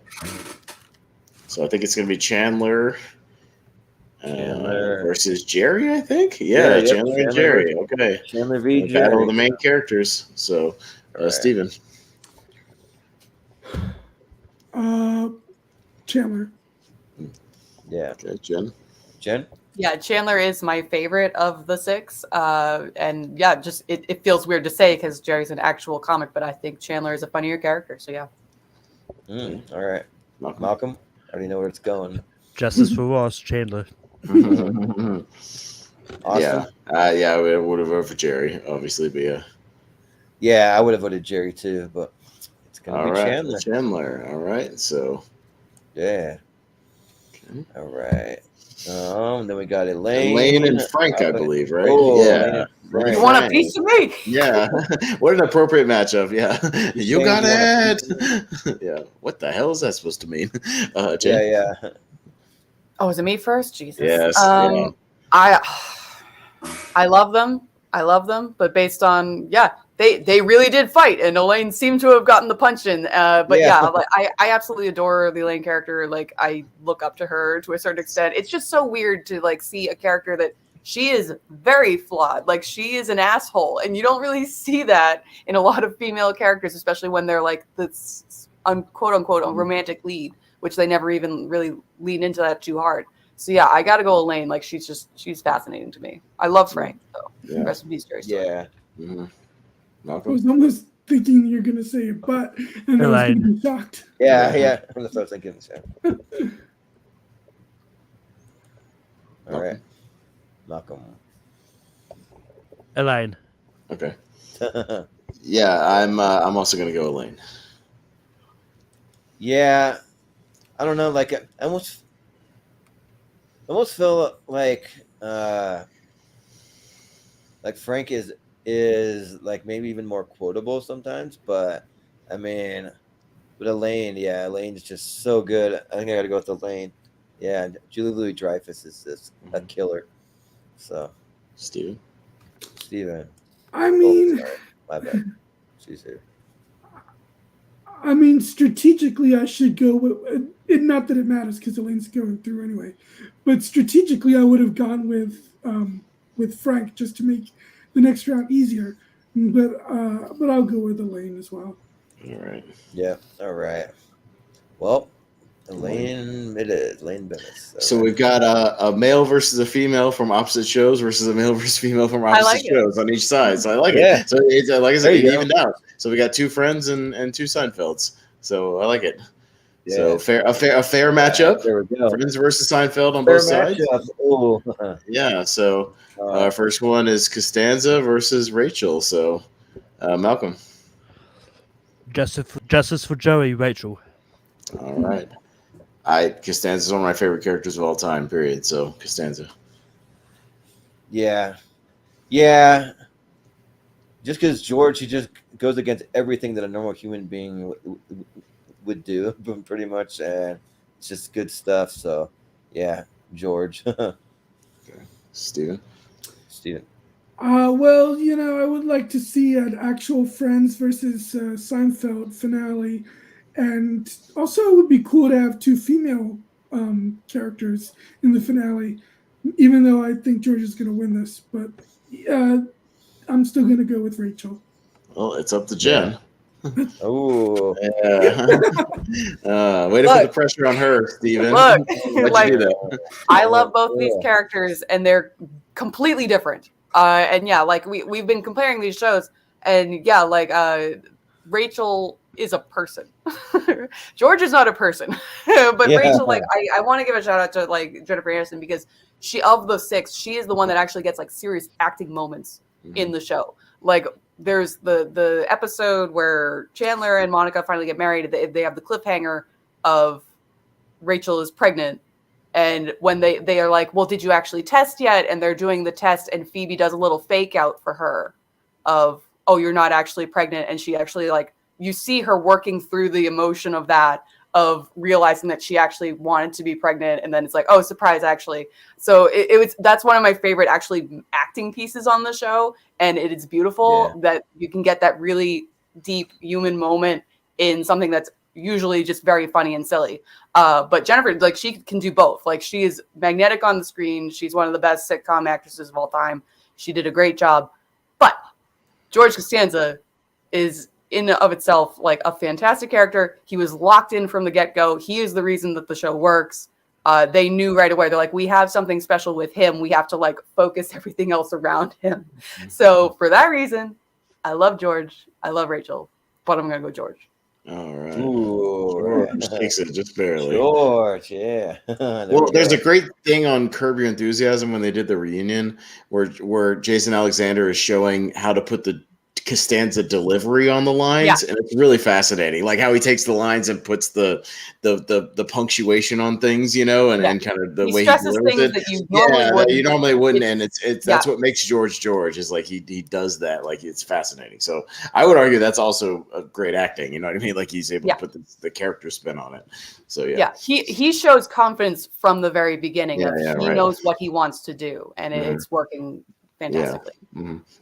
Yeah. All right. So on the other side, we've got Chandler and Elaine, another Seinfeld versus Friends. So see what happens. I'm up first. I mean, it's Elaine for me. I think she's one of the great female characters in sitcom history, easily. So I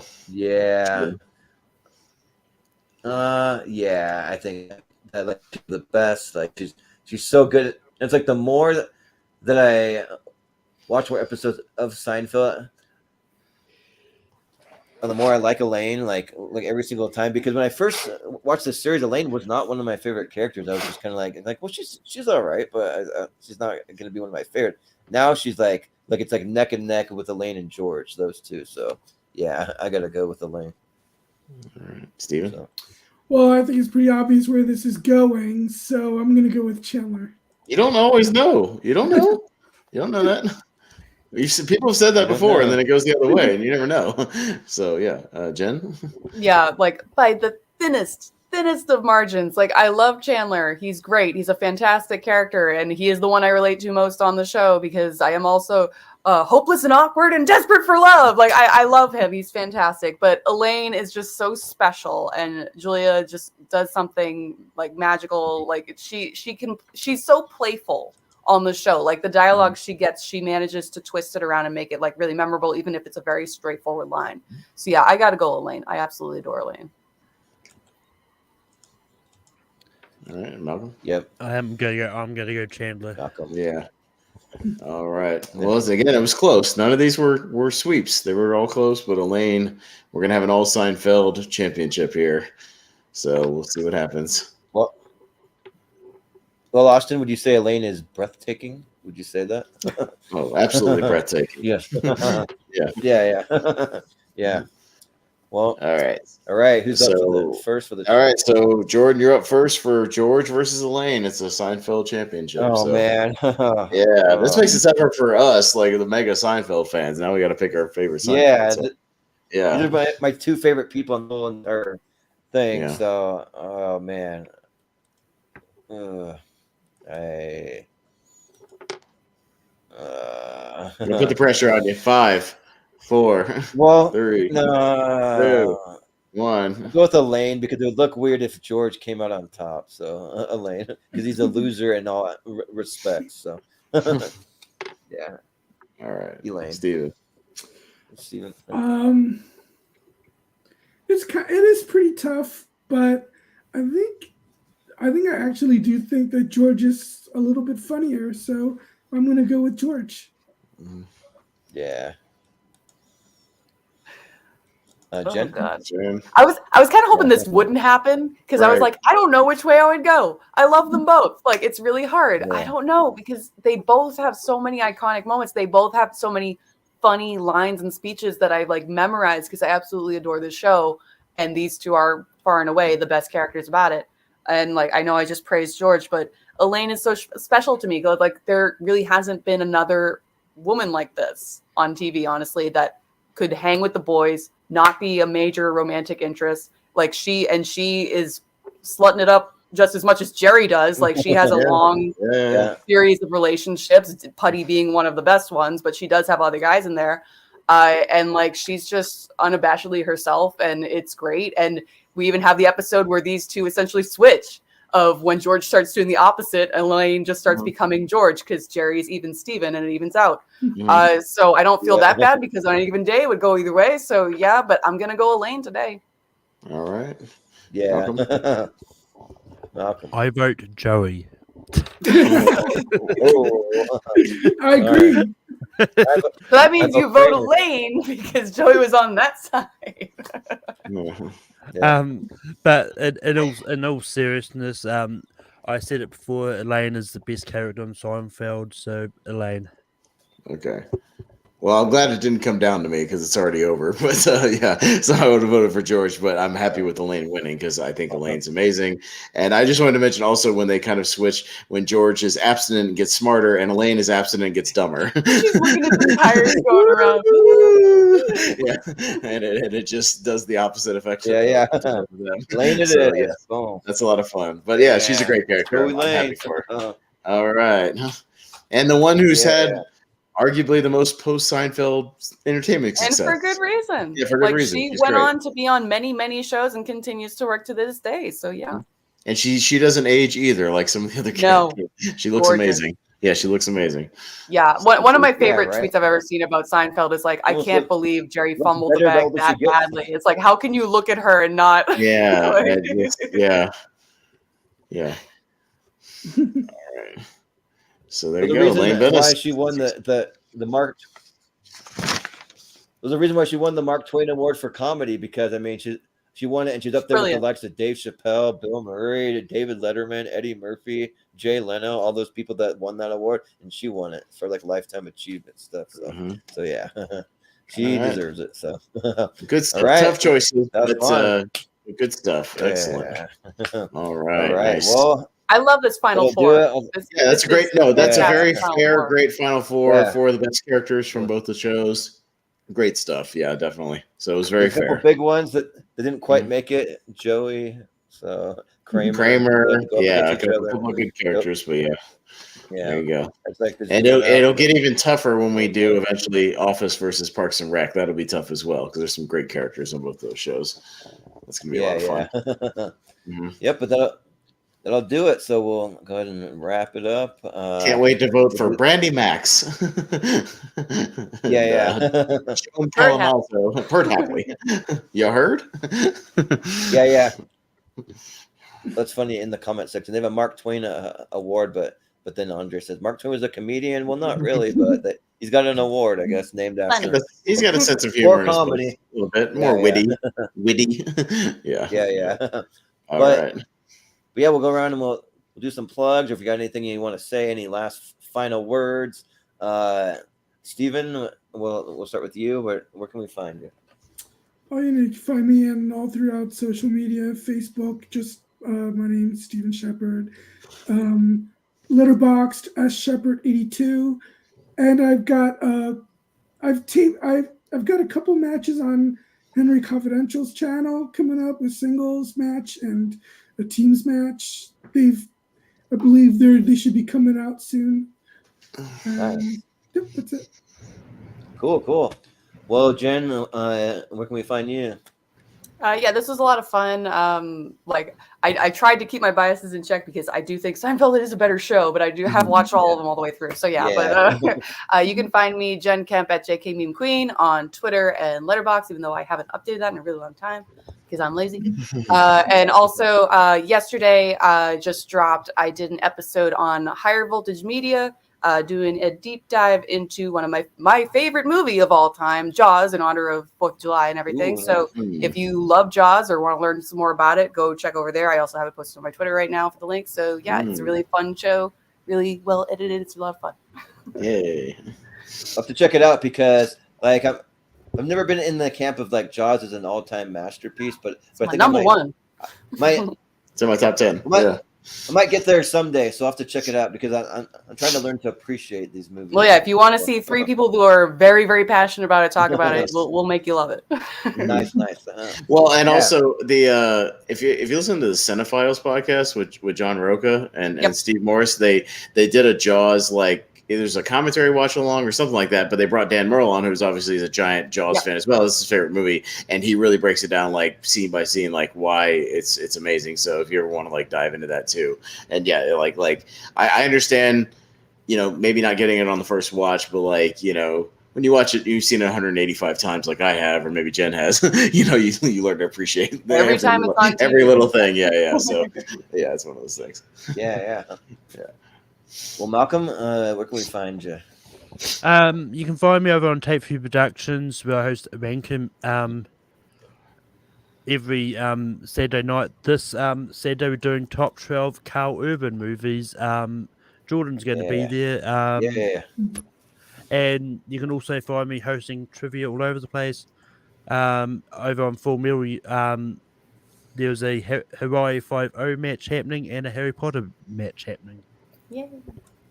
Nice. Well, I'm just glad that I'm actually free on Saturday for one. I think Malcolm's reached out to me 3 or 4 times, and I'm always gone or out of town or something. So yeah, but Austin, where can we find you? Yeah, I do a podcast about movies with Jacob Barber here on this channel. We just talked about the Jurassic franchise and just kind of went, chronologically and talking about all the movies. That was a lot of fun. So if you want to get my full thoughts on Dominion, Jordan, and why I'm not a fan of that movie, watch that. Hopefully I explained it in more of a long form and try to understand it. So you don't like locusts? Well, that's been my running gag when anybody says they saw it. I go, "Oh, you saw Locust World Dominion? Yeah, it was a good movie." So maybe you need to watch it 185 times. So if you want to hear my full form thoughts on that, rather than just quick things here and there, check that out. And me and Henry Confidential also do Let's Rank stuff, and we had to push back our Taika Waititi because Thor comes out this week, not last week. We made a mistake in our thing, so we'll wait on that. But this week we're going to do a quick one: time traveling duos, Back to the Future versus Bill and Ted, all in one big ranking. Woo. So 3-on-3, and rank them all together. So that's going to be fun. Something kind of cool. Speaking of Taika Waititi, because he's my favorite director of all time, I heard he's working on a Time Bandits series over on Apple Plus. So that has me really excited for that. I think that'd be really. And he's going to direct the next Star Wars movie, I guess. At some point. Yeah. So you got some. And he forgot Natalie Portman was in Star Wars. Yeah. There you go.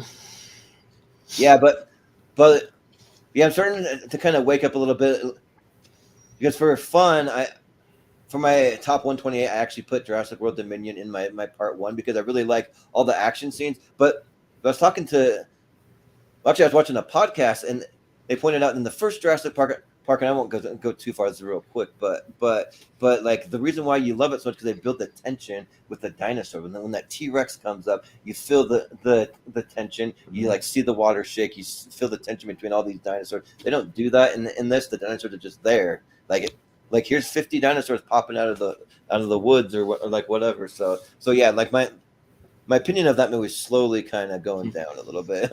So, but anyways, you can find all things for the channel at Movie Hero 2121 on Twitter and Instagram, and then our email. If you have a longer list of like suggestions or anything longer you want to send for the channel, you can go. You can send it to moviehero2121@gmail.com. And then you can also find us over in the Schmodown Friends and Family group, which we are going to keep alive, despite the really sad news. The Schmodown's ending, which is really unfortunate, kind of heartbreaking because I know that means a lot to a lot of people. So, but I mean, anyone from that community is always welcome here. We'll have you on. We'll talk movies. We'll keep that community alive. But and you can find me doing some snack reviews. I've been trying to do a snack review every single day. I didn't get to one today because this just setting up for this episode just kept me so busy, and I also had to run into work for a little bit, and also I can't drink energy drinks and soda and like have ice cream and candy every single day. I got to take a break sometimes. Yeah, you got to take a break from eating like ice cream every day, bro. Like you're posting all these reviews, and there's a lot of like things that are pretty bad for you. That you're enjoying. Like you got to at least like slow down on it, maybe like twice a week or something. Yeah. But I always try to emphasize like all things in moderation. I only eat like a bite or two, and then just give it a little try. But and then I can find some gaming stuff coming up on the channel soon. It's taking a little slightly longer than I anticipated to get it going, so it might be about 2-3 weeks. I have a little maybe a connection on where there might be some PlayStation 5s dropping soon. I don't have one, so I want to get one at the like original price, not the markup. So I think they got Amazon Prime Day coming up in July, so you can kind of maybe watch for them there as a little tip if anyone's looking for one. But and just a little a preview of some episodes we have coming up. So this upcoming Sunday we're going to be doing Austin his top 128 part 1. So we're going to get the first half this Sunday. Jurassic World Dominion is not on that list. No, he's not as crazy as I am to put like literally like when I put it on my list, I had just seen it 2 days ago and I just wanted to do it for fun. So time is everything when it comes to your favorite movies, Jordan. I try to tell you that. Time and rewatches. Yeah. Trust me. Yeah. I was just having some fun. But and then we also have our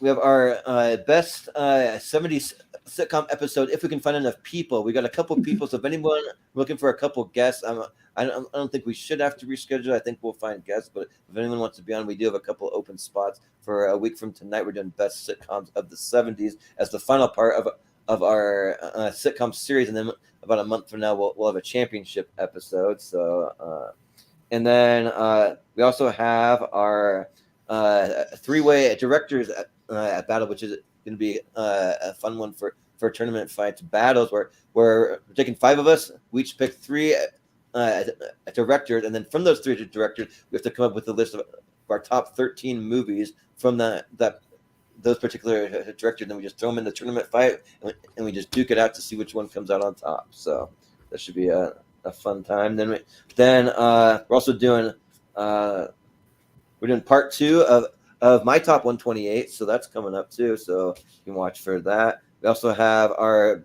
best action movies of the late 90s. So we have to split the 90s up into 2 parts. So we already did part 1, but the 90s is just so stacked when it comes to action movies. So we got 95 to 99 coming up. So you can can look forward to that one. And then also, not too long after that, we're going to be doing Best Action Movies of the 2000s too. So those will be just a couple, like maybe like a week or two apart. So, but yeah, that's a little preview of we can find on the channel. So I think that will do it for us tonight. So, yeah. This was fun getting back into some Seinfeld and Friends. I had a fun weekend watching all these clips and episodes. So yeah, that'll wrap it up. So for Steven, for Jen, for Malcolm, for Austin, for Mark, I've been Jordan, Movie Hero Anderson, and we'll see you next time.